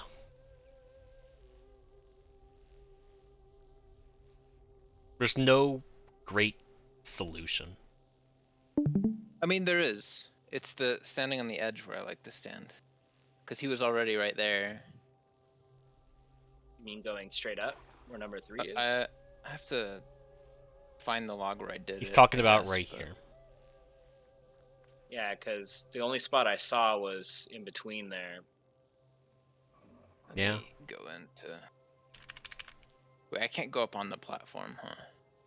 If you start the fight and GG, and then quickly rush over to the zip line, it still exists for a bit. Then you can take the zip line up and go to the platform with not Minister Lee on it.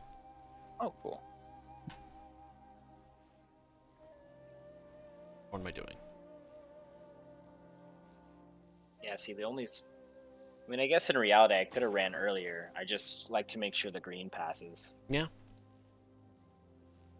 So, we're talking in hindsight here, but Noro's spot would be like right here, like kind of where I the usually zip get line even is. closer. I'm like in melee range typically. That's a good spot, because he's going to the right anyways. Mm-hmm. You can go on the right side as well. You can fit 2 people on each edge. And you can have 1 person in melee on both sides of him. And it's like completely safe as long as you don't move until after the red shows up. like if you move before the red shows up, then it's going to be spawned wherever you're moving to, much like as if you were to dodge. This just is 'cause me it's, like, realizing, oh shit, I have a number. I'm trying to go heal you guys. Alright, let's try this out. So I have the GG. And then quickly rush over.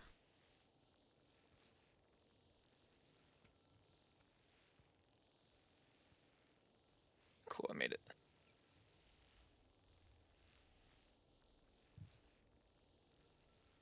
So yeah, if you can see me up here. Yeah, I see. So like Lee's right here. You can stand like right here. And you can still hit him from melee range. And the red will spawn like a second after he attacks you. So you have to wait for the red to spawn and then you can move out. And you know, everybody can just walk around the red. It's like since you're close to the edge, it's not a full circle, it's just half a circle. And then, what about the damage of the red? Do I not? Because normally when I'm so close, I die, right? At least I have before. No, it won't do any damage to you at all, other than just like the regular hit. Like it's the same as if you were all the way back here. Okay. I gave Yeah, I'll you try that out. I gave you Lieutenant if you wanted to mark. Okay, I could. But Yeah. Like Lee you might have here, just and then you can have one person here, one person here, and then you can still have somebody like here and here.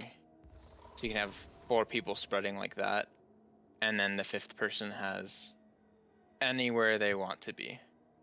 It also allowed me to greed a little more too. Yep. And number 5 could even be right here if they wanted to, because of how much open space that gives.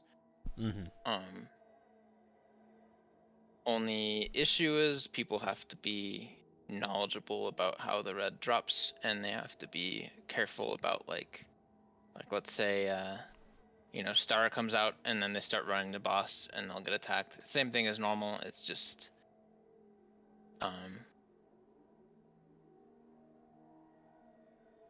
don't know. Just people aren't expecting it probably. Yeah, I But think like every I've time done, I have spread and nobody else is near boss, I always go to one of those 2 spots. I think I did that last time when I had number 1, if I recall. Yeah. I had 1 in green, and I think I was right there on that spot. Yeah, if you've got 1 and green, like this is the best place to be because people can stack in your green and you don't have to be like running around. Or 2 in green as well, because like realistically. I'll give it a shot next time. I think I don't know.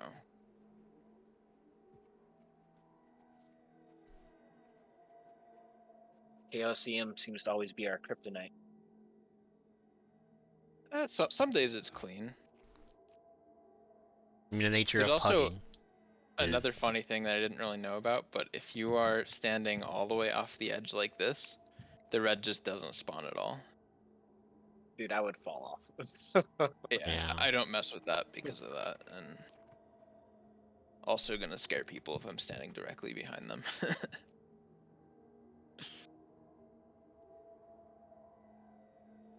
Did you guys raid today? No, No. not enough people showed. We just did some pug strikes and stuff. Yeah, my girlfriend wanted to hang out, so hung out with her instead. Wolfie's out of town. LH had no power. And some people didn't show fast enough. Yeah. Oh, where? No. I'm almost finished with my light legendary armor, so I can start bringing in my necro. Nice. What are your questions? I don't play Reaper on HTcm, but I know of the build and what it does. Because I'm looking at the kill log you posted. Cormac was 57. Post the log? I've never seriously played Vindy on HTcm, but I used to play it a bunch. Like, I know next to all builds. I mean, as long as you have the boss targeted, it's fine. It's just like Pretty fun on HT or I Oh can't yeah, Shroud 2. TM, but regular at least it's fun. There's an issue with Shroud 2 where if you are in certain positions, you will jump through the boss hitbox. I think it's if you're too close, because that's how Soul Beast is. But like, I can't answer completely because I haven't played much Reaper. And there are some bugs with Reaper, where if you use Shroud 2, you can't jump in Mortal Mouth, like for a whole couple of seconds. mm-hmm. That you have to use your movement skills or movement keys. Yeah, and you then have you'll to be able wiggle a jump. bit. Yeah. How did you end your Morgemoth, Toad? I'm just Where did you looking at put the log? it's in the Wolfie's Discord. Oh, okay. Because I'm looking at the giants here, and your burst is non-existent. I'm curious how you ended to see if there's reasoning behind it. Because you can easily look to see that the two Reapers are really fucking high, and then you're almost the lowest. I think Getting a green? should have had Oh. wells ready by then, maybe. But even then, like, giants only lasted 10 seconds. Maybe you were too focused on getting the green that you forfeited your burst. Okay. If you're just doing close screen, you can kill the giants before going to it. If you're doing far green, if you have high enough burst, you can, but makes sense if you're just preoccupied with it. Okay. So, let's see here. Boonrip was a little lacking on Jormag. Jormag's the one I know more about.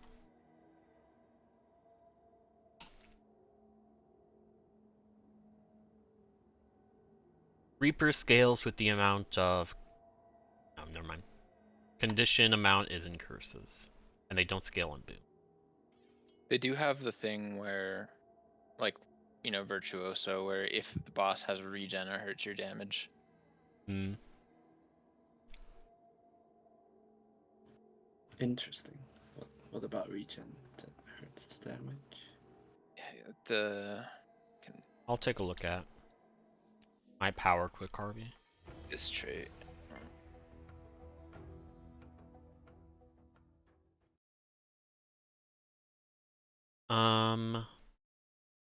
Gotta find Easy but good. So the OP Vindicator isn't that easy. What's the OP? Alliance Stance Vindicator. Oh. Well. With double weapon swap. Oh. Yeah. The one where like Hisa got like 59k phase or whatever it was. I'm getting closer. I got 58 Kralk. That's crazy. I need to. Yeah, Choir's still here. Like, I think my highest ever is like 55k on Berserker, and I can't do that anymore since an accidental buff got reverted. Mm-hmm. So I'm just down to like 52k max. I've kind of just stopped caring about my damage at this point. I never really have the luxury to like go full tryhard without food swapping, because I have to command and pay attention to health and all sorts of stuff. We just need like a tiny bit more damage, and we just don't have to hold anymore. Yeah. Shiro Jala's Greatsword Camp.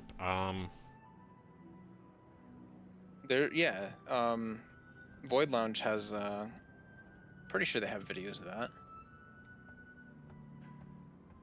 They even recently started like all their point of view videos, they intentionally do slower runs because people were saying like, you know, all the point of views are not really realistic. Yeah. It's just a lot of work to do that. Yep. But they've been doing it, so. Yeah. Here's Let me put it in strikes. Like for Blast FM's Vindy, I analyzed Yeah, that guy a is lot of logs. crazy. Well, I checked the logs, the rotation is so nauseating. It's like not a particular loop, it just freestyles the rotation. It's annoying. So I look at other Vindys. Why did he switch to short bow? I just wish, like, towards the higher end, I could actually look at people's rotations, see how I can improve, like, on my Bladesworn. There's nobody playing it right now. It's I mean, sad. it's either that or, I mean, it could be on any, but like, I would like to improve my rotation on, like, QuitarHero whenever I play it. But either on the higher end of DPS, like I'm talking like maybe 40k QuitarHeralds or like 52k Bladesworns. At that point, people are food swapping, and I don't care about that. Just only like one group in EU does food swapping, and now no groups in NA do food swapping. But I still look at fucking Wingman and all these top it's logs. all the EU players, because there's just, yeah. It's just really hard to find something that I can actually look at and be better, because I don't like the benchmark rotation, because it's just how to kill the golem as fast as possible, and you do specific things to do that. So it's really hard to know, okay, is it worthwhile to do X, Y, or Z? Like, in the new sword power Bladesworn rotation, they do 2 full sword auto attacks, but the auto attacks on sword are unique in that they are effectively all the same with very identical, what is it? Auto attack speeds. Yeah, that too. So, because 2 full auto chains still leaves Dragon triggered like available for a full second, if not a little bit more, is it better to omit 1 auto attack so it's 5 auto hits into like an what is it? I don't know. Think a pistol 5 or whatever it is into Dragon Trigger, or is that 6th auto really that important? But it's hard to know, because maybe that 6th auto means you can kill the golem in a very specific time, so you can get a good number. You always, like, with high value cooldown skills like Wells, you want to put them on cooldown as often as possible. Sometimes you might be thinking, oh, well, I want to save it for burst. Those only have a 16-second cooldown. And then on top of that, for Reaper, your damage is magnified under 50%. Go ahead. For Reaper specifically, I think if the boss is in HTcm at least, if the boss is, I think under 10%, you don't want to use your bells. Yeah, under 10%. Yeah. The cooldown's too long. You can use your GS4, but you just. And then on top of that, it'll break stealth if you use it too late. Yeah.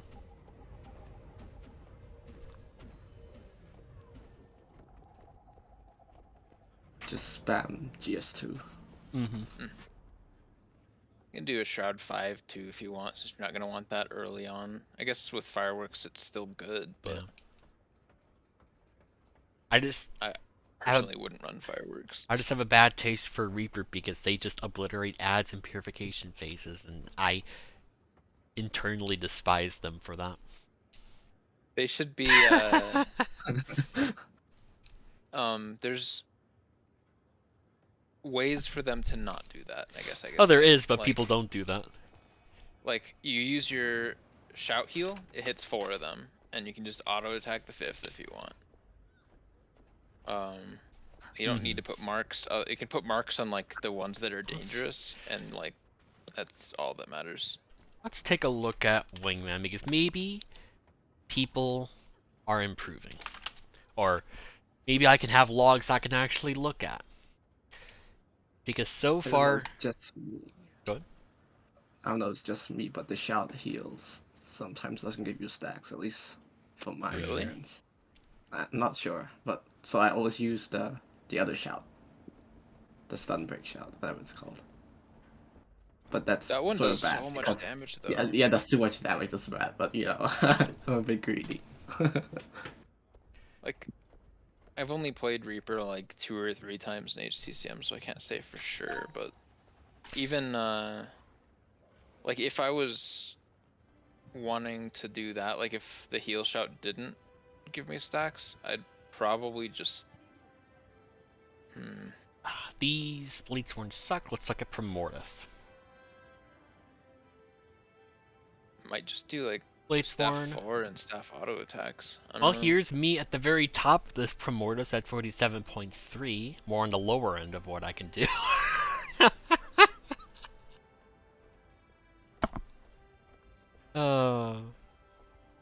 What about this one? 52. I focus on Bladesworn. I feel like if I bring any other build there, I'm just... That might not be a food swap group. I feel like I'm letting down the group if I don't play a Bladesworn because it's so damn good on HTcm. Very hard to do something else on it. Recently, I've only been playing Reaper and Vindy and HTcm. Yeah, Reaper, Vindy, Bladesworn are probably just the best 3 across the board. I think Vindy is the very best, but yeah, I don't know how long it's gonna be like that. I'm not too concerned about other builds right now, or no other bosses. Let's update.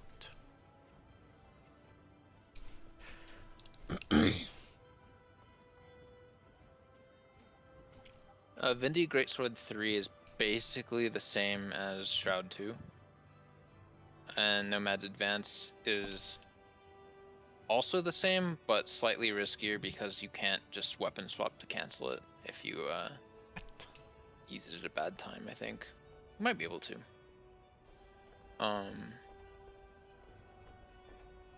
Sword 5, like, it's weird on action camera. If you don't have a target, you'll just blink to wherever your cursor is, but for non-action camera, I think it just blinks in place if you don't have a target. Wait, sorry, can you repeat that? The action cam thing? If you have action camera and you're inside the boss hitbox and you press sword 5 on Revenant, you'll blink to where your cursor is. Like a set distance? Well, wherever, like if it's on the other side of the boss hitbox, you'll teleport to the other side of the boss hitbox. It's really bizarre, and it always throws me off. And I've like asked people about it. I'm like, how do you deal with that? And they're like, well, I've never had that happen. Action camera, I guess.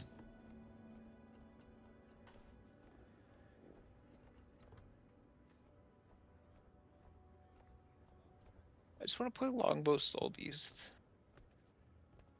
Oh.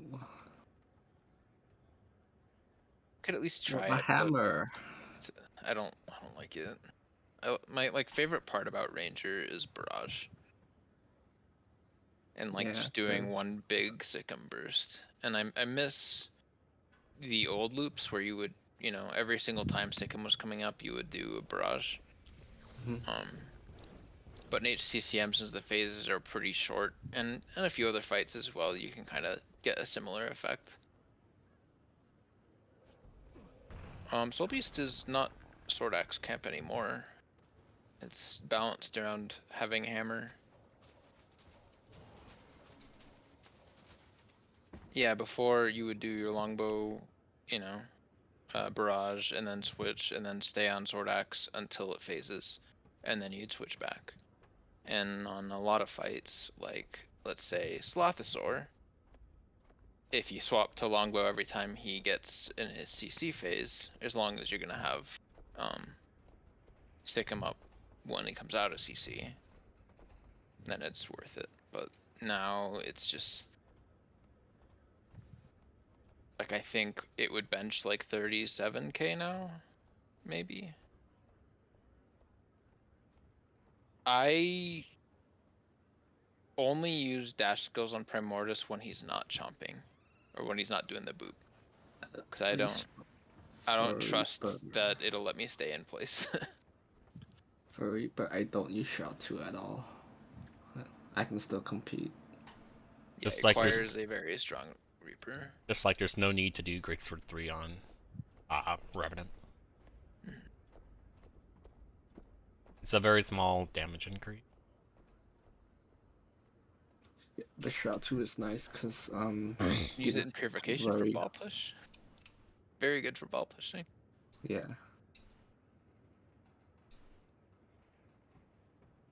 Anyone beat my Primordius yet? No? I'm still at the top? Where's my Primordius competition? Am I the only Primordius DPS slut out there? Nobody else doing the portal. Are these skill logs? I know like Narsen still gets 3 dragon slashes off for the first chomp without the portal. And there's a couple people that are doing that, but none of them are playing Bladesworn anymore. I'm looking at kills and fails right now. Cause sometimes there's weird numbers, cause it ends at the start of the phase, you know, so you get super high numbers sometimes. Yeah. I'm not sure. Maybe the strategy is just carrying me, but I don't know, I've said this again, it's kind of like a broken record, but all these people are like, I'm struggling to get like 23, 25. I couldn't even break 30k on Primordius. It's so hard. And here I am, like, I'm averaging like 47k. Like, you're doing less than half my damage. What are you doing? I mean, part of that is a large part of it's definitely phase timing, and people are just not being as greedy, I'm sure. But like if people have to run out for chomp, that's depending on when they run out. That's usually like an extra 5 seconds of damage uptime lost, and then if they're doing that twice, it's a lot. Yeah. But I know at least for like Berserker, it has no burst, so I like when I go out, I'm not losing my low DPS uptime. Like with Bladesworn, like you already used your Dragon Slash. For me, it's just like, well, I am no longer hitting the boss, so I'm no longer doing damage. Soul Beast was a bit better, but then there's the Frost Trap issue and the flanking issue. Yeah. Here's one of my rare almost 50ks on Dormag. Don't happen too often anymore because I don't care anymore. We have to hold too much. Damage is too variable due to the amount of fills. Yeah. They are HTcm not. is not defiant. Nope. It is a gadget boss. Ranger, just like CAC. It's just like CA. Like any boss with a world, like a with that very specific like world boss reticle. That is not defiant. You guys running HTcm this weekend? No. Sessions are cancelled until December 7th. For sure. I have 3 static absences, and looking for 3 or more fills each week is bad. So. Yeah. Like we're already like I feel like we've made good progress lately, but yeah. Once I don't have to worry about specific calls, I can actually focus on doing good damage, but until then, like, I'm perfectly comfortable with my 35k Morgemoth, even though it is terrible, like, comparatively. That's a really tough one because if we had good enough DPS to consistently do, 50-second Jormags every single time, we'd start getting close to that point where we'd have to worry about phasing Morgemoth a little bit too early. If you go to the roll assign channel, you can just react to the HTcm one. If we ever need subs, I ping. They fill up very quickly, so make sure you're on point. But if you haven't seen, I can show off our Mortis strategy. Because if you're gonna fill as DPS, you will need to know this. It's fun. It's very fun, but it's something that you very easy to fuck it up.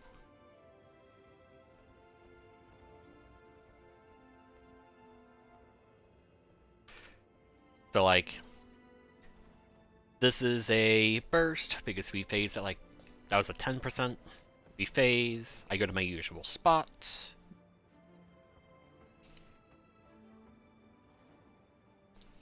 So this is why I get really good numbers on Primordius. The strategy I'm so proud I came up with on my own.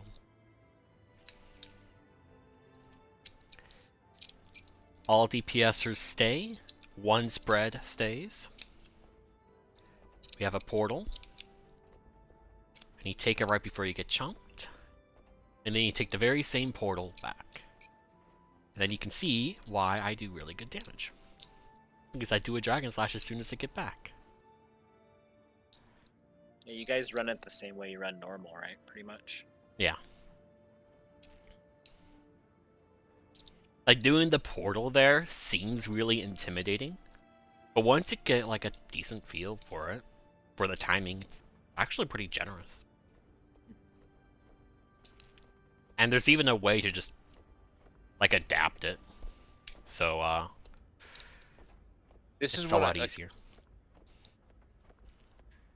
The it makes getting the one-shot Primordius so easy that basically any group could do it as long as they do the strategy. Yeah. The big problem... The DPS check gets cut. Yeah. The big problem with this strategy and the damage that we have is I had to do a lot of theory crafting to make sure portals are available. So what happens is in Jormak we have a portal to the boss from the Purification 1 orb, but I also want to use a portal for greens. So we have close green, that's just quickness people or whomever. We have a portal that the other portal vert has to use really early, just so it's off cooldown. And both portal verts have to take it and stand on the green for like 3-4 seconds, solely to get that little bit of extra time to have the portal available at in Primordius, so it can be placed to get all the green people back to the boss. So, and the faster we phase, the tighter that timing is. To the point, if it gets too close, then you have to do what we did, where we just don't have a portal for Jormag. Yeah, the next evolution, if our damage ever gets high, is Chronomancer. Yes, because you have improved alacrity, so things get off cooldown faster, and timings are a lot more lax because of it. But then people are very intimidated by Continuum Split. That's the main reason why people don't really care for Chrono. I also like I don't think our verts would perform very well on a more complicated class.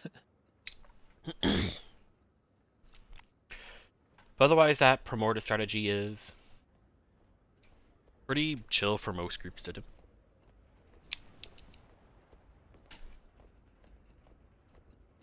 But if you ever do fill as DPS, you're gonna have to get used to that.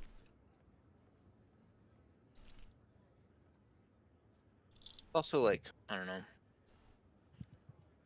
I kind of wish it became more group is Prague. Would you suggest that?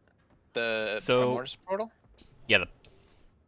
I think the best answer for that is if you just out of the box, no, I would not recommend it. But if the group is willing to, if the group knows they have pretty good DPS and maybe they're struggling on second chomp or like making sure everybody gets out and dealing with the spreads there and coming back, maybe you have bad void pools. If that does become an issue, you then have to think about, okay, how much are we going to wipe doing this portal strategy for Primordius versus doing double chomp? What is going to be better for the group? The Primordius strategy is a little bit tight on the portal timings, but it's perfectly doable. But there could be spreads that people don't get because they're too focused on putting the portal at the right spot. If you're good on second chomp, then you don't need to do it. In short, there are established safe strategies that the vast majority of groups do, and to change that in any significant way, such as this Promortis strategy, is going to delay their progression by at least a few hours, if not several, as they have to adapt to it. Yeah. And the point of a progression is to streamline things to the point where if somebody makes a mistake, or somebody goes down or dies, you can still progress. You can still continue and learn and improve. That is the point of progression, and that's how strategies need to be defined. And you can look at the group I've led, for example, of how not to do a progression or a reprogression. We are probably the longest reprogression group out there. I think a lot of that is really comes down to the fact that a lot of our players only play for HTcm, log in for those days, and then log back out. Even then. Yeah.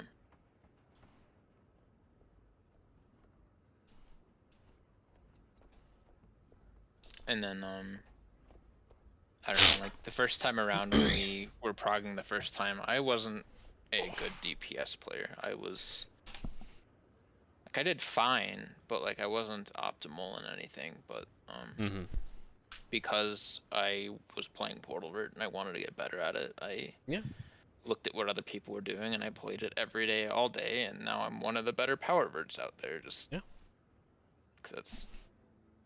And I'm one of the better power blade ones out there. Yep.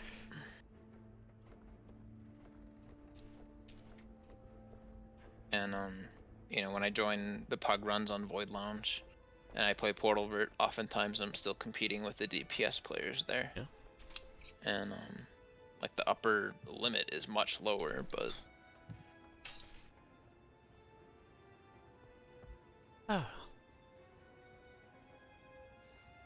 I don't know who Kai is. Hayden? Or Oh yeah, Kai. I don't know them. I know Soren and Blue are both really, really good Portal Verts too. I'm gonna call it a night. See y'all later. See ya, man. See ya.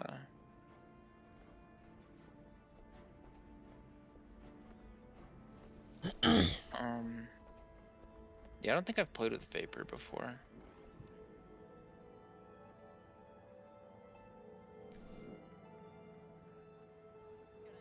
He's been every time he gets like a really good log, he's like, I got like today he got a 44k trout.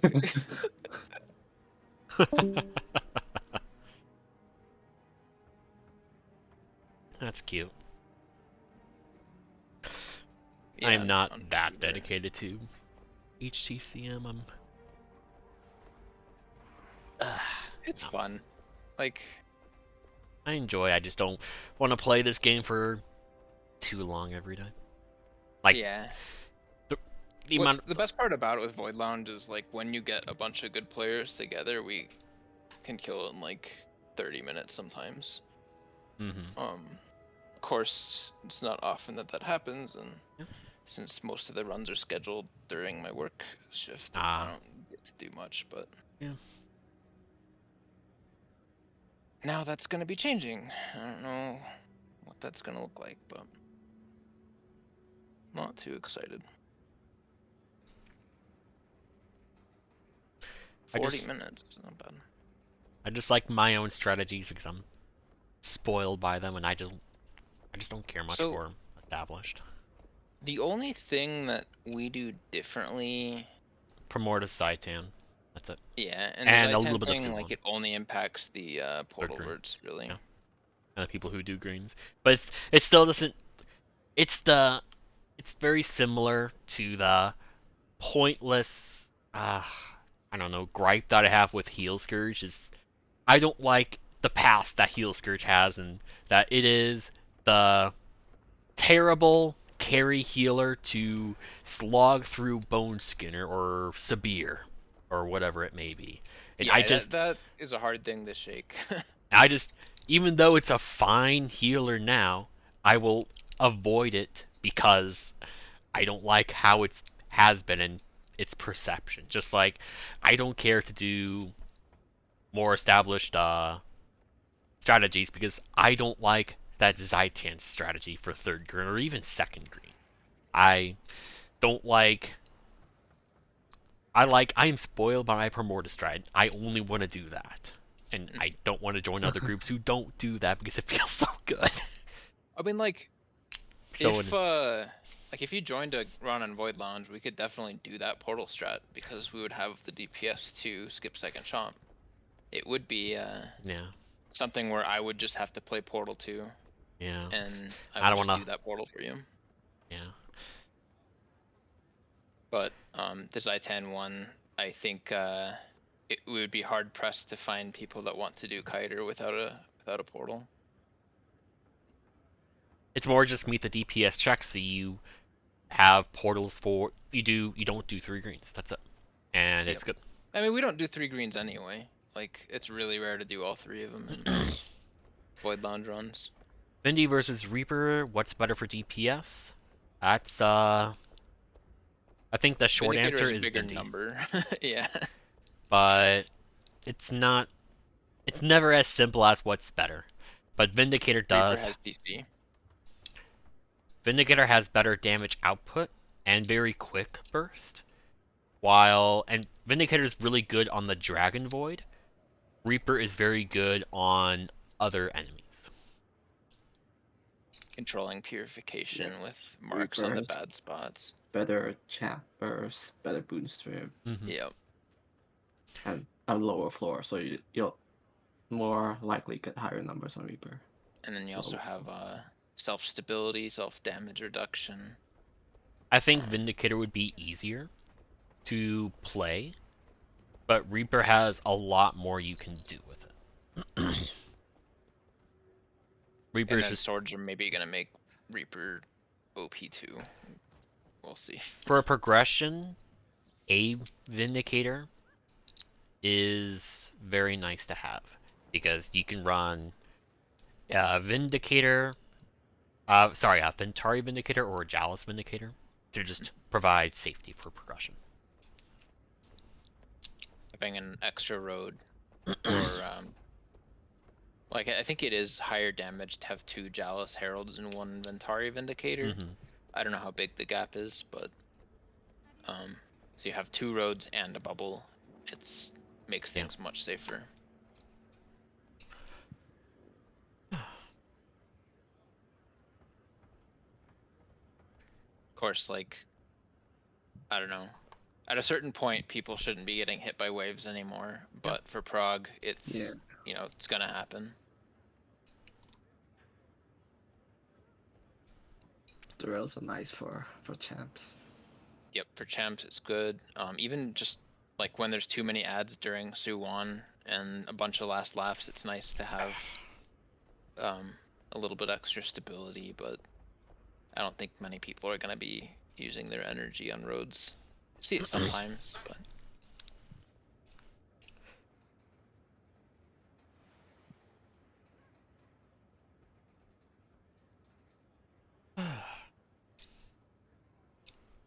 And then, like, you know, if you want to be just damage and CC, Blade Sworn's always an option, but it's gonna have the bigger learning curve of the 3. Yeah. Blade Sworn's, well, compared to the other classes. I think I've just played it enough that it's just second nature to play now. Yeah. I think the hardest part about Blade Sworn is the learning curve. Once you have that down, once something clicks for you, you're good. Yeah.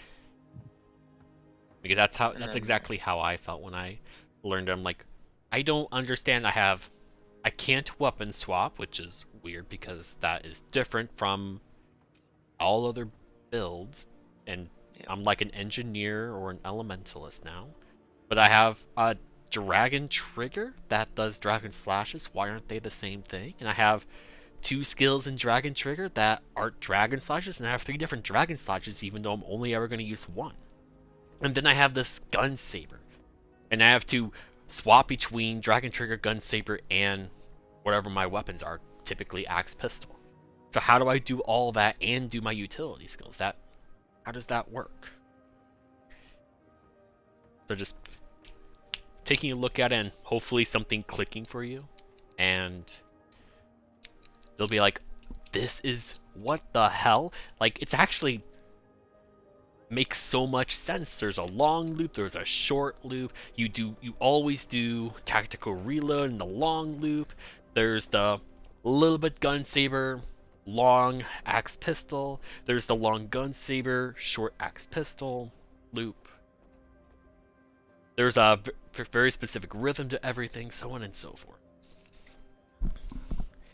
Then once you do that, too, yeah. But yeah. Like there's like I haven't seen anybody in NA really do it yet, but there's Willbender is good enough. Just very also difficult to play. Dragon Hunter I think should be fine, but I also don't see anybody play it. I would play Dragon Hunter if I like the rotation. I like old Dragon Hunter. I don't like current Dragon Hunter. Yeah, Virtues makes it a little better. The traps, if you place them right, they will get triggered by the boss. But I mean, the traps are just place them properly. A feature that isn't in that you can just grab on my GitHub is so the hitbox is not actually where the target reticle is for the Dragon Void. If when you're looking at the boss, it is slightly to the left. So anything that you would want to place to auto trigger has to be around that area. I mean that's yeah. If people are revealing with like stuff like that, it's same thing as Reaper marks, right? You just don't use them at that time, or not marks. Sword of Justice is an instantly cast, so it's more like the wells, I guess. Traps are like marks, but yeah, there's a spot where you can instantly trigger marks if you wanted to, but I know most Reapers just will not swap out of Greatsword. I don't know if it's better or not. I don't know if anybody's even tried it, but yeah, there's a specific spot. So these spots are here. So where's my... So when you look at the stream, you see this like really weird orange like set of circles here. This is the actual hitbox. This dot here is the center of the hitbox. And then you see these three different circles around me. This inner one is to auto trigger mines. The next size up is to auto trigger traps. And then the next one is for Reaper marks. So if I place a Reaper mark here, that's just going to be like that. But if I place it like on top of you, it auto triggers. If I place it right next to you here, inside this red circle, auto trigger. Auto trigger. And you can't do that if you want to use it for ads. If you want to make the Great Reaper wall, then you have to put them outside of that area. And then here's the rough hitbox for the Dragon Void, so you can get a good feel for where it actually is, if you want to auto proc stuff. And so when you play Soul Beast, you have to do Frost Trap here, flank from, outside of that line that he has in. And then you have to move over here for safe spot on Primordius, so you have to be like all over the place. Wait, is there a place you can pre-cast the marks, and when the boss spawns, the mark procs? No. There's not for that, sadly. This hitbox always exists. I mean, you can see that marks already activate, and the boss isn't even here yet. The encounter hasn't even started. This is always here. You mean you stand here for Primordius, right? Yeah, you would stand here. But if you're on Soul Beast, you stand here. Yeah, so this is the lava slam. And then here is the flank line. Or my best approximation of a flank line. So this is the radius if you want to auto proc traps. So you want to be around here. And then go over here, go back. It's just a really annoying balance here. Yeah. And it's, I don't know, I thought it was worse from this side, only because of how far you have to run to drop the trap. Yeah. And then all the way back out when half your skills lock you in place. Yeah. So it's like you can't even just keep moving.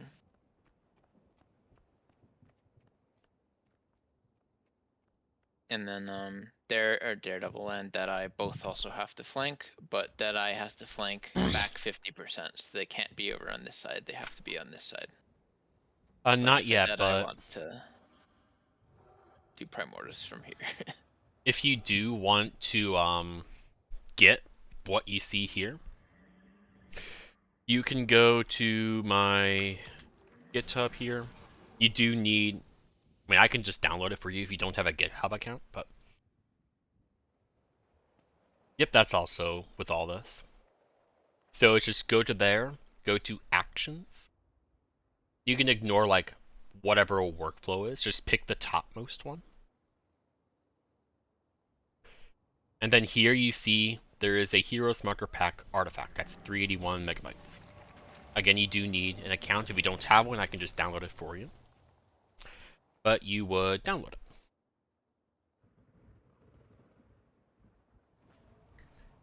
Where'd it go? Oh, I see.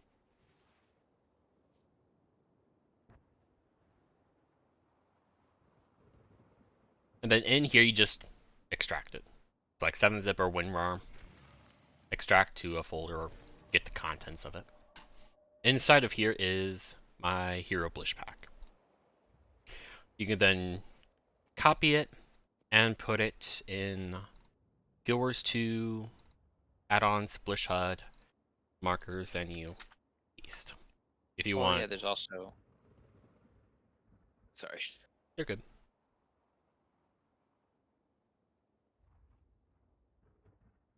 That if you spot want, that go ahead, sorry. there is a written guide for how to do it. If you want something, if you don't want, so I don't have to constantly repeat myself. Go ahead.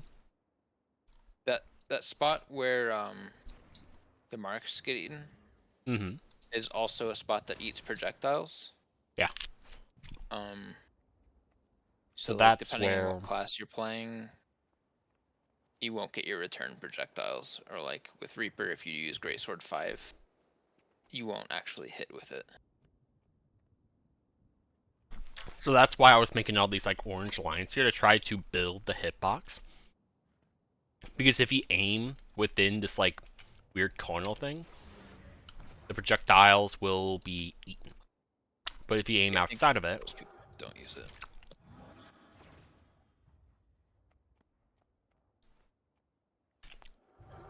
Like if you aim at like an ad or something like that and use it on them, it'll still work because it won't hit that spot. So you can see that when I'm aiming here, it's hitting like this like topmost orange line. That's kind of hard to see.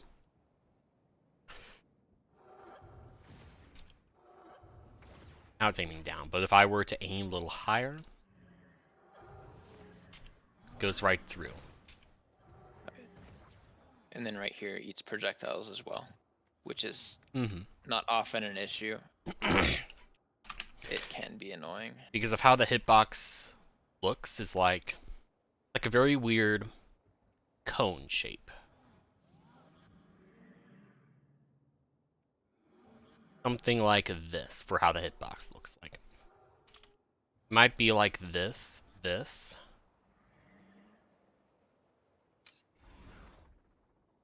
It's very awkward, but that's generally how the hitbox is.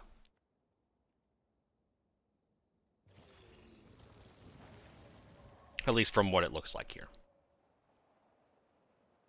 I've looked into this because I'm sick of people just placing a trap and it doesn't go off, and I'm like, come on, really?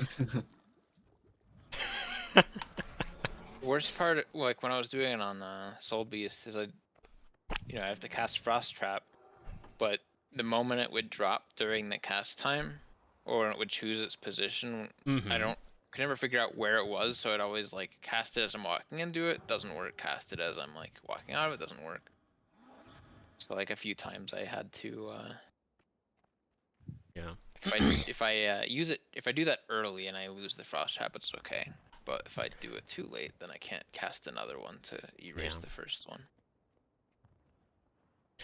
I also did this just so I can have like a mine radius, because part of Bladesworn,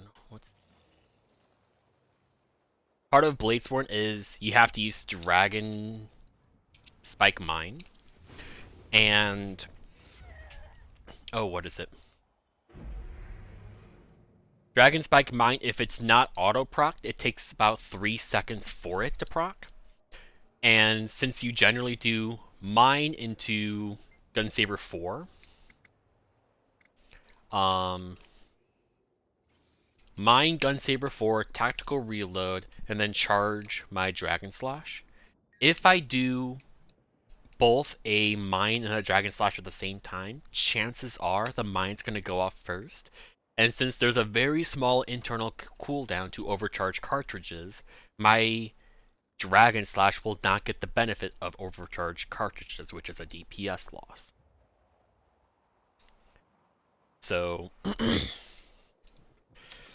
if I auto-proc it, or if I change the order of my skills, I can hopefully get either my Dragon Slash off before the Mine procs and doesn't get the bonus from overcharged cartridges, or I just auto-proc it, which also takes a charge of my overcharged cartridges. And that also is part of the rotation, because I need to use OC before I swap into Axe Pistol or Sword Pistol nowadays. And I don't want to have to wait for that buff to go away, because I could press it early and then I do the active OC, and it's a huge fucking snowball effect that's annoying to explain.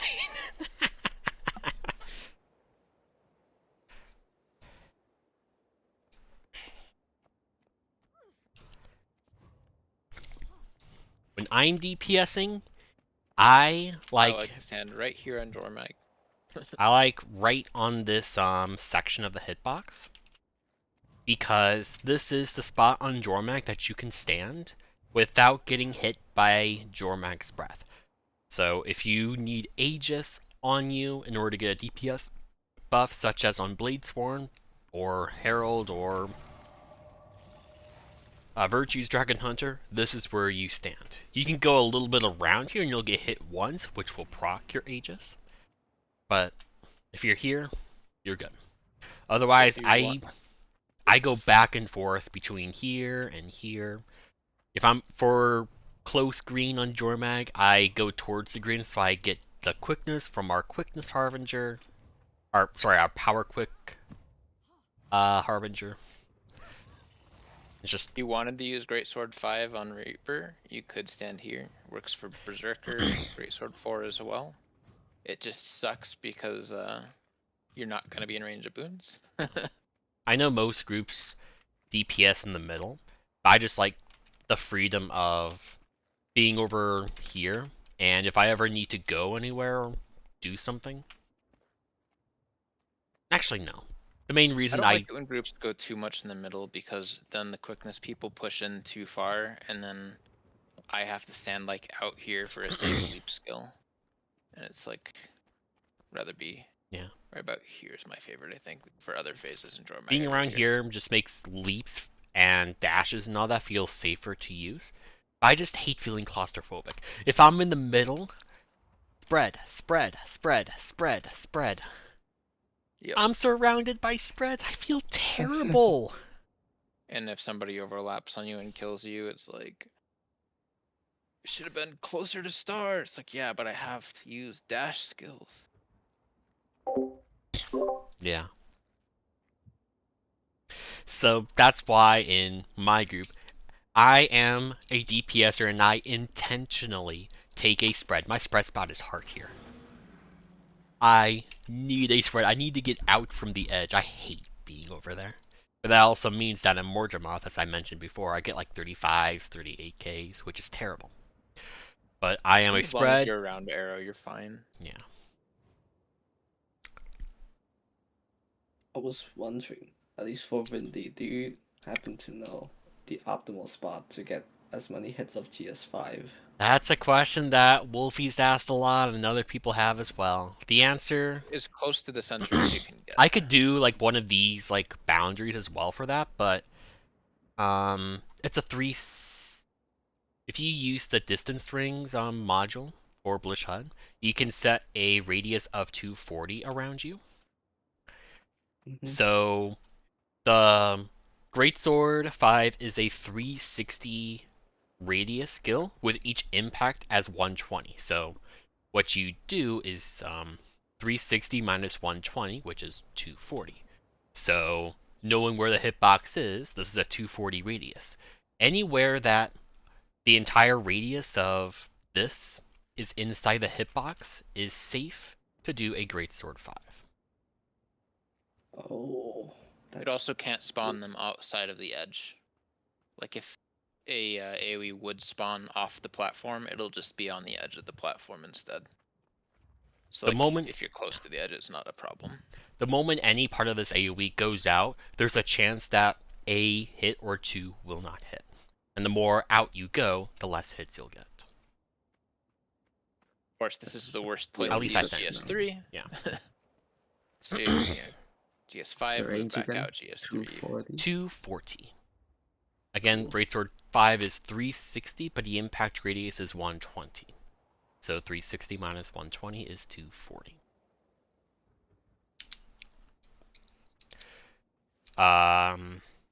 As long as you're using Shroud 2, being near star is fine. Yeah.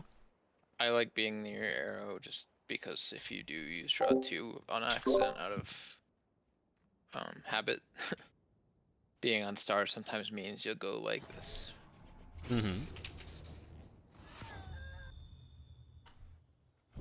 If you have action camera, then you have other things to worry about with it too, because you have to have your mouse directly in the boss's hitbox for dash skills to work. Because if you like lose it, you'll still go through them. Yeah, I wouldn't assume you would. There's probably 10 of us that do, but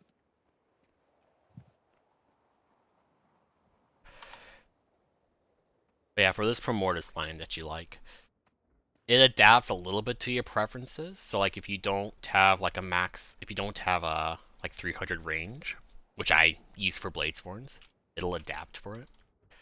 But in short, if it's yellow, that means you're safe, but you're not in max melee. If it's red, you're gonna die. And if it's green, you're in max melee and you're safe. And it dynamically adapts. I think for Kralk is just being in range of boon people, and for Mordermoth, you don't want to be too far out this way because the spits will hit you. So being closer to the edge is good, like in Jormag. Zaitan too, but the spits in Zaitan are only there half the time, and usually the one that's a danger one, the bubble covers. Unless I'm playing bubble, then I forget. And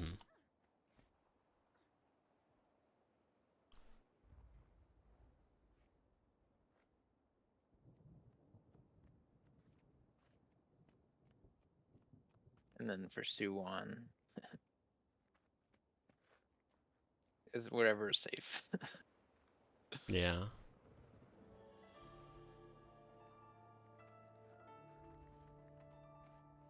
Yeah, Kralk, you're in middle because you have to be in middle. Yeah. It's just wherever, and then you come over to the normal side here. You just go back and forth and just stay close to boon people, and don't go too far out. Like if you go further than this, you're probably gonna get the reds. So just stay close.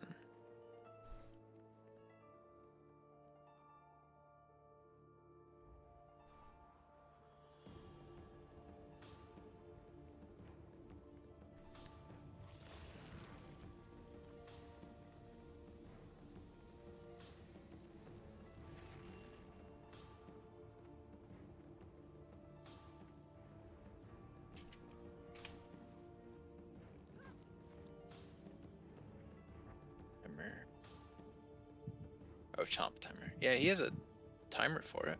Yeah. If you use a hotkey to advance for each boss phase. There's no getting out of using hotkeys, but There's also a simulator which he's doing right now.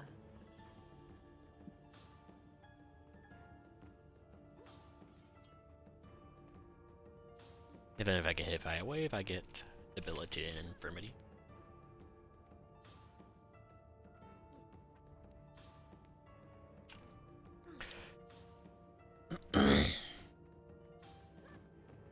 Yeah, so do you have the timers module? Yeah, it's global mechanics, yeah. Yep, it's just enable. And then whenever you get in combat, I mean, it says you have to use hotkey, so trigger key 0. So if you go to the timers thing, timer settings, there's a trigger key 0 here. Have this be anything you want, and that's the key you're gonna press to advance the timer. So if I were to toggle debug mode, it automatically starts in combat, and then when you phase, you have half a second to press the hotkey before it starts getting more inaccurate. Is it worth greeting? No. It's only worth it to the point where like you want to succeed, and if the DPS is so low that you're gonna fail the DPS check and the sensor is gonna reach you, then you know. But if if you're guaranteed to have 2 chomps, then just play safely and don't worry about it. While what we do is not safe, and it's so much fun.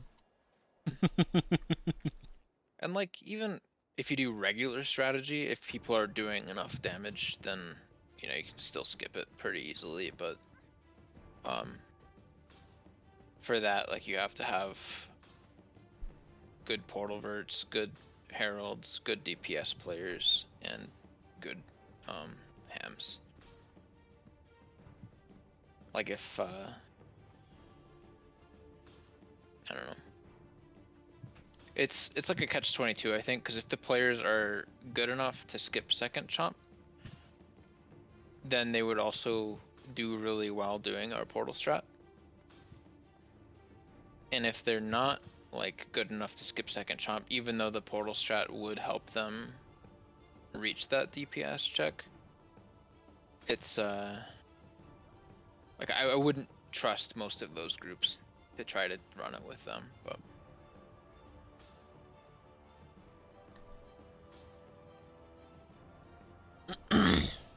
Like I know when blue comes and fills for us, he likes it because he gets to greed DPS more. My timer. I just need to toggle debug mode on. It's like the you want to be inside the triangle. Yeah, this is your spot that you can DPS in. This triangle. I don't use the pack, but I know like right here is the spot where I put my portal. And you can reach it from here, and that's like just based off of the floor pattern. I go like 1 step in from this little line on the edge right here, and then I drop my portal there. But that's not a safe spot to use dashes from. Like if you use Reaper Shroud 2 or Berserker Headbutt or whatever from right here, it will move you and you will get chomped or booped.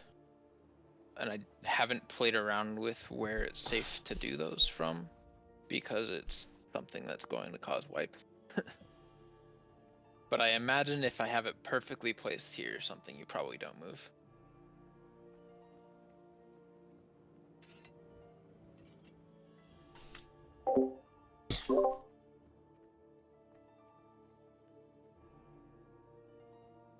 You could use it, just not when he's doing the chin slam.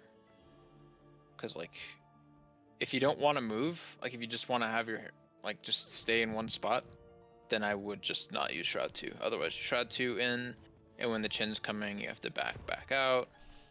Yeah. And then Shroud 2 in and back out. But Yep.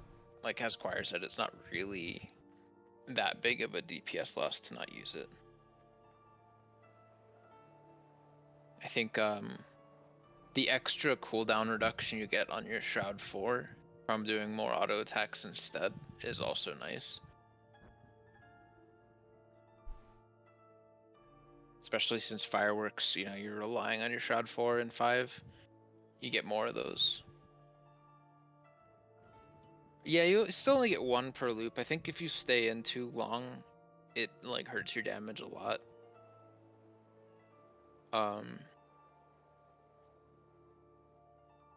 don't know how do you get a Greatsword or a Shroud 5 every single loop? Yeah. Okay. Yeah, I haven't done the fireworks rotation, so I don't really know how it works, but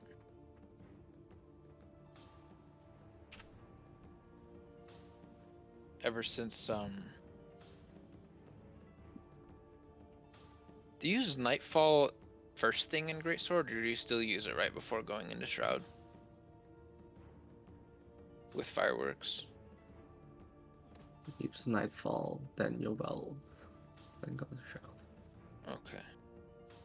Because in Shroud you get more damage, critical.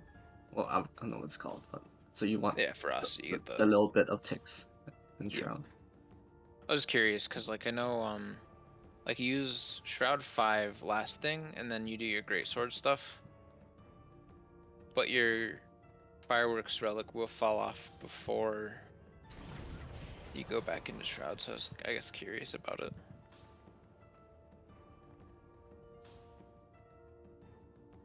But it's Not sure, but you can. I believe you can maintain 100% fireworks if you do it right.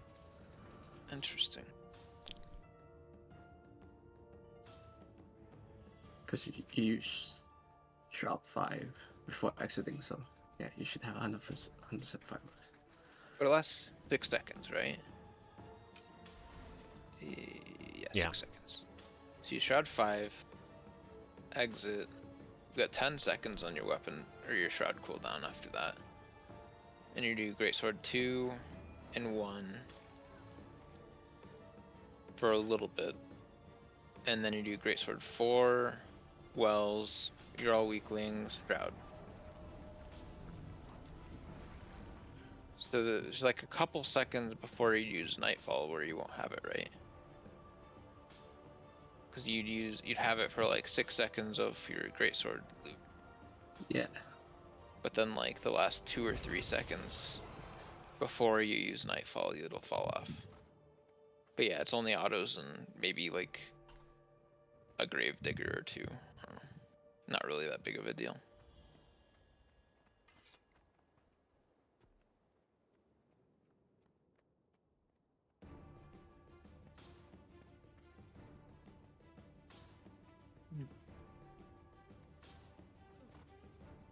For Gravedigger?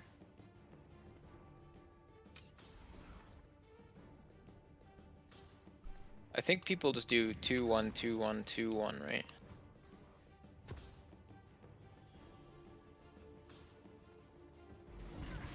I don't know like if there's like a specific timing that makes it better or not, but that's something I would definitely, like if you want to make it perfect, I would go play with the golem and see when it starts feeling perfect. And you can like look at a log and see what the time for each cast is. I think you save. I don't know the exact number, but I think you save about 200 milliseconds per cast. Yeah, it's noticeable. Pretty big. Berserker has the exact same thing on Decapitate. So like if you use Decapitate and then, you know, fill your adrenaline using Outrage and then press Decapitate again, it'll have like this really weird lag between the two casts, and it's just because for skills that have a cooldown, but the cooldown is recharged, it doesn't let you queue it into itself because it thinks it's going to have a cooldown when it ends.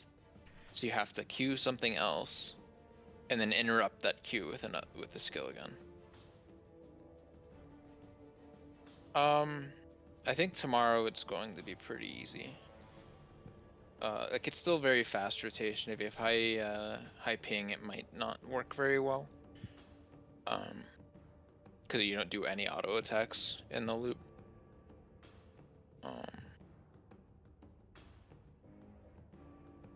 But it's going to be a lot more forgiving, I guess. So I think like hitting 45k phases on Berserker is going to be very easy to do.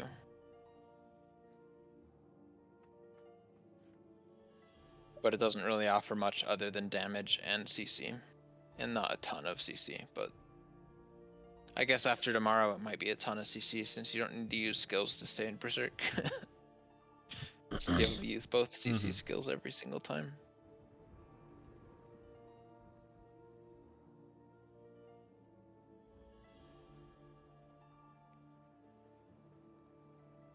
Kinda, so like, the highest DPS utilities are still going to be the same ones. I was thinking about Bull's Charge. It might have a way of fitting it in, but the cooldown's too long, and then the other physical skills are just, they don't really do damage.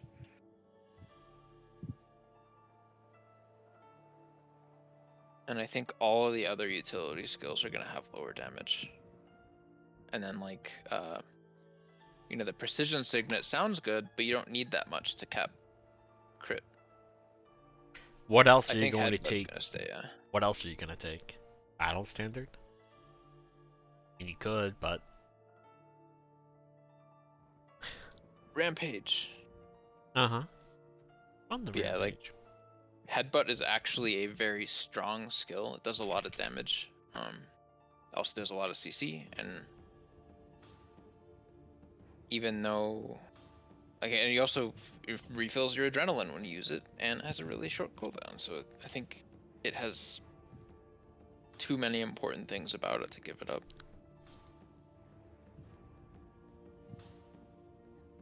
And then Wild Blow is just the strongest rage skill, and it also gives you a lot of extra adrenaline. I know the Leap one gives you a full adrenaline recharge, so you can do like F1 and then I think it's Sundering Leap and then F1 again. But the cast time is so long that I don't think it works out in your favor. And Shattering Blow is just weaker than Wild Blow, but good for Condi, of course. I think Shattering Blow and Wild Blow are very similar damage. Yeah, I mean, it's... Goes to Shattering Blow, like goes to 70% Wild of Blow. I think you take Wild Blow because it does more adrenaline. It gives you the longest extension out of all of them.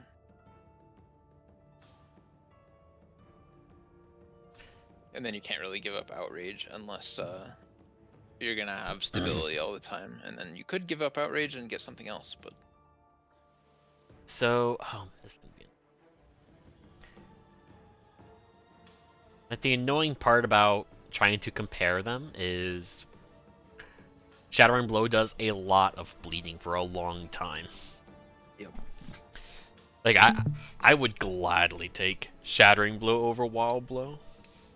It also gives you a block, which is sometimes useful. Stability, block, adrenaline, reflect, damage. Oh, it gives you stability. Yeah. Oh, it's gonna be used after the change then, because you can use Shattering Blow then Headbutt instead of taking Outrage.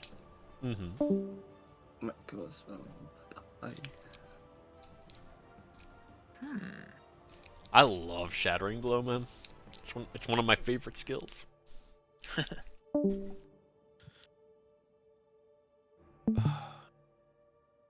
This could be interesting. Guess we'll have to... Are we gonna have people tomorrow? I don't know. They're gonna have people playing new weapons, new builds. Exactly. Oh, okay. I'm gonna be trying out Necro Swords first to see what they feel like. Other than that, I'm interested to see if Rifle has okay power coefficients. but I'm expecting it to be kind of like very much support oriented. Engineer Turbo should be fun. Yeah, that looks like it's gonna be an actually fun weapon, but engineer. A lot of people don't like Engineer Shortbow, but it has a cool premise. I think it's gonna be really cool in World v World and stuff like that, where you can kind of like, I feel like there's more benefit to having stuff like area control. Mm-hmm. I don't remember what else. Like Elemental's pistol, I don't think I care too much. Guardian pistol, I was interested until they said it was a Condi weapon. And nobody wants to play with Torch. Yep. They just need to get rid of Radiant Fire. Like, just rework the trait completely. Yeah. Then I might actually care. Yeah. And I don't think any Guardian player even wants Radiant Fire around. Like, all the Firebrand and Condi Willbender players I know of are like not all that interested in it. Just find it annoying. Yep.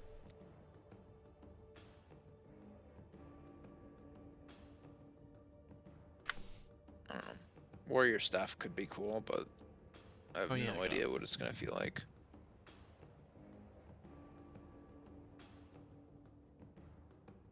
But yeah, like I don't want to stress you out about it, but have you thought about my schedule stuff at all? Hold on. Got to upload logs.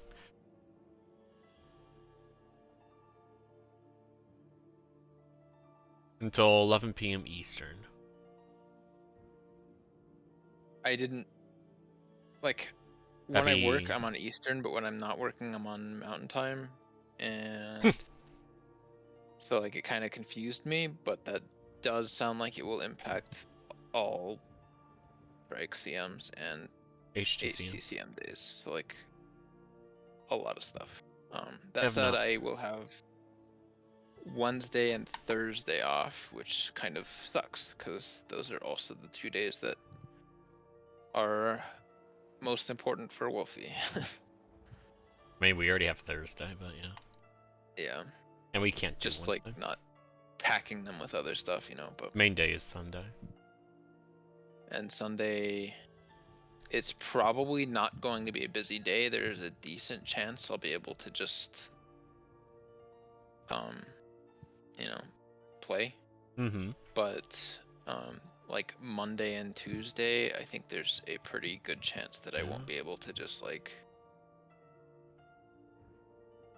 I might be able to join without being in voice. Yeah, I'd be fine with that. Okay. And for HTcm, like I'd really rather not, but for Thursday I won't have to. And for Sunday, I think I should be okay.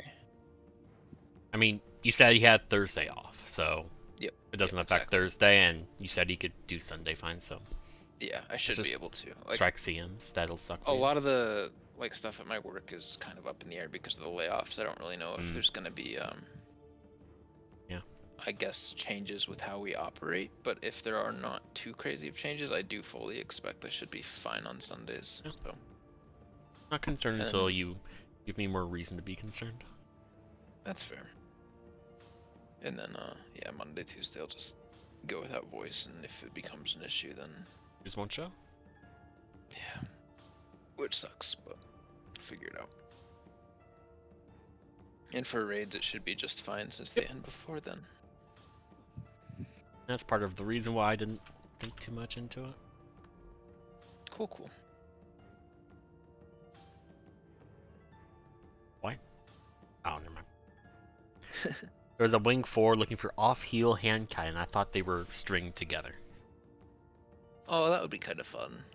Yeah. It's not like it can't happen. It just focus on other stuff than that. Yeah, that's I'm thinking like, would you run Druid with a great sword and staff? I could. Cause staff 5 doesn't give you it doesn't give people a ton of regen, right? But they have to run through it. Yeah. Regen. you But I get would- regen with like any CA skills that you can cast from No. a distance? Do you have 3? No.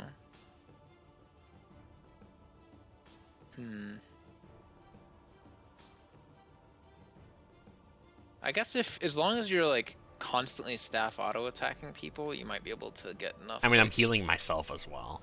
That's true, actually. That does count, doesn't it? And I can always run Fernhound for a regen. Now that I think You about just it. have to make sure that the tank has more toughness than you. Yeah, And I that mean, should be... I usually run 1200, and it's only an extra 200 because of the pet. Like it's easy, and especially. then, I'm full heal. the only big thing is you don't have, like, since you're tanking the hands, you can't rely on like White Tiger's Aegis or something like that.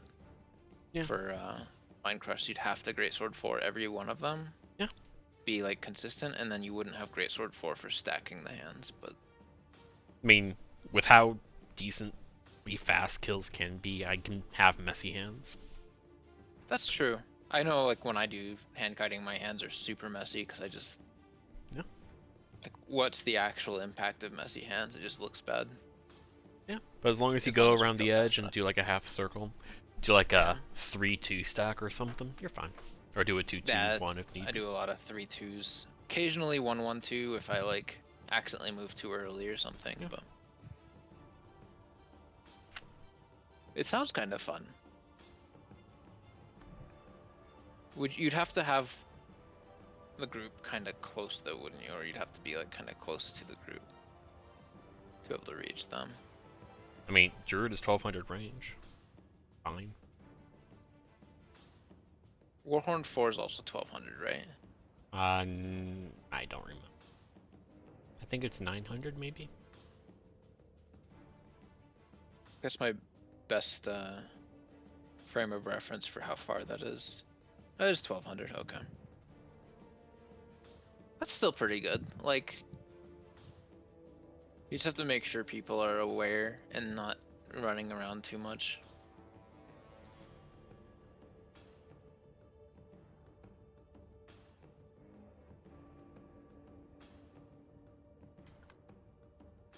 I bet Mech could do that too.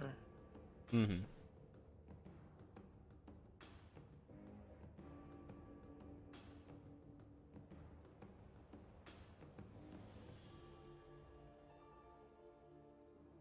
I wish Chronomancer gave boons where the shatters happened instead of around you. Yeah. But that might make things more like too unpredictable and painful.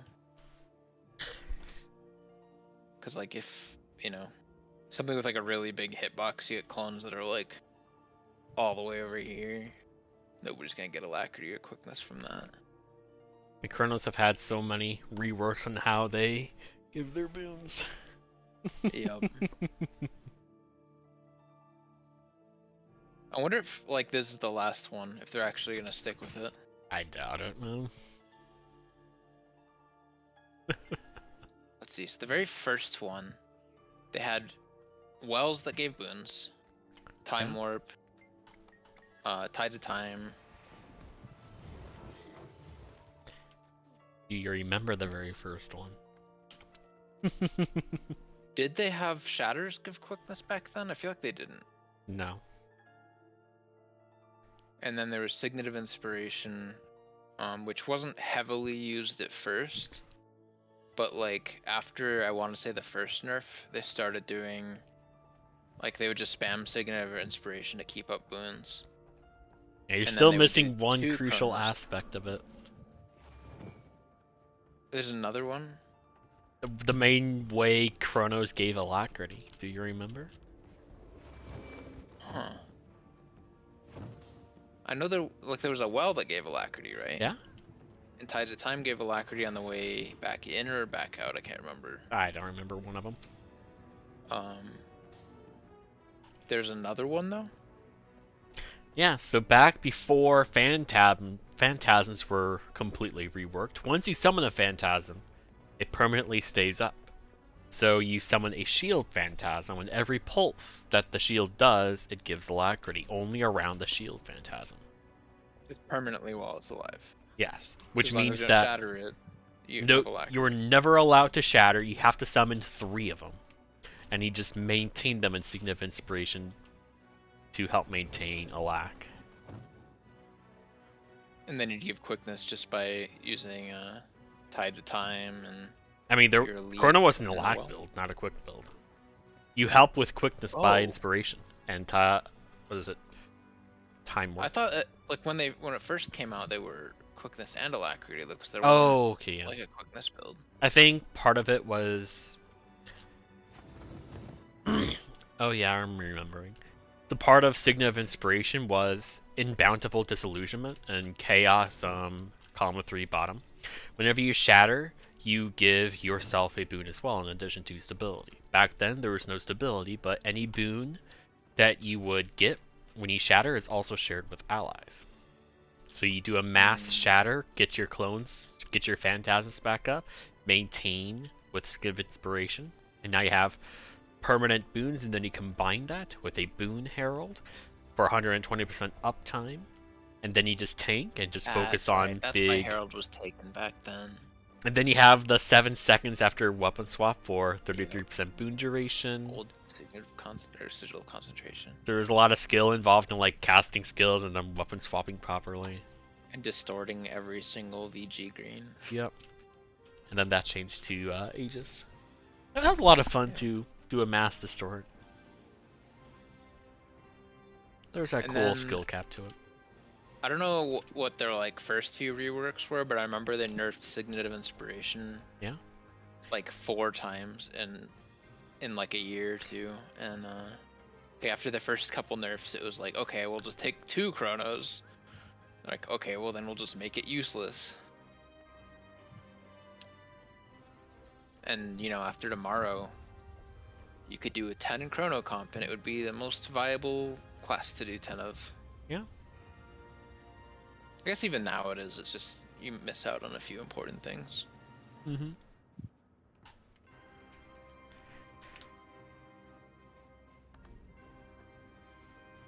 I think Sorn. Let me look at who's reacted for that. He's doing a beta HTcm run with 2 support Chronos running portals. Boring.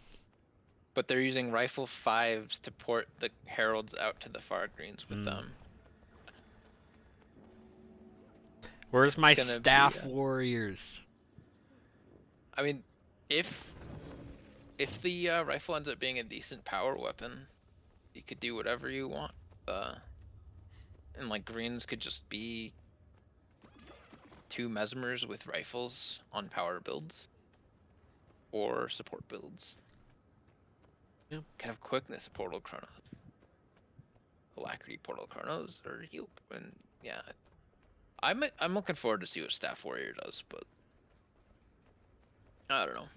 Chrono is uninteresting to me. Interested in the other stuff. I'm Defacts. interested in it mostly because it means it's maybe the first thing where like we're not gonna see 2 verts in every team comp if it catches on. Like obviously it's a harder class to play, so it has a less of a player base. I'm just concerned about what is it? The more you roll compress, the harder it is for people to play, which will make progression groups a lot more.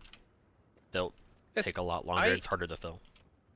Yeah, I imagine like if prog groups are taking a heal chrono, or you know, even a portal DPS chrono or whatever. Like I feel like that's going to be something where it's like if they have somebody that does do that, but then if they cannot show and they can't get a fill, that's way too important. Not anybody can just pick it up. There's no session. Which is kind of what happens with us sometimes, but. So that's one reason why I just don't care about rifle boon chrono. That's why I care about other stuff like Thief Axe. A skill that'll have a lot. So cool. Has a lot. I haven't seen the stream, but it has a high skill cap, it seems. It was. So the problem is for HTcm, the projectiles are going to get eaten by that little hitbox. No, I'm more just thinking about other content, not just In other HT. content, I think it's going to be probably the most fun weapon. Mm-hmm. Like, that was the only thing I saw on the stream. I just pulled it up and like, quickly scrubbed through it, and I saw the little axes floating, and I'm like, I'm gonna look at this. Mm-hmm. And it's going to be a Condi and power weapon, depending on what your offhand weapon is. And it looks like it's going to be a lot of fun to play around with. Like, I think one of the things that I don't like about Thief typically is that you usually have like one DPS skill that you use all your initiative for. Like, I know with like Deadeye, it's you fill up your little crystals and then you blow them all up. But like with Daredevil, it's weakening charge is the best, so use weakening charge. Yeah. And for Condi Daredevil, Death Blossom. But with axes, you get the axes out and then you pull them in. That's 2 different skills. And then if I don't know how like the offhand skills are going to matter, but maybe the stealth attack will be good, so Dagger 5 will be like impactful.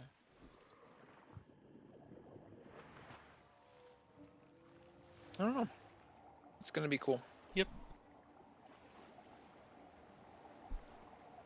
Probably the most inventive thing out of the new weapons. The Necro swords are actually cool too, though. Like, I don't think they've put anything else in the game outside of like curses that do something negative to you, right? Or like hurt you. Yeah, there's just curses. I guess headbutt, because you daze yourself or stun yourself, whichever it is. Stun. Then there's blight. Blight, yep. So being a harbinger with swords, you lower your max health and then you also hurt yourself. Mm-hmm. Could be cool. Even the Guardian pistols could be cool, but yeah. Mostly comes down to the torch. Because it's either the pistol offhand is going to be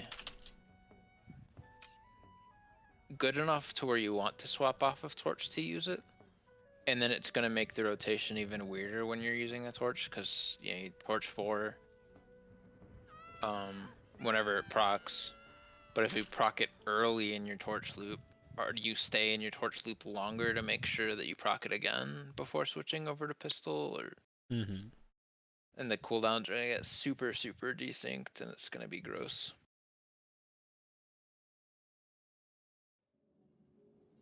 Let's take a look here.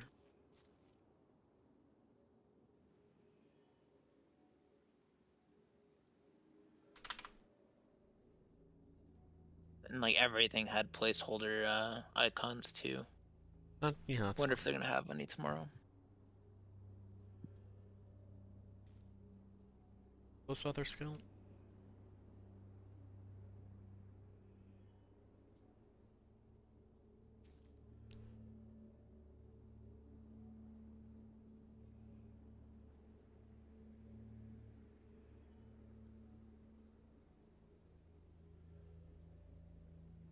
The tooltip and the text don't match.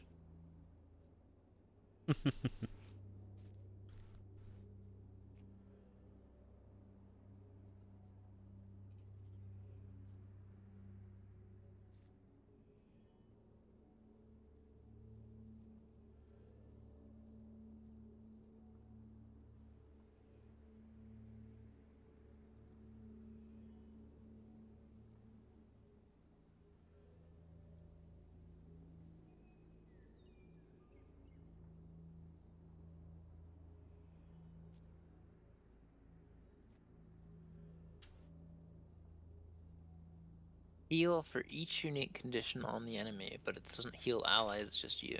Yep. And that also only heals you. Mm-hmm. Ugh. Interesting.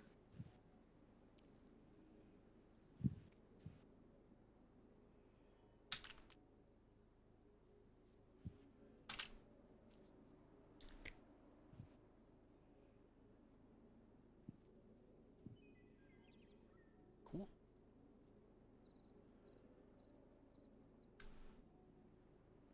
Oh, the cooldown comes off faster.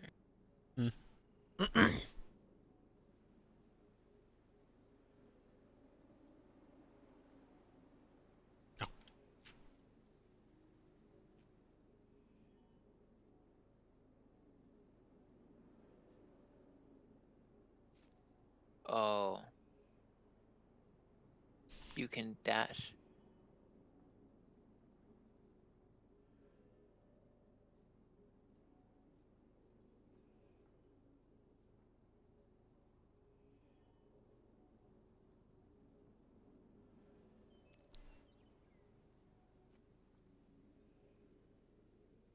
So it does damage.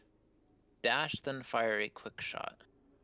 That sounds like it'll be a nightmare on action cam.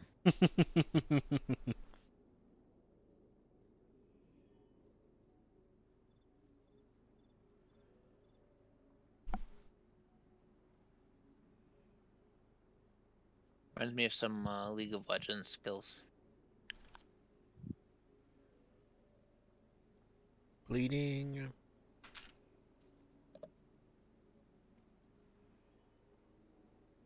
Yep. Do more bleeding. Bleeding. Then barrier. So it has no like support utility, does it? It's all self defense. Oh boy, now we go into all these other fucking combo skills. Oh man, Weaver. Burning and bleeding. That could actually be Hold on. a decent amount. NPCs are talking and that's not allowed.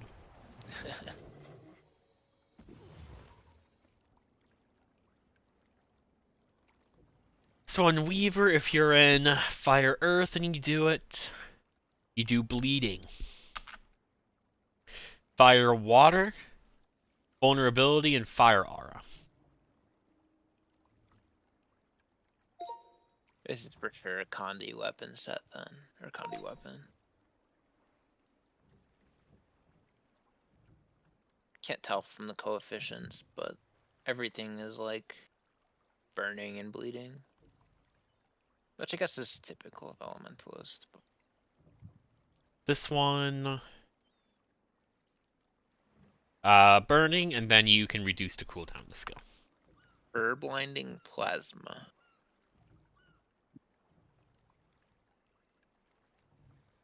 Guess what's on my screen? Key webcam.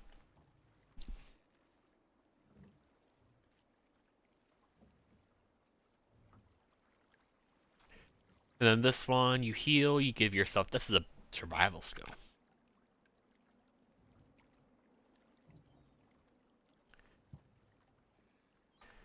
And then this, you give yourself regen, frost aura, super speed, evade. Okay. Interesting. And then this one, damage, daze, and bleeding.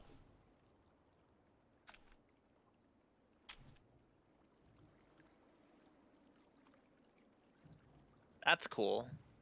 A lot of. That reminds me of Longbow Primal Burst.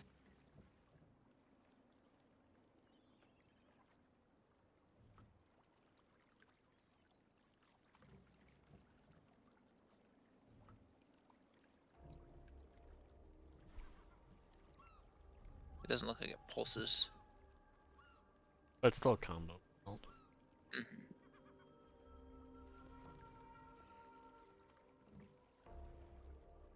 Seems like a very cool PvP or Orifice's World. And no more PvP. Oh no, I don't. I'm not. I don't care about pets. Pets are a giant thing. I'll look at myself.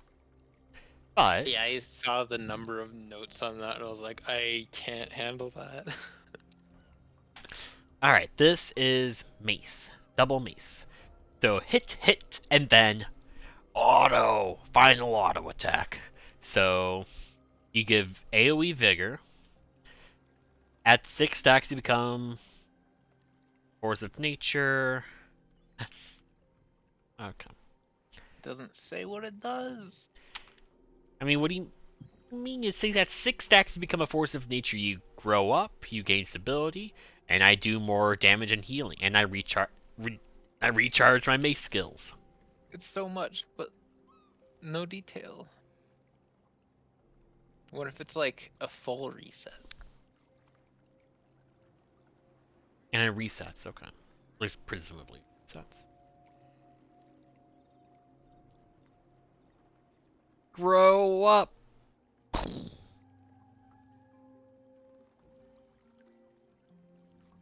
Oh, I Wait, does you have to use your other mace skills in order to get 6 stacks or have quick moves. Oh, because they have to be on cooldown.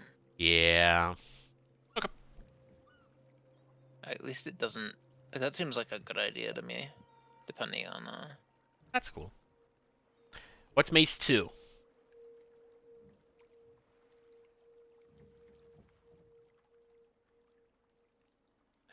Don't go to see Mace 2 today. We did it. Strike the earth. Damage and heal allies. And then it does more stuff. You get nature's strength if you hit an enemy. Force of nature, 25% increased damage and healing to others. Oh, so the other skills also give you a stack. You grow up.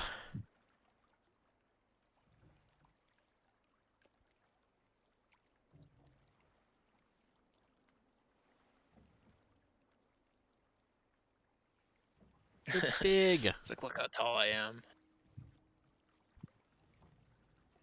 Okay, so you can't gain stacks until it falls off. Huh. Oh, and then you also have a cooldown.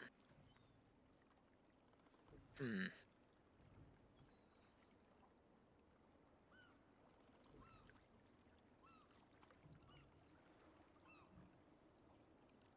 What's mace 3 to cheat? Did he hover over it? It would look like a leap. But he Yeah, didn't it's a hover leap, over it. but you must know what it does.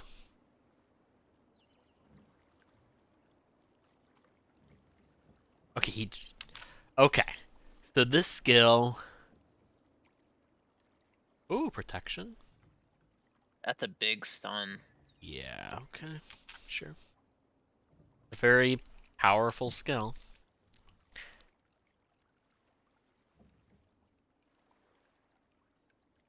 Two and a half seconds. Presumably with the reset you can use it twice in a row. Oh. This skill.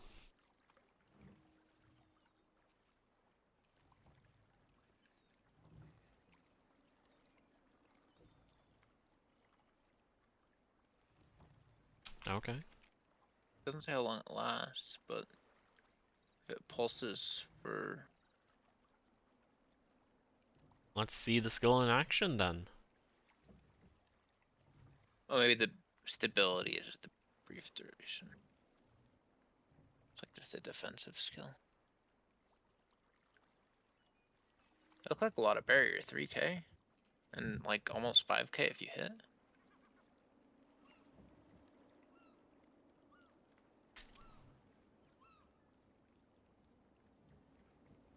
It's all power damage too. Last. Fucking hell. 4 impacts and final. Guess what? Guess And dazes. This is my hammer replacement for my CC build. Just do hammer and mace.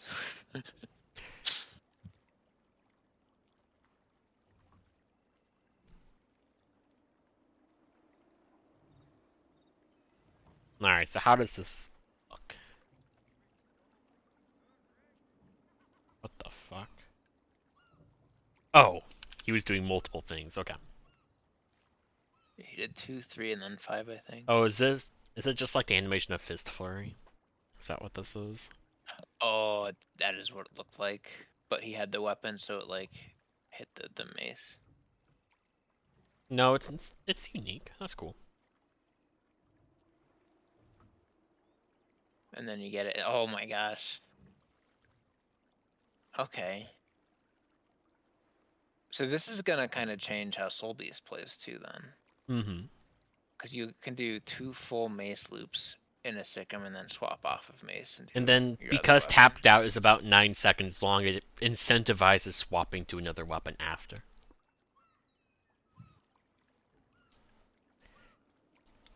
Interesting. It'd be like auto, auto, auto, 2, 3, 4, 5, 2, 3, 4, 5, swap.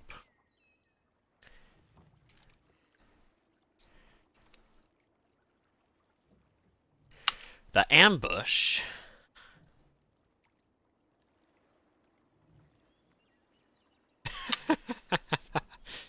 They're laughing at how long it is. Yeah, that is.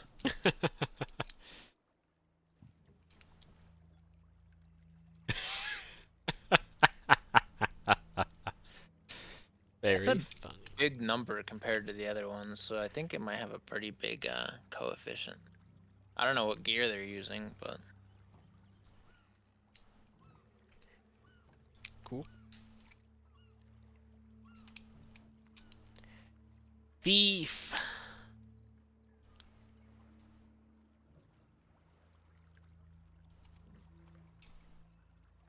What's the auto chain? I bet it's just gonna be one single skill. I still want to see it. My eyes have to look at the skill. Oh, it's not. It is gonna chain. At least 2 A skills. pierce. Oh no. 2 animations. Fucking. Oh yeah, it's gonna be.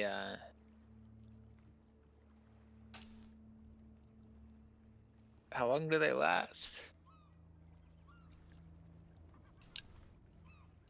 No, like 5.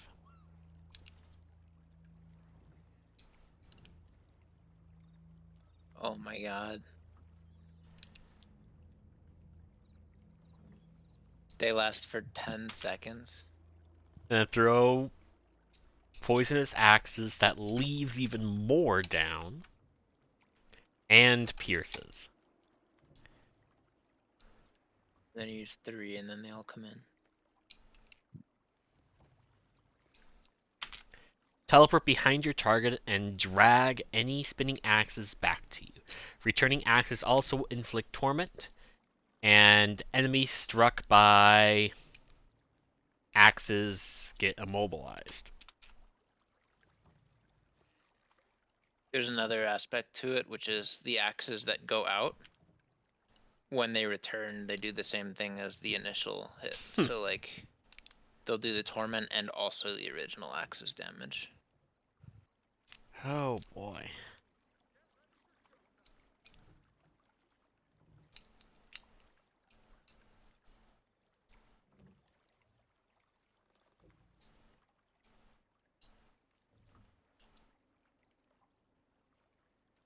And since it's thief, there's no cooldown, so you can do like 2, 2, 2, and then auto attack for a bit, and then press 3.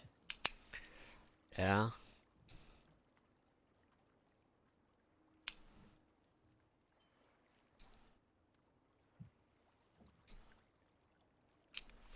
Alright. No, it's the same one, never mind. I think it's gonna be like I know like when it comes to DPS builds, there's always gonna be a rotation, but the fact that your positioning and stuff like that's gonna be what you're thinking about most of the time would be. Alright, what's the pistol variant? They deal increased strike damage. They deal 33% increased strike damage. So you're gonna take pistol offhand for the power, which means you get access to CC.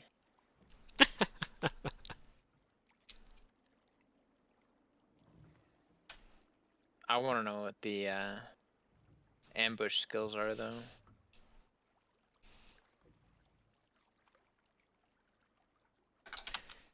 Stealth attack. Stealth. Throw an axe that explodes, crippling, and if you hit an enemy, you gain initiative. Oh, and it still lasts. So like, huh? Oh boy, you gain initiative. That's something. Initiative. So if you do like dagger 5, axe 1, it reduces the cost by 2 effectively. Kind of interesting. But dagger 5 is a power skill, and dagger offhand is a Condi dual skill. So I don't know. All right, we have Guardian maybe? No, this is Mesmer. Oh, Mesmer. Oh yeah, I see. 3 ground targeted skills. So heals nearby allies on impact. Okay. But it's a single target. Is it called friendly fire? When I hover over it, we'll find out. Yeah? It is. That's so funny. Does not pierce, hits the very first target that is in the range, and heals nearby allies around.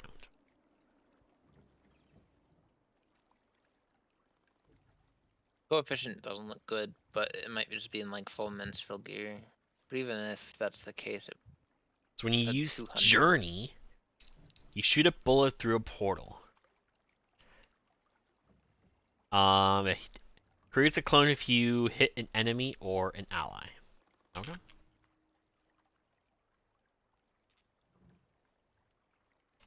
Oh boy. Throw an inspiring beacon to a location. It explodes after 2 seconds, granting might and fury to allies. It can be detonated early to heal. Abstraction is detonating early. It does some damage, it heals a lot, it removes conditions, and does weakness and blindness, and is a blast finisher.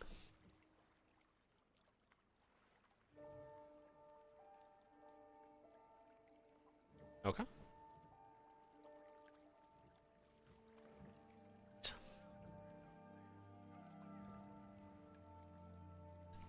Create a phantasm that shoots a bullet at your target, stunning them. Okay.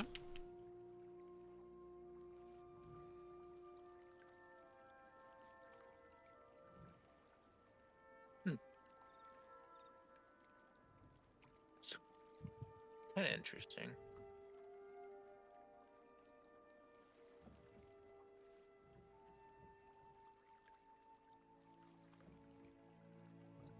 Alright, this is the skill everyone cares about. Shoot a bullet at a target location that explodes upon arrival, granting resistance and barrier to allies. A singularity lingers at the impact point. Though it gives barrier, 4 seconds of resistance. Singularity lasts 3 seconds. Then you can use it again to collapse the singularity, creating a single-use portal that will teleport the user to the current location.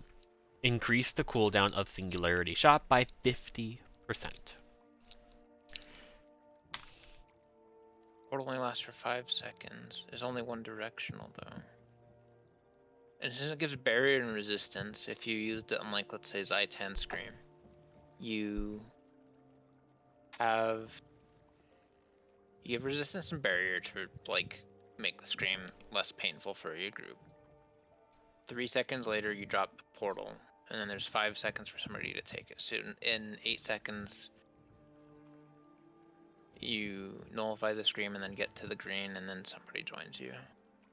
And then they have to walk back.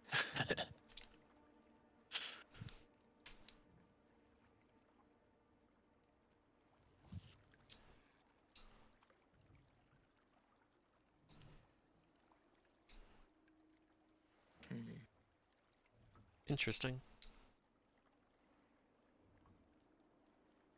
I like the tether.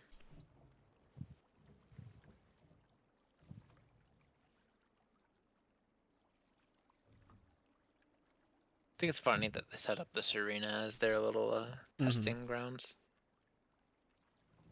Neat.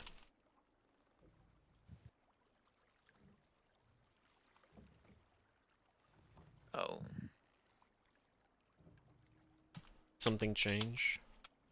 They changed to Mirage at least. I don't know if they're the ambush skill.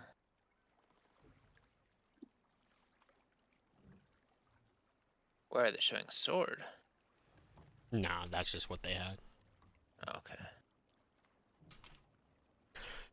Spray invigorating magic, damaging enemies, and healing allies, and giving vigor.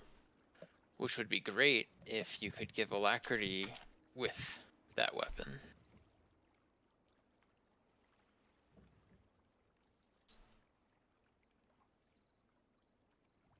Nothing else really changes.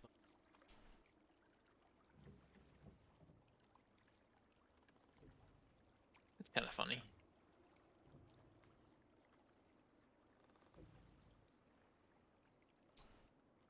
Cute.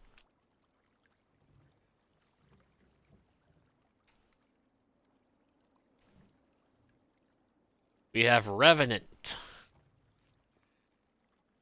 I'm gonna like these animations. So you thwack again. The second one gives might, and then you thwack again to give barrier. So damage, might, barrier. Damage, might, barrier. The more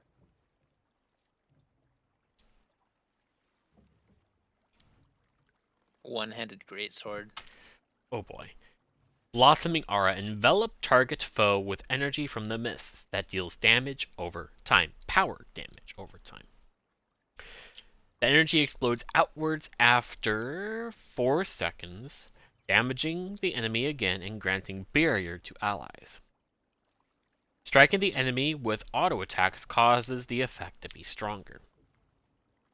So if you do a full auto chain, it is an additional, it is 100% more barrier and 150% additional damage. That's kind of cool. 5-second cooldown, jeez. But 10 energy. That's I think Greatsword 2 is only 5 energy, isn't it?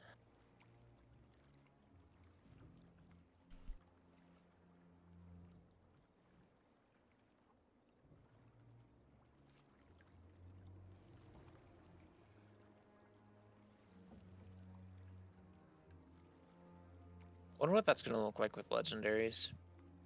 Mm-hmm.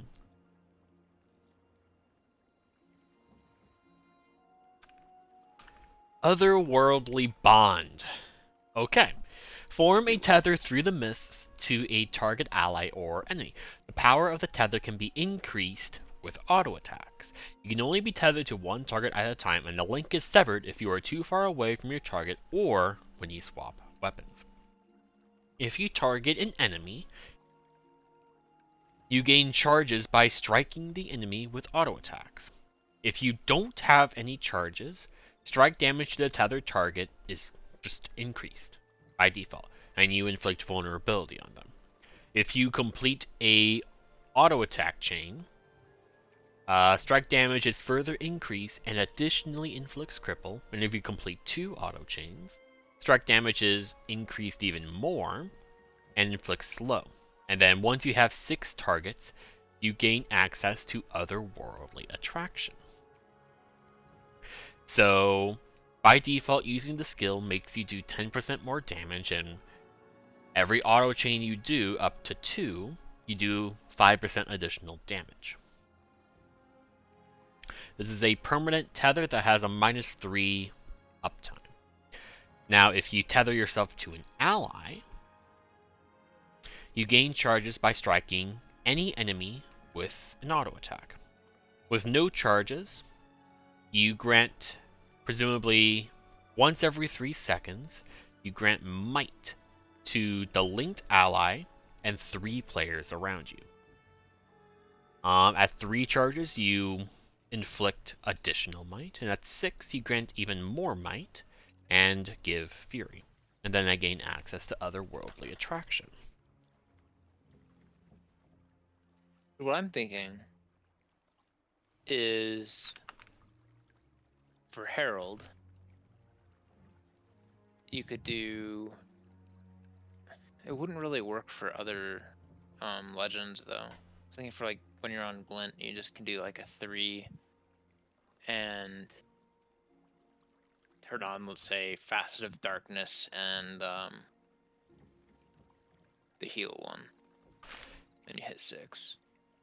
So once you get 6 stacks, you can maintain it as long as you want, but you can then use Otherworldly Attraction, which releases the tether, pulling the tethered enemy towards you and applying vulnerability to them.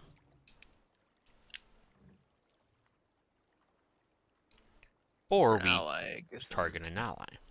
if he pulls you to them.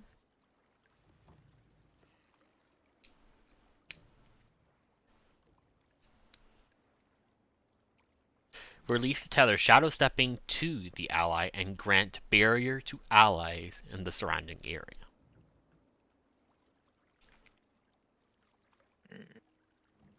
That will require a lot of playing around. Alright.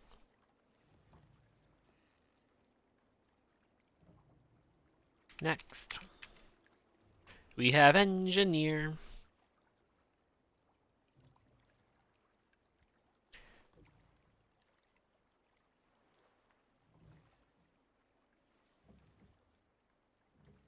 Alright, so Shortbow 2.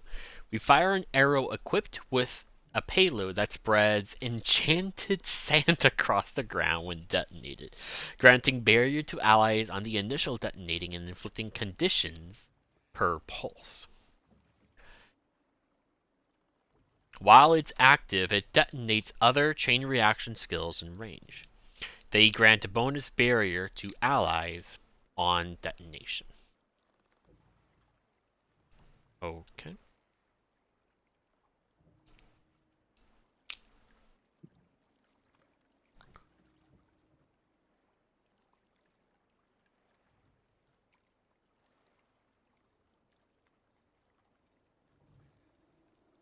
It's gonna have so much precast potential between these and throw mine and. Mm-hmm.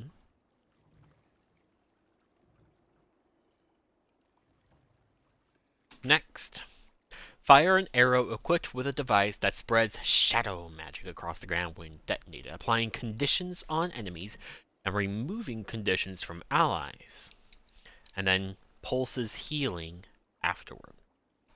That's cool. While active, so when you detonate it, and when it's detonated, it will heal allies even more. Like, if you put out all 4 of them, all 4 of them are gonna heal allies. Detonates other chain reaction skills in range, and they additionally heal allies with each pulse.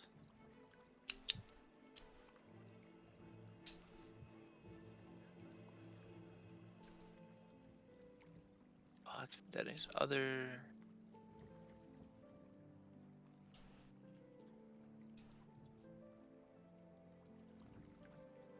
This is the craziest weapon.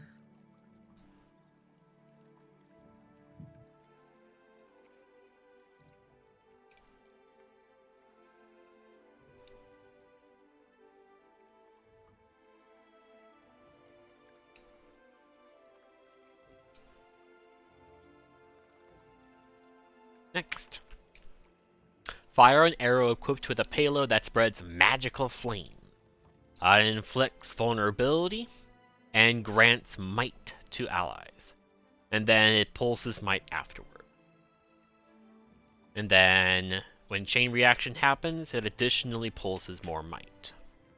There's also a fire field. That's a lot of might.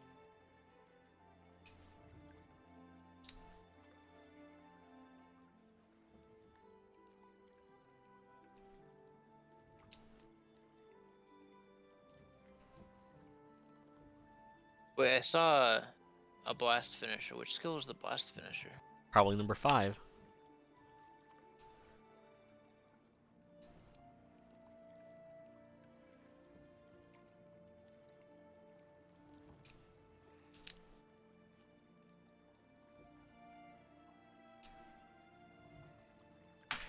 Damn it. Essence of Borrowed Time. Fire an arrow equipped with a device that blah blah blah. Stunning enemies and applying super speed to allies.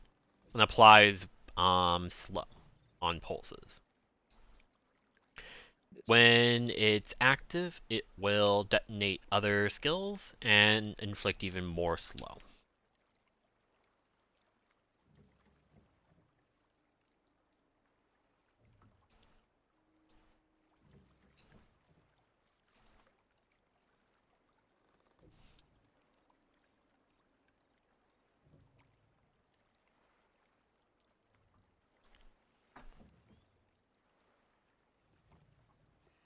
Seems like a lot of utility, but there's no like defensive boons.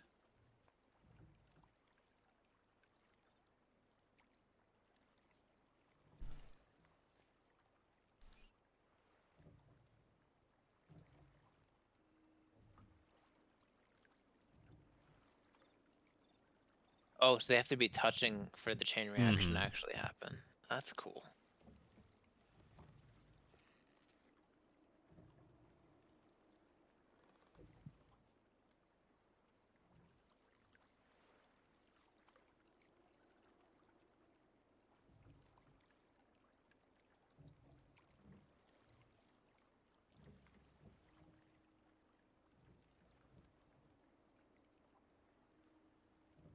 Alright. Guardian.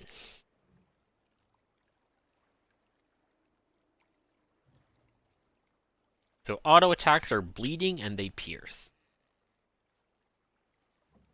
Alright.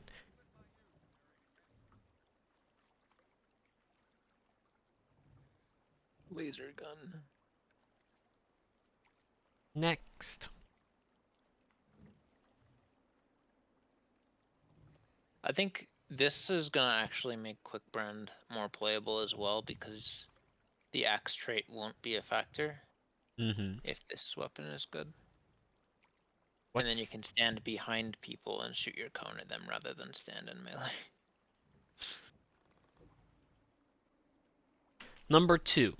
You fire a beam that does power damage and a lot of burning. That seems strong. It's a short duration burning, but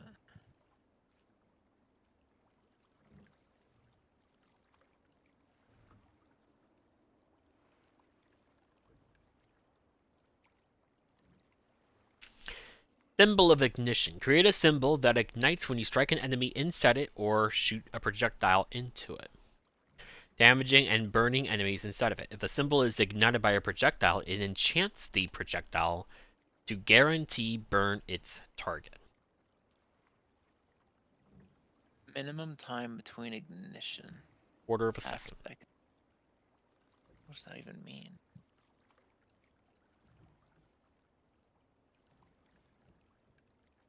Was the symbol melee range? Yeah. Weird.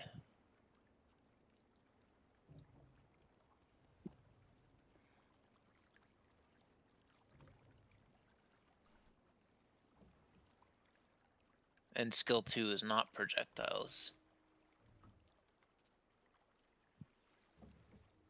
I think.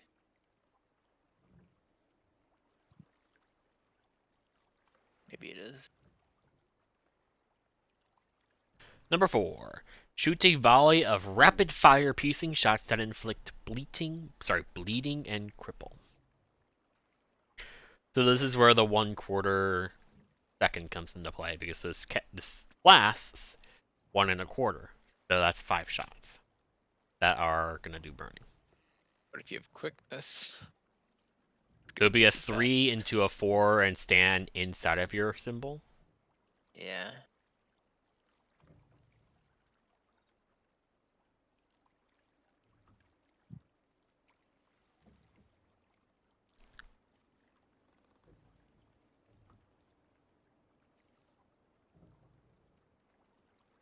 I guess their method of dealing with Condivert is making everything have piercing skills.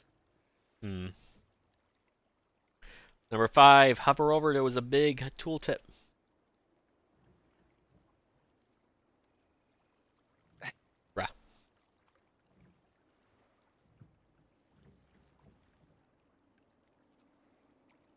All right. Jurisdiction. Charge up a ball of blue flame and activate the skill again to fire it. The ball damages, burns, and knocks targets it hits a short distance. Deals bonus defiance bar damage when fully charged. Projectile behavior changes slightly based on charge level. Charge level 1, damage, 2 stacks of burning. Charge level 2, double broad damage, 3 stacks. Charge level 3, almost, that's like triple the initial damage, and 5 stacks of burning. And it knocks back for 400 defiance bar damage.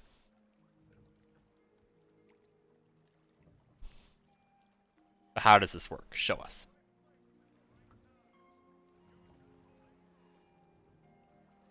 At the full channel. Oh, wow. So if you play Pistol and Firebrand, you have to charge that and Mantra.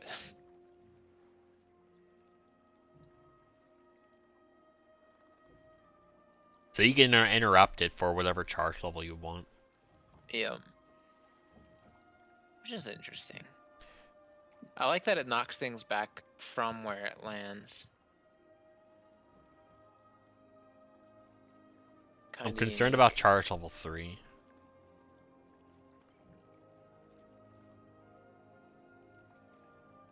Never mind.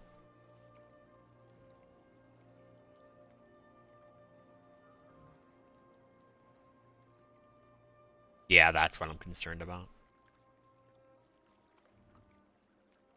It's the anti-stack skill. It'd be very messy. It's cool, but it's Yeah. messy. He's gotta use Sanctuary afterwards, then nothing can be brought back. Mm-hmm. Alright, we have Warrior Staff. Hover over the auto attack. Oh. We'll find out what that skill does later. Alright, we thwack, thwack, thwack, and regen. Alright.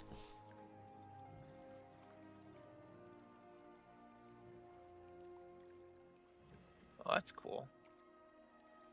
I like that.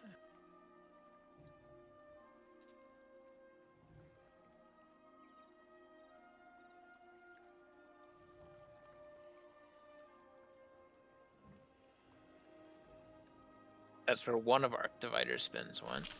Number 2, you leap, and you give allies healing, damage, might, and fury. Okay.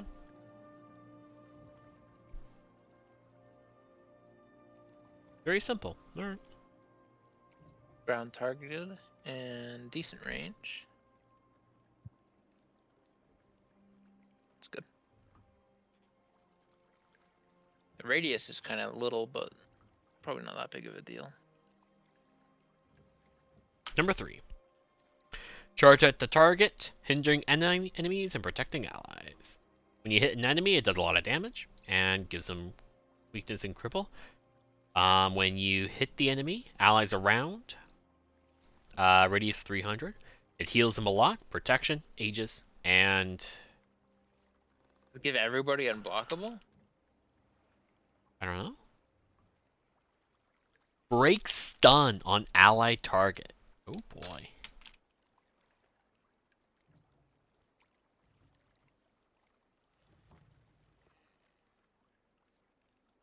We're gonna find out. It gives them 1 unblockable. But yeah, interesting.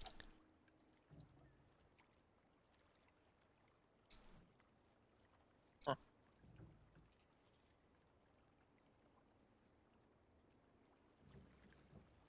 I think it's bugged.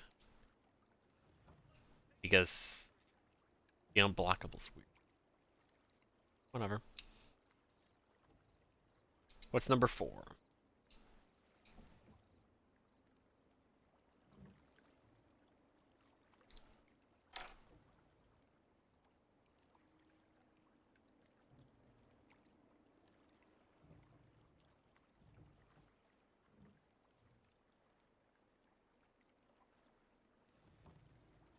Only feels warrior-y. What's number 4? 2 ability skills already. Alright. Number 4 is 600 range pull. Okay. Is it 360 radius? Or 360 degrees? No, it's just in front of you.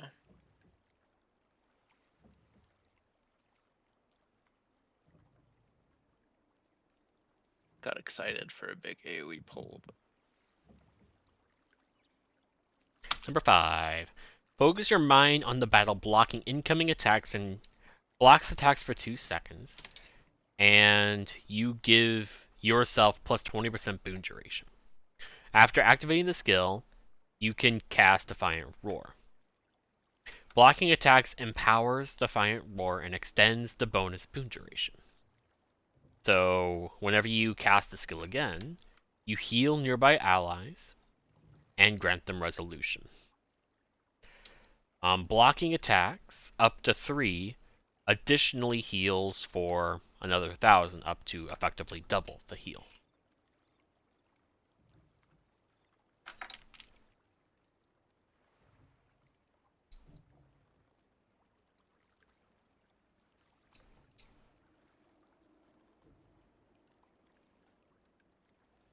Alright.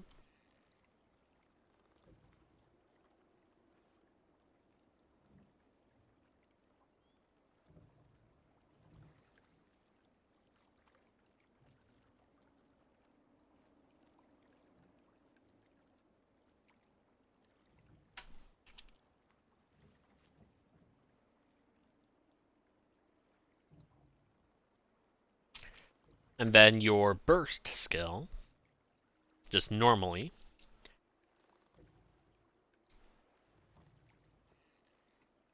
so when you do some damage, and then based on the burst level, you also heal allies and give regen.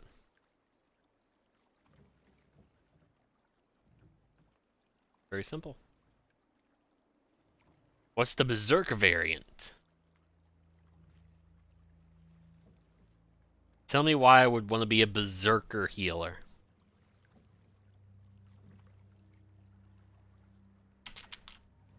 Show me. Alright, slam your staff on the ground.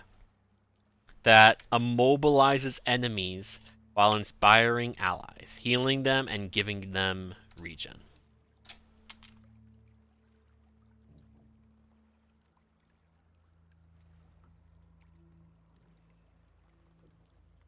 wonder how much damage that's gonna do.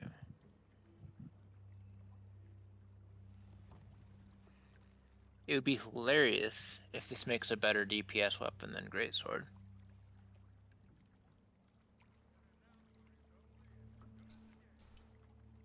Though I don't know how you'd refill your adrenaline. Probably have to use utility skills.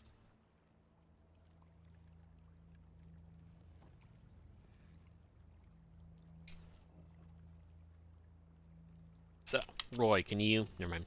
You're not going to show us how it works. Alright, we have sword, sword.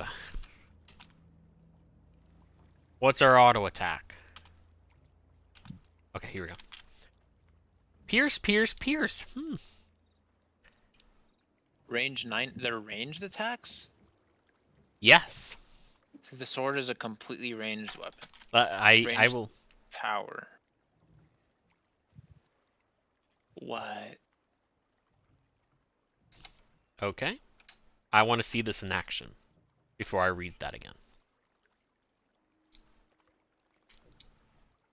That's so interesting. Okay, now that I've seen it. So, first one, thwack, and I heal. Second thwack, I heal. Third, I thwack, I heal, and chill. Okay. And it looked like it's a pretty quick chain too. This is not what people thought this would be. It is not. I don't think I'm gonna complain about it because it's interesting, but... You gotta find out what the other skills do, man. Exactly.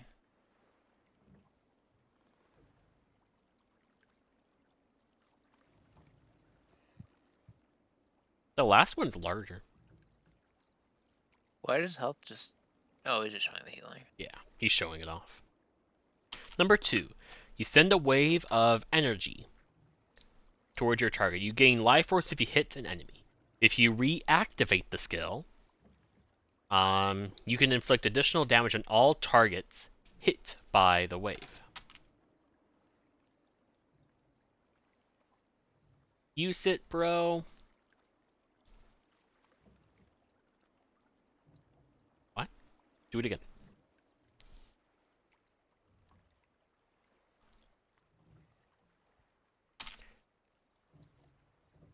An interesting tooltip. So, satiate. Wait, what? It shoots at the wave and then you use it again. It like does like. You just have that skill available? I think so. So, this skill... Hold on. We must do some very important math here. We are at the 1 minute 8 mark. Hold on. Okay. Oh. So we have 22892 HP. Okay, back to 108.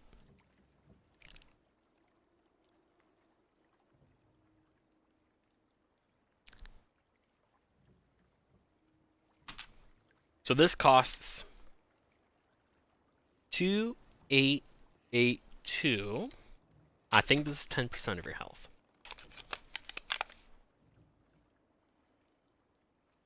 That's a lot. I wonder how that scales with Blight. Is that right? I think so. I That do. Sounds about right for Necro. I do lower number divided by higher number, right? To get. Yeah. It's 12.5%. Interesting. Okay.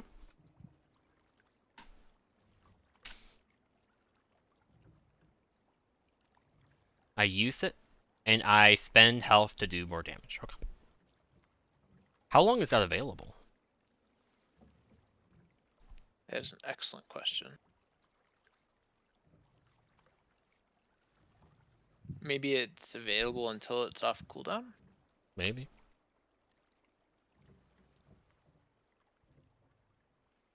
Number 3, Path of Gluttony. You dash forward, releasing dark energy on targets. Damage enemies hit. So you do damage to enemies, and for each enemy hit, you heal. With reduced healing beyond the first. This skill can be reactivated to dash again. It's a 450 range dash. It is an uncontrolled dash. So, but it's actually a 900 range dash.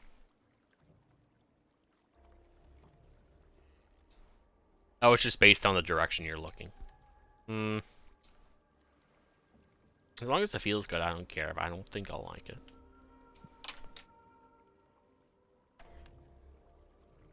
That costs even more health. Yeah. So, this is 12.5%. Now we must do 3842. 3842 divided by 22892.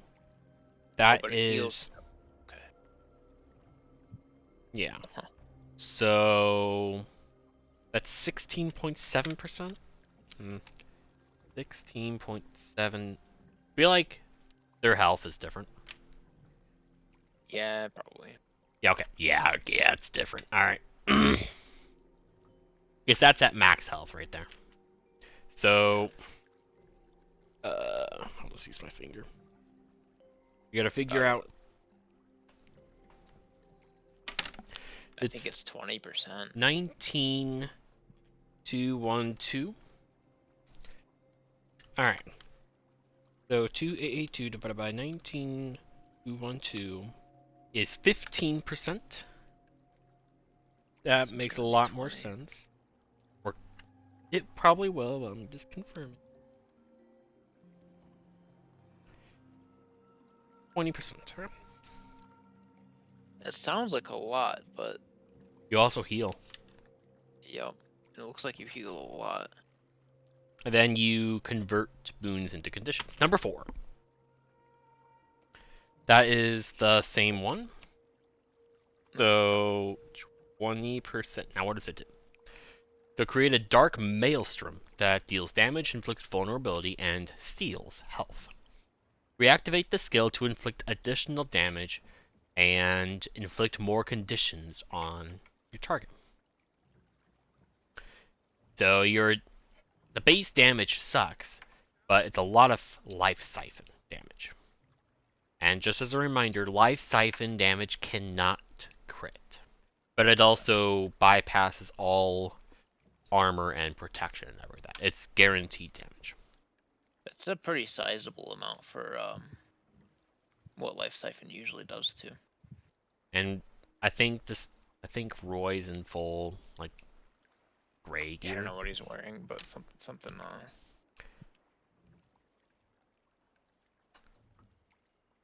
What does this look like? Should be fun. Show us. What does it look like? That's awesome. That reminds me of a Guild Wars 1 skill, I think. Vampiric Bite.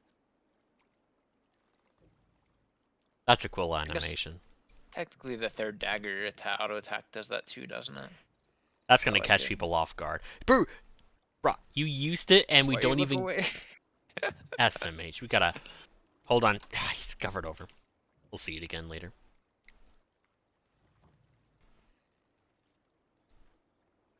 Alright, Devouring Visage. Oh, that's a really simple skill. Fire an orb of death magic that gives them power conti damage and gives you life force. Reactivate the skill to recall the orb toward you and cause it to inflict fear.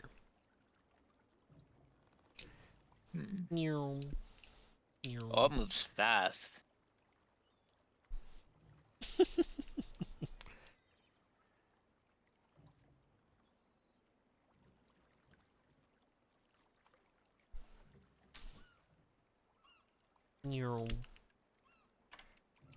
Hold on. You must know what the skill does and how much it costs. It costs 4803. Alright. 4803 divided by 19212. That is 25% of your health. So 15, 20, 20, 25%. It doesn't do damage either, it's only the fear. Yeah. So if you were to do all of the skills in a row, you would inflict upon yourself 20, 40, 55, 80% of your health and damage. And then you just heal it right up. Yep.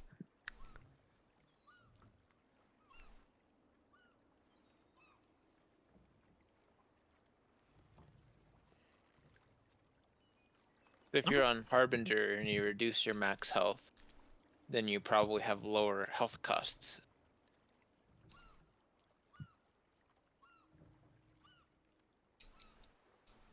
However, Harbinger is also a,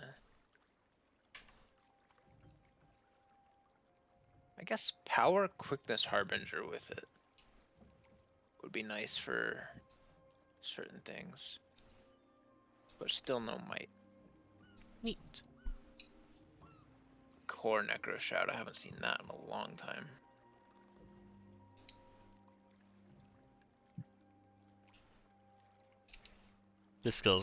This weapon's gonna kill people. I hope so. And then they'll blame the healer. Uh-huh. And then the healer will say, well, don't be in Shroud. Yeah, you spam all your Can sword you skills kill and then immediately yourself? go into Shroud. Can you kill yourself, Roy? We must know. You've almost killed Use yourself. it. What's it do? Or are they just locked out if you can't do it? It looks like. Oh. I mean, you're still gonna kill yourself, but...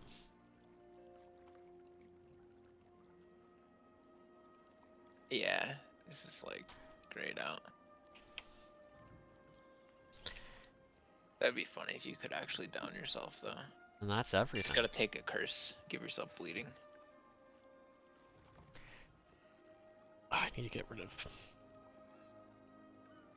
Why is my phone yelling at me about Star Rail? Get out of here.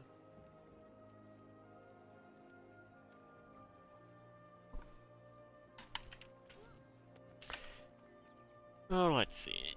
I think pistol, Guardian pistol would be fine. Don't you even if torch is better, just run offhand pistol, just have slightly lower damage and have more fun as a result. I'm not a big fan. Go ahead. It'll enable me to go higher quickness uptime, which is Yeah. like the main appealing thing for it, I think. But really depends on how it feels to actually play. Let's see. So out of everything, I've already forgotten. Warrior staff looks actually kind of cool. Yeah, warrior staff's cool. Thief is cool. Let me go through heavy armor. Revenant seems very finicky, but I mean, I think in a crafted rotation it would feel good. But outside of that, you would really need to put a lot of effort into being comfortable with it. The way I was thinking about it, I was like, oh, for a low intensity like glint rotation, it would be kind of nice and possibly pretty strong. But then the moment you have to swap legends to Shiro, you're gonna want to switch to sword. Or even to Jalis, you won't want to be on Scepter because your 3 skill will make it so you have -9 energy pips. Yeah. Guardian pistol looks cool. I think the symbol's kind of small, but yeah, it did look a little bit. Like a lot of the AoEs, like engineer shortbow stuff, all look small. I'm not a big fan of that, but perhaps it will feel good in practice. Even though the symbol goes on your feet, the Guardian symbol is all about synergy and shooting projectiles through, because for almost all combo fields, it's always a 20% chance to blah, but this symbol is a guaranteed, so now you can combo stuff with it. I'm wondering if that'll work with allies too. So if you have like a bunch of people with projectiles, you'll get. It would be cool to have like 2-3 of them, of like Kandi pistol guardians. Yeah, rotate. Because the cooldown's pretty short. The duration's like 4 seconds, so you stagger 4. They're always gonna be there. That's so much. That could be a lot of fun. And then warrior staff seems really cool. I think warrior berserker healer seems cool. I don't think I'm gonna like it elsewhere. Like outside of berserker, I'm not a big fan. But the problem is we have this really cool weapon, but no utility skills to back it up. So that's going to feel really bad. Banners and CC skills and not much else. And banners are fine for utility, but like, not a lot of variety. So that's where warrior suffers. As for medium armor, Defact seems. Do you know much about the heal blade sworn build? Yeah, I know about it. Do you think that would work with that? It has 1 ammo skill, I believe. No, I'm thinking of pistol guardian. It didn't have any ammo skills on the staff. But I don't know what they typically run. I mean, you sacrifice your burst in order to do dragon slashes. Yeah. And dragon slashes aren't going to do much. Heal blade swarm relies on ammo skills to get them off cooldown and synergy with that. Probably not. So either Bellbreaker I suppose. Or Berserker. Like Berserker Spellbreaker seems... could be fine, but like you don't. Yeah. If you're playing a healer, you don't have boons. Yeah. So yeah, probably just Berserker. Unless it actually has decent power coefficients, then maybe it could work just as a DPS weapon. If the thief axes obey collision and maintain roughly their height, or can like navigate around heights, like if you shoot an axe and like go down a hill a little bit, the axe would come down over the hill to you. Like there's a lot of weird collision stuff with that. Hill. Yeah. And like if they go out really far. So if you do it against a wall, what's the behavior there? Are they going to go away? Are they going to stop Like at the edge wall? of the platform. And then if you're against a gadget boss or an invulnerable boss, are you just going to go away? What if an invulnerable enemy goes through an axe you have, like on Samurag? Are they going to get destroyed, or are they going to stay? How well can you precast? Like, they go really far out, so it seems very I think, finicky. it's exciting if it works well. Yes. If it doesn't, it's just going to be frustrating that it's so close to being great. And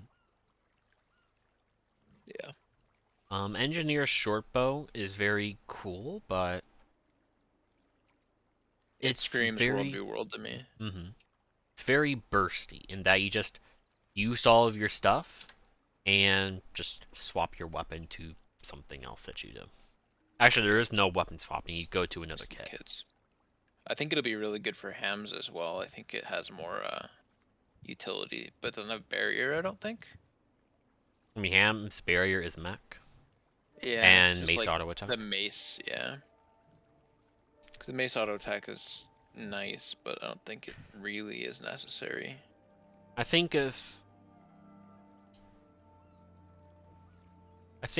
shortbow needs a little bit more to really feel appealing. Yeah. I was thief, engineer, ranger. Ranger is interesting, but I really want to get my hands on it before I decide if I like it. Because I think you'll have to do 2 full auto attack chains in a mace loop. You'll be able to do. You just need 1. Because I think number 5 gives you 2 stacks. Oh, so 1, 2, 3, 4, 5 auto chain, and then you get it. Okay, that could be good then. So it's so annoying because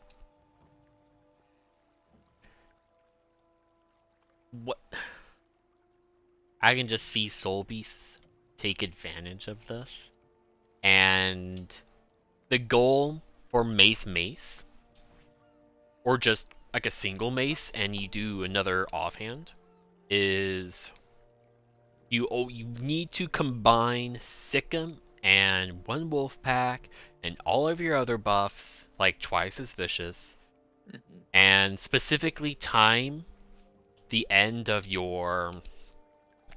You want your Nature's Fury at the very end of your mace loop. So you can't...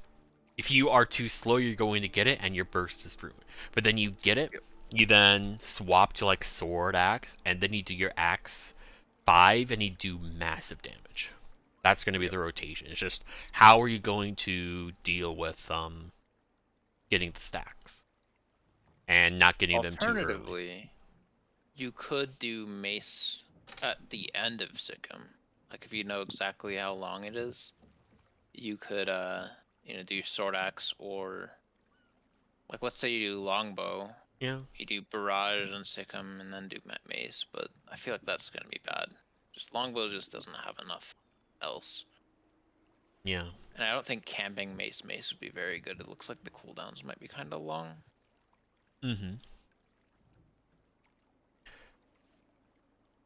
So I'm not a big fan of that, especially even as like a healer. I don't know. I'll have to. I bet Untames are gonna love it. As for light armor, I mean for Elementalist, doesn't seem super interesting, but I think for Connie builds, since Earth has a lot of stuff for it, it seems fine. But I'm not a big Elementalist player, so Yep. it all seems I more don't- competitive oriented. Yeah, I feel like for Elementalists it would take a lot for me to be very interested, Yeah. but Then we have, oh, what is it? Mesmer. I don't know. I don't like it. I don't like rifle. I think it's just gonna frustrate me more than anything. I'll play even the around with it. barrier? Barrier seems so nice. The main gripe I'm gonna have with it is, even though it's not gonna be that relevant, the auto attack is not a pierce. It only hits one enemy. So if an enemy just suddenly goes in front of you, that's the enemy you hit, and Yeah. that's where everything's gonna be around. Like, it's small in the grand scheme of things, but it's like, I mean, there's certain spots where it'll matter. Like, let's say we're doing XJJ and you have all the spiders everywhere. You're not gonna be able to actually hit what you want, but not really gonna matter. It's just auto attacks. But yeah. And I think the portal thing is just weird and gimmicky. I think it'd be, I think there's a couple spots that I've thought of where it'll be useful. Like, let's say you have a Chrono Kiter in Doom, and you know shackles are coming up. So you, like, oh, shackles, throw the portal onto Doom. Someone can portal out to you and then teleport back on their own, so they can instantly break them without moving. Stuff like that, but like it's all stuff that would require more coordination than yeah. And then for Necro Sword, It looks cool. It looks cool, but I don't like it. I feel like, so the way I look at it, Necro's all about being in Shroud, and you're in Shroud more than you're in your weapons. So like if you're doing Reaper, let's say, you do sword, great sword, I assume. So you go into sword loop, you hit 2-2, 3-3, 4-4, or you know, since the cast times and cooldowns are weird, you might be 2-3-4, 2-3-4, swap off sword, or 2-3-4-5, 2-3-4, and then you're down to like 20% HP, and then swap to great sword and you heal up, because you're still getting healed. But next loop, after you come out of Shroud, you do your great sword, swap the sword, 2-3-4, 2-3, or 2-3-4-5, 2-3-4, go back into Shroud, and now you're at like no HP and in Shroud and unable to get heals. Yeah, I mean, the health thing, that could be fine, but I think my main thing is, it's a ranged weapon, but you have a double dash that isn't, you can't even control the direction you go with it. Yeah. It's just straight up to your target on a ranged build, when everything else is range oriented. I'm hopeful that the cast time on that leap looks pretty long, and the damage number was roughly the same as an auto attack.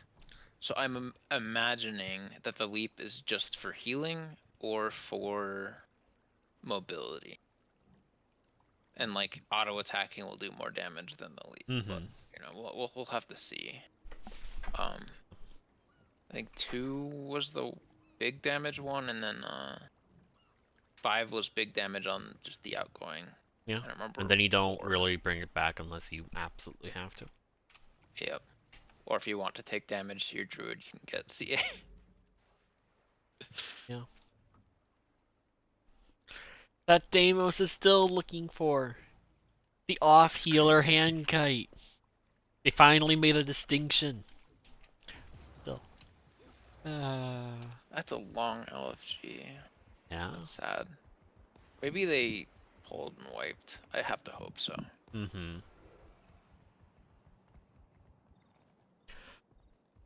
I have all the weapons. It's warrior staff.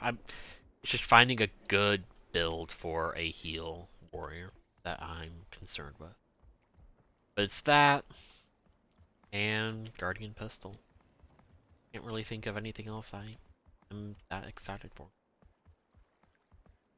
I think oddly enough, like giving other players stability when you're on warrior might be kind of rough, because I think martial cadence and the banner are your only two options, right? I think so. So if you have 100% boon duration and you're on Tactics Berserker, you could give 2 seconds of stability every 3.5 seconds or something like that, I think. That's not bad. And then the banner is like, you choose one to give it, and it's just a... Remember that it's every time it's soldier's focus, which is every 15. For martial Oh cadence. yeah, you're right, you can't just refresh that, huh? Yeah. Hmm. So it's after X amount of, like, a simple way for a Bladesworn is outside of tactical reload, every other Dragon Slash will proc it probably. I don't know how I feel about that. Mm-hmm. That's why I really don't care about Soldier's Focus. It is a mechanic that is entirely trait bound and doesn't really benefit much, doesn't do much. Just I feel feels like they tacked could on. make it like, I don't know. Like, trying to imagine what I could compare it to. It could be like really interactive. Like every time you use a banner, soldier's focus is refreshed. Or like some other way to like force it to come back so you can use it I again wouldn't with mind your it next then. F1. But then other stuff would have to be nerfed for it, or things could be changed. Yeah. I'd be perfectly fine with that. Then I would Just actually like right care now, about the it's just like mechanic. you just forget about it. And it just happens every now and then. Yep. It doesn't feel very tactical for something that's, Yeah. you know, the basis of what the tactics trait line is. Yep. Hmm. Then Guardian Pistol, I might actually pick up Kandi Guardian.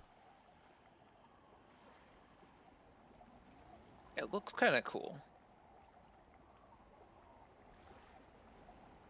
It's just like, so if you're playing Firebrand,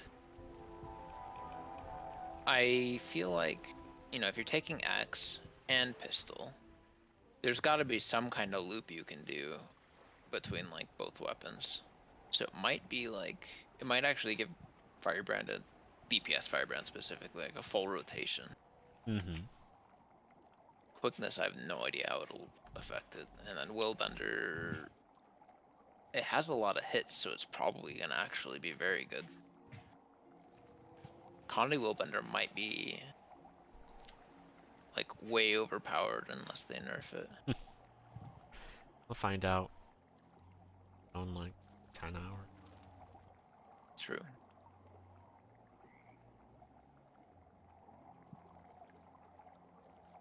I think Thief is the coolest looking one, but I do worry about its playability. Yep.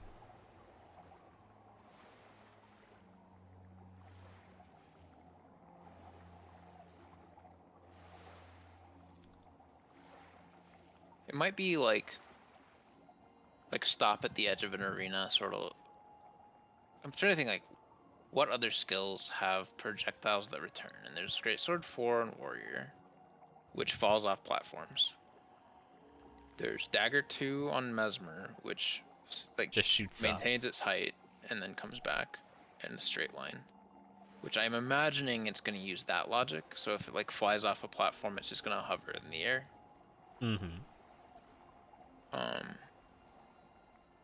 And then there's, I guess, you know, Ranger Axe 4, which it's not going to be that because it's not ground targeted.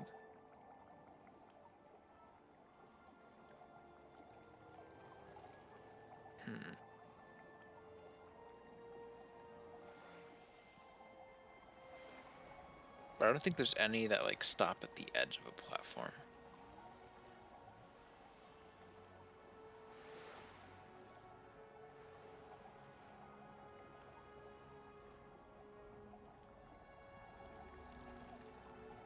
At least not that I can think of. Mm-hmm.